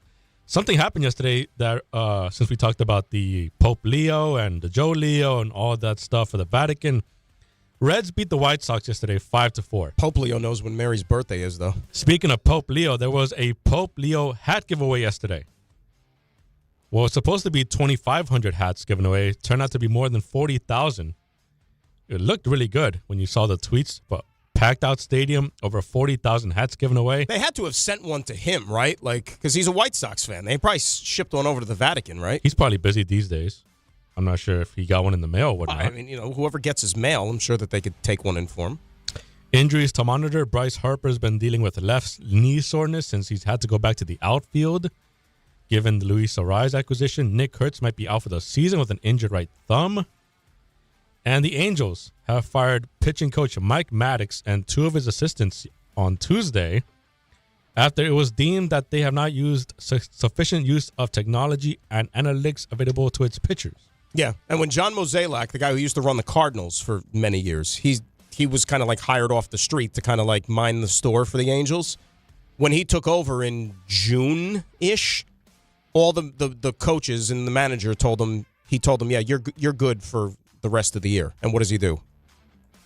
Blows out how many pitching coaches or whatever. Darryl Scott and Dom Chidi also fired. Pitching staff for the Angels has a 4.51 ERA and have walked the most batters with 5.08 on the season. Yankees have called up Bradley Hanner, 27-year-old with a 2.10 ERA in AAA. Kervin Castro to the IL. In football, injuries aplenty. Kobe Bryant out 4 to 6 months after undergoing knee surgery. He signed a 3-year, $40 million deal in the offseason. Vikings have named Kyler Murray their starting quarterback over J.J. McCarthy. There you go. By the way, that experiment has gone very poorly for J.J. McCarthy. He may not make. He might have much of a future. I don't think it was an experiment. Like, you mean this year or just in general, the drafting? Just in general. Yeah, just what they gave up to get him. Making the decision to keep rolling with him and not sign Sam Darnold seems like a mistake. Well, it was clear he was never O'Connell's guy. That's becoming more and more clear. Rams wide receiver Puka Nacua left practice early Tuesday with groin soreness. Saints defensive end Cameron Jordan might miss the start of the regular season with a hamstring injury. And good news on Quantez Stiggers, who was released from the hospital last night and is at home recovering after he, quote, passed out on the sideline. Stiggers was conscious and talking when he exited the field. So CBS had their media day yesterday, and of course, great dude. By the way, Stiggers, like, tremendous dude. Tremendous dude. Yeah, I'm glad he's alert and awake and speaking again. Tony Romo's future with CBS under flux, according to President David Burson yesterday. It is now known that Ross Tucker will join Ian Eagle and Evan Washburn as the number 2 team on CBS. And if you saw J.J. Watt's tweet yesterday, he has been moved up to the number 1 with Jim Nantz. That is a hell. I was talking about that with Ray before the show today. Remember, you were, I think, in the other room, so I don't know if you heard it. It's what a leap by Ross Tucker. Like, he was essentially on the 6th broadcast team for CBS last year. The 6th team, and now he's gotten bumped up to number 2. God bless him, man. Like, think about those dudes who we leapfrog. They're probably like, hello, about us. Trent Green's like, what about me? And Zach Taylor said the starters will get the majority of playing time tomorrow on Thursday. And last but not least, this kind of stunned me in the world of soccer. So Alexis Sanchez, who is 37 and one of the more accomplished players in world football and arguably Chile's greatest ever player, is coming to MLS. He's going to Montreal, of all teams. He'll be signed for this year and next year. Now, he's 37, so it's not going to be much expected of him, but the fact that he signed on to this team is quite a surprise. Rick, any thoughts on that or no? Yeah, go ahead, Rick. I wasn't really paying attention. What did you say? Oh, no, you're kidding me. No way. I'm surprised by you. First the alarm, now this? Wow. Yeah, we got to set the lack of respect for Harvey. What's the matter? What's the matter? You didn't have the alarm set for the stuff you missed? Well, no, I was just I didn't miss any of the stuff. I figured like I was already. Oh, you were so engrossed. I was already abreast of all the information. Right. Yeah. So Harvey said soccer, and then he gets into the Chilean player, and then Rick just like zones out. Well, I think you know what turned my brain off was he used flux improperly, and then I was like, I'm going to tune off right now. Yeah, that's the one. Flux. I don't think you say underflux. Influx. Yeah. Preposition. What's the difference? Well, so then I was at that point. I was like, you know what? I can't. You just checked out. Something else to do. Come on, that's the stuff you Harvey's missed. Useless. Sorry, you're on one. Sorry, today. buddy. You ain't sorry. You don't sound sorry. I'm sorry. No, you ain't. You don't sound sorry. You're in the WhatsApp now. Yeah. Who got that for you, by the way? Did you? Harv, you're in tomorrow, right? That's right. Oh, Harvey's in the rest of the week. It's going to be good. Who's bringing the donuts tomorrow? So we can have one big party. Mercy Donuts. Yeah, you want to have a? You know what? We should have a. We'll have a Harvey. You know what? Hey, Ray, guess what? Mercy Donuts are still donuts. Are they we'll not? We'll have a big Harvey party tomorrow. There you go. A Harvey party. I'll bring the fancy feast. Good job, Harv. And I especially like that soccer nugget there at the end of it. The fancy feast. Only us cat people know. That's right. If you know, you know. 800-919-3776. That is the telephone number. I have a question for Rick. His area of expertise. That is when we get back. That is next. It's DNR. It's Dan and Rick, ESPN New York. 9:31. Let's get a check of the roads and say good morning to Debbie Duhame. DiPietro and Grassa, good morning. Good morning, Ray and Harvey. Guys, let's see what's going on. Hey, for Edgar in Bloomingdale. Edgar, everything closed on Hamburg Turnpike in both directions, getting out toward Union Avenue. It's all due to an accident involving a down pole in Bloomingdale. Let's go out to 17 south of Passaic Street and Rochelle Park. Construction slowing it down quite a bit. We're seeing delays on the Jackie Robinson eastbound ramp to the northbound Van Wyck, a collision, and slowdowns on the Van Wyck north into Liberty Ave with construction. Sponsored by RockAuto.com. Event Tyrod can quickly bring a drive to a halt. For the parts needed to get back on the road, visit RockAuto.com. Find a wide selection of quality parts at reliably low prices delivered right to your door. All the parts your car will ever need. Rock Auto. I'm Debbie Duhame, 880 ESPN, New York. Whoever said fork in the road must have been hungry for the Sorrento and Sorrento Turbo Hybrid. Their 3-row seating and 10-year, 100,000-mile limited powertrain warranty. With a capable Sorrento and Sorrento Turbo Hybrid, every way forward is the right way. Visit your local Kia dealer today. Kia, movement that inspires. Call 800-333-4KIA for details. Drive safely. See retailer for warranty details. Hey, Yankees fans! Join us at Yankee Stadium on Friday, August 21st, as the Yankees take on the Toronto Blue Jays. And don't miss Cody Bellinger Bobblehead Night, presented by T-Mobile. The first 18,000 guests through the gates will take home an exclusive Cody Bellinger bobblehead. Get here early, grab the giveaway, and cheer on the Bronx Bombers. Tickets are available now at Yankees.com/tickets.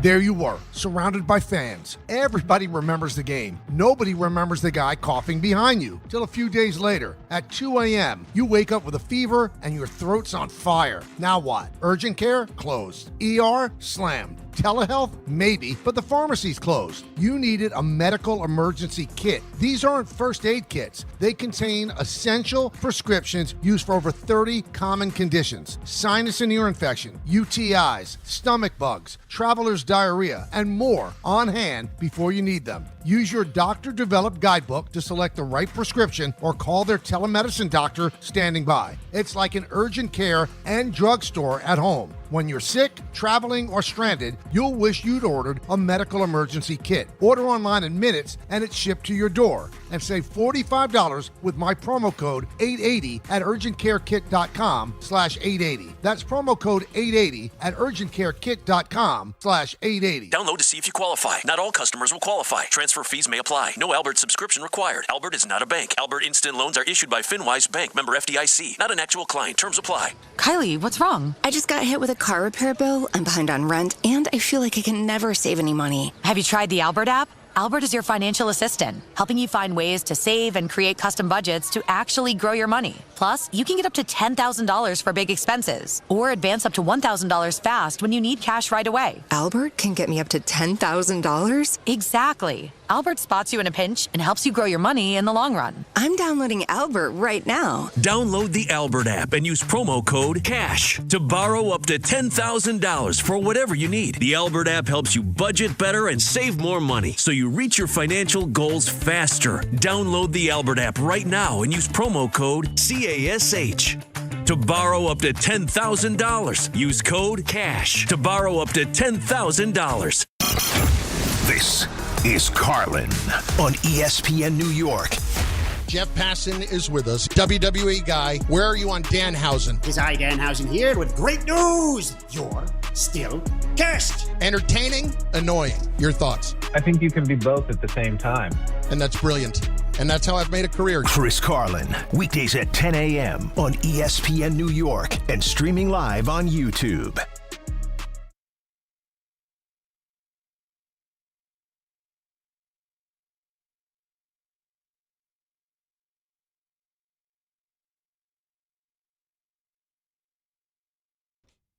Dan and Rick, DNR, ESPN New York. Carlin's coming up at 10 when we are done. Ray, how much inventory are you chewing on today to be able to get the 3 stars? I mean, this is like almost damn near impossible. Yeah, there's a lot here. There's a lot going on. Yeah. And most of it's nasty. So it's great. It's how it should be. Right, yeah, that's exactly how it should be.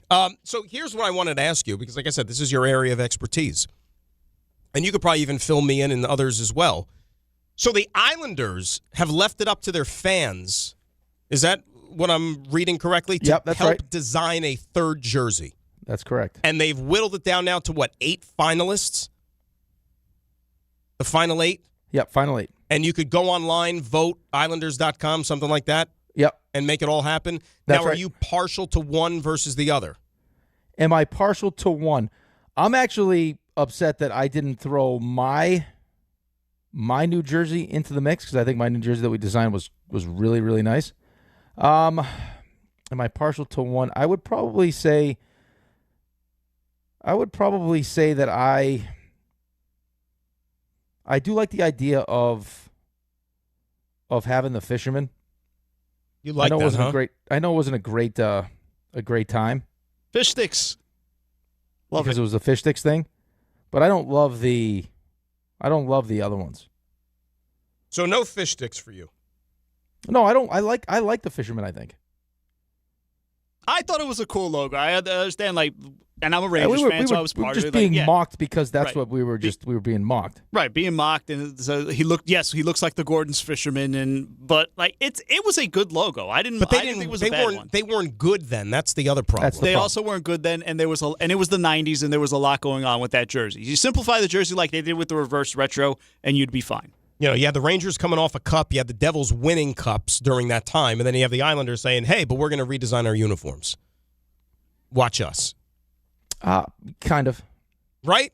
Kind of. But that just, when you fall into that trap. Well, because at the end of the year, and what they departed from, it was a historical uniform, Right. one that, that had a dynasty that it produced. When you're as bad as we were at the time, anything you do is going to be judged and ridiculed. Right? It wasn't like Buffalo right now with this new Bills uniform. They look like a can of Diet Pepsi. It won't matter if they win. I don't mind the Lighthouse one, Rick. I don't love the Lighthouse. No? There's a team we play against, the Middlesex Islanders that we play against. The team in Boston has the Lighthouse on their jerseys. Okay, I can see why you wouldn't like it then. I went through all these iterations because I just designed new jerseys for our team, and I went through all these different iterations. That one we didn't use because Middlesex has it. It's going to be incorporated. I have a Lighthouse incorporated on the hats that we made for our team. I always look at jerseys like, what can I do pad-wise or mask-wise? Just because the Islanders was always hard for me because there's not much you can do outside of, I guess a lighthouse, but we were at the Nassau Memorial, Veterans Memorial Coliseum, so I did an Army theme. My dad was in the Army, which I loved. But, the idea of having, the teal in the jersey, the fisherman, it adds to what I could do creatively with my stuff. So I would probably lean that one. So if you had to pick, that would be the one. I think that's probably going to be the one I would pick. I don't mind the one with the big aisles on it either. No, I don't mind that one either. I like that. I like that specific era of logos when they were creative. Maybe they were a little too much going on for them, but it was a good time. I was a Ranger fan who liked the Lady Liberty jerseys. Anthony Pusic's hearing me say this, and he's screaming into the air right now because he hates that jersey. I liked it. I didn't mind it. I liked the fisherman jersey for the Islanders. I thought those were good looks, and I embraced them. The Ranger ones this year for the Centennial, I thought that shade of blue, I thought those were really nice. It was really nice, and apparently that was the original color back in 1926. So we'll go with that. I like when teams get a little creative like that. I don't mind it at all. I don't love, as I'm looking at them, the orange ones. I'm not too hot about. For the out of these final ones for the Islanders. Yeah, I think you're just. We had some bad jerseys when I played too. We had a black jersey that looked like the little Loch Ness monsters, and every time we wore it, we lost. So the second you walked in on a Saturday and those were hanging in the stalls, it was like, oof. I'll never forget. We got called in. I got called in, and they're like, "What do you think of these new jerseys?" And I was like, oof. "Black is awesome, but I don't know about this, and this. Can we fix it?" It's like, "Oh no, we were just asking your opinion. We've already made them. The decision's already been made. We just wanted to see if you liked them." I was like, "Why would you ask my opinion now if they're already made?" They were brutal.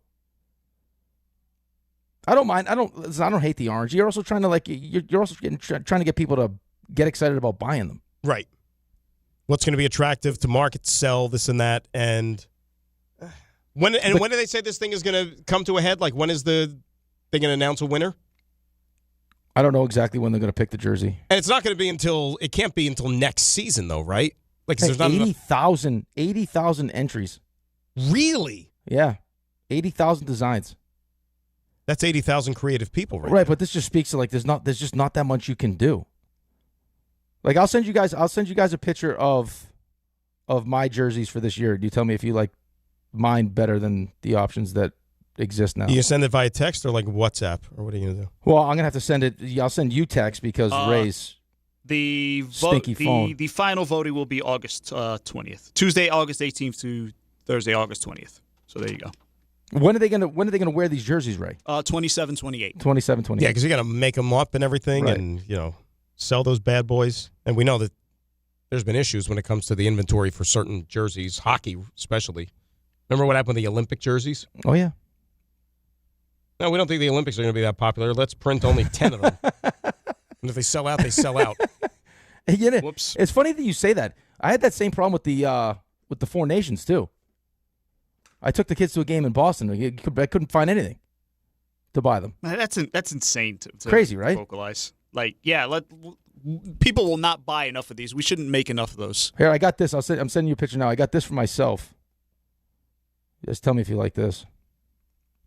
Ray, I'll put you and Dan on it. Why do I think this is going to be not legit? What do you mean? Because No. He does these. I've seen him do these. Mm-hmm. I told you. What? See, I didn't even have to say anything. Well, I didn't even have to say anything. Color me fooled. Ray, shame on you. Seriously, shame on you. Isn't that? You want to describe what the design is or no? What? It's in case I get cold. You know what?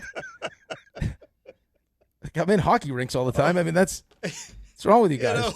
When the show inevitably gets kicked off the air, it will be. I'll be able to look at it back at it and say, you know what? It was a fun time, and a lot of it was worth it. We enjoyed ourselves. We enjoyed ourselves.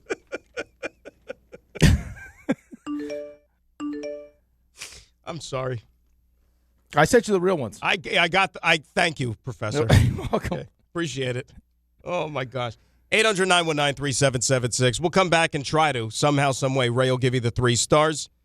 Oh, but before that, you're going to actually tell us so many good things about our friends at Tricon. I got a big time read. Yeah. You're going to love this one. You know why you're going to love this one? Tell me. Because you love football. We all love football. It's the countdown to kickoff brought to you by Tricon Construction. We are officially only 28 days away from football season. That's your countdown to kickoff brought to you by Tricon Construction. When you're developing a commercial project, choosing the right construction partner matters. Tricon Construction is expanding across New Jersey and taking on bigger, more complex projects with the experience, discipline, and leadership those jobs require.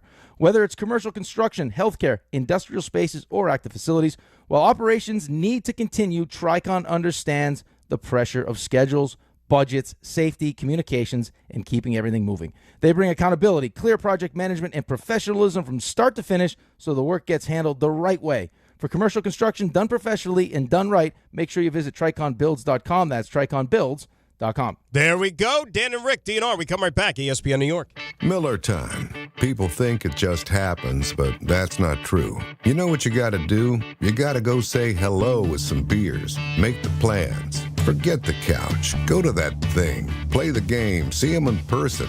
Talk to that stranger. Live a little. Small acts of rebellion that bring us together. Because legendary moments start with a light. It's Miller time. Celebrate responsibly. 2026 Miller Brewing Company, Milwaukee, Wisconsin. Monkey Sports, built by players for players, is your one-stop shop for hockey, baseball, lacrosse, and more. Find top-name equipment and expert in-store services like sharpening, break-ins, and relacing. Shop in-store at Monkey Sports in Farmingdale or Woodbridge or online for all the top brands. Whatever your sports, Monkey Sports gets you game ready fast. Monkey Sports, where athletes shop. Hey, it's Alan Hahn. At Rings End, they're there to help realize your modern design visions. That's why they partner with Marvin. Engineered for big ideas, Marvin modern windows and doors deliver effortless elegance, expansive views, and industry-leading innovation, all in a modular system designed to meet the exacting principles of modern architecture. Experience Marvin Modern at a Rings End showroom today and create something stunning with them. Rings End is a certified Marvin installing retailer. Kenny here to help you ignite your taste buds with Firework Freeze 5-Hour Energy Shots. Juicy cherry, citrus lime, and blue raspberry. It's that iconic freezer pop flavor, but with none of the guilty sugar aftermath. The perfect summer kick. It's a delicious, portable, zero-sugar energy shot bursting with flavor. Bring on summer with Firework Freeze 5-Hour Energy Shots. Available online at 5hourenergy.com or on Amazon. Shohei Ohtani's interpreter was fired today. Ippei Mitsuhara ran up gambling debts to a Southern California bookmaking operation. The inside story of the biggest scandal in modern baseball. He was absolutely bananas, the amount of bets he was making. I've never seen anything like it. From 30 for 30 podcasts, this is The Betrayal of Shohei Ohtani. Presented by Gusto. New episodes available now. Listen wherever you get your podcasts.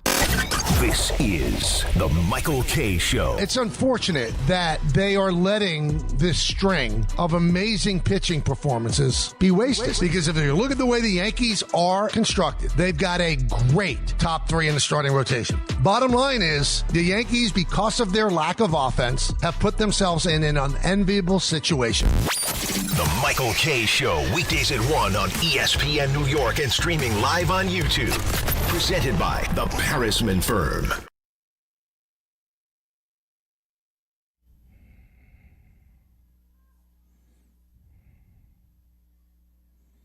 All right, Dan and Rick, DNR, ESPN New York. Few more minutes, and we'll turn things over to Christopher Carlin here on ESPN New York. The schedule for tonight, Yanks are home, continuing the series against Seattle. Little Bryce Miller, Will Warren pitching matchup. That's a 7 o'clocker on ESPN. So you could watch the game on our friends over there. Mets will once again be taking on the Atlanta Braves. Closing out the series, actually, the rubber match tonight. In Atlanta, young lefty Zach Thornton taking on Tyler Mahle. Our coverage here on ESPN at 80 begins at, is that a 6:30 or 6:35? 6:35. 6:35. Okay, there you go, because it's 7:15. It's Atlanta. So 6:35, our coverage right here on ESPN 880. No football tonight. If Jets and Bucs are going to be doing the thing once again in Florham Park today, we'll see if there's less fisticuffs after some of these plays today. And then the Giants will once again be out at East Rutherford once again today, too. Have you watched any Hard Knocks yet for the Seahawks? I watched the first episode, yeah. What'd you think? I thought it was fine. I thought it was good. Yeah, it was just okay. Did I see that right? They had the Terry and Arnold meeting in the episode?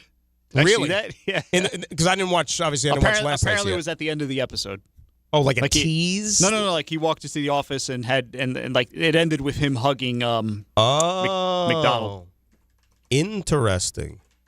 But I couldn't get over how nice their practice facility was in the water like that. Dude. Holy moly, is that nice? That's Microsoft money right there. Wow.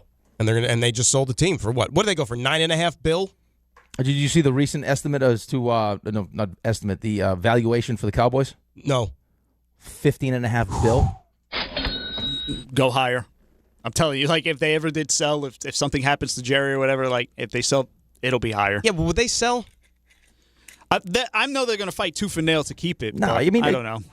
You probably just do what the Yankees just did. Yeah, what the Yanks just did. Take money out of it. It's the Cowboys. You can't. But then again, you would think that the Lakers would never get sold, and look what happened. Like what's 15% of $15.5 billion? 10% is $150 million. So half of that, $225 million. Imagine $225 million being 15% of anything. I don't think that's right. You sure? I don't feel like that's correct. 15. $100 million is 10% of a billion. What's the number? 15? 15.5 billion. No, it's 2 point. That's 2 billions. 2.3 It's billion. 2.3 billion, Dan. All right. You missed a zero. Some of us woke up earlier today and came to the office, so they're a little tired. I was told there'd be no math. Right, thank you. Hey, it's very productive. We got a WhatsApp going. I mean, this 4 hours was spent the right way. This has been something. Yeah. By the way, we didn't mention this, too, with the Mets. Well, we didn't talk much Mets because why do you these days? But did you see the exclusive with Lindor to the Post? Wants to stay with the Mets. Wants to stick around. Feels that the people in charge are the right people to turn this thing around. Stearns, the Cohens. He is all in on Mets 2027 and beyond. How about that? How about that? How about the catch A.J. Ewing made last night, too? A.J. Ewing's good. I love that guy. And that was a good start by Nolan last night. He made literally one mistake. And the bats just dried up, and they didn't win a game. I think what you said was important, though. Just like, again, expectations were through the roof after what you saw last year. I don't know if it's the World Baseball Classic, whatever you want to blame it on. But slow start and has now really turned the season around.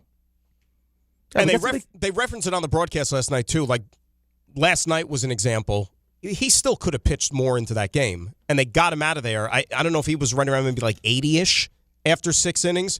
But remember, he's already at a career high as a young pitcher in terms of innings. So you're probably going to see a lot of that with him for the remaining number of starts that he has. Like, they're not going to push him probably past 6 innings because they're going to, hopefully not miss and have him miss starts, but they're going to really try to pump the brakes. Yeah, I mean, he's one of the few things to be excited about going into next season now. 100%. 100%. As you should. They need the right manager. I think that's going to be it's going to be huge for this team moving forward. Yeah, and they got to iron out that rotation as well because Jim Duquette. Maybe we'll get into this tomorrow. Jim Duquette, our buddy, was on the Heyman podcast for the Post, and he said biggest concern he has for next year is the rotation. They have to sign Tarek Skubal. Oh. Yeah, have to sign Tarek Skubal. You having a whole different conversation now. You signed Tarek Skubal. Well, let's get the CBA figured out before we know what's happening with him and everybody else that's a free agent in Major League Baseball. Good job today, Harv. We'll do it again tomorrow. My friend, we'll see you tomorrow. Bright-eyed and bushy-tailed. Raymond, how about a little 3 stars? Today's 3 stars. Number 3. Apologize. I was making a last-second scramble there because some things have been happening. But let's talk about the beginning of the show because there were some awkward things going on there. Okay. I feel great, though. Set the alarm. Well, of course you feel great. Might as well be Klaus von Bülow. I mean, Rick overslept a little bit, and now you're comparing him to a criminal. British socialite cleared of trying to murder his wife. Jeez. Yeah, just get up. I'm not going to play this. Yeah, you can just avoid that. He made her go to sleep for a very, very long time. Unbelievable. That was the sleep reference. My goodness. Number 2. Fun time in the Stump Rothenberg category today. What are the 2 state capitals that are the closest in proximity to one another? Now, is that you getting back at him for the voices that we've had in the past? I don't know. Honey, can you fill up my virgin daiquiri? My hands are full with my book. I mean, stuff is happening. I just want to know, what happened to the speech impediment with the virgin daiquiri as opposed to when you're reading the soccer book? Well, again, you made a point to say. I don't drink on the beach. You get dehydrated. It's too hot. What? How do you not drink on the beach? I drink water. Why? Yeah, well, that's a problem. Do you have any Zima? Yeah, I see. Number 2. Just general nastiness. Let me ask you a question, my son. Oh, boy. You came back. I'm going to dummy it down for you, Father. Then poor Harvey. Come on, Raymond. I mean, Harvey's useless. I do nothing but just work on my own thing here. I leave for 2 seconds, and I got you coming at me. I got Rick who can't wake up on his alarm. Coming after you is Harvey. The guy says nothing to me all day. Yeah. He's not in studio for work. And here we go. Sleeps through his alarms. 5 for 5 in the... Good job, Rick. Way to participate, Rick. Way to be there. I got Brandon Marshall. Big Jets fan over there. And listen, I'm going to close the show with the bad attempts at math we just had. Oh, thanks, What's Ray. 15% of $15.5 billion? 10% is $150 million. So half of that, $225 million. It was corrected. No, it's 2 point. That's billions. 2.3 billion. 2.3 billion, Dan. No. You missed a zero. Some of us woke up earlier today and came to the office, so they're a little tired. I was told there'd be no math. Okay, I lied. I'll give you one last thing. Doesn't cooperate because all you lemmings all have the same software. Lemmings. Oh, so we're lemmings now. Lemmings! And now we're having wars about blue and green bubbles and such. Then I could text the group chat and everybody would get blue bubbles and be happy. I thought you were going to say something else blue when he said blue and then sakes. another B. That's how I feel. And that's as good a place as any to close the show today. I just look forward to seeing you all in person here tomorrow. You hear that, buddy? Hopefully. I'm sleeping in the studio tonight. Oh, right, Leaving tonight. He's going to meet Buster for lunch, who won't be there, and then he's going to show up to the studio and get ready. He's going to tailgate for the show tomorrow morning. Oh, Rule 76, please. No excuses. Play like the Knicks. It's DiPietro Rothenberg. Everybody. Right here on ESPN New York and on YouTube. Do you have any Zima? Long Island is more exciting than ever at Jake's 58 Casino Hotel this August. Don't miss the Big 5 spin-off and your chance to win your share of $55,550. Be here on Friday,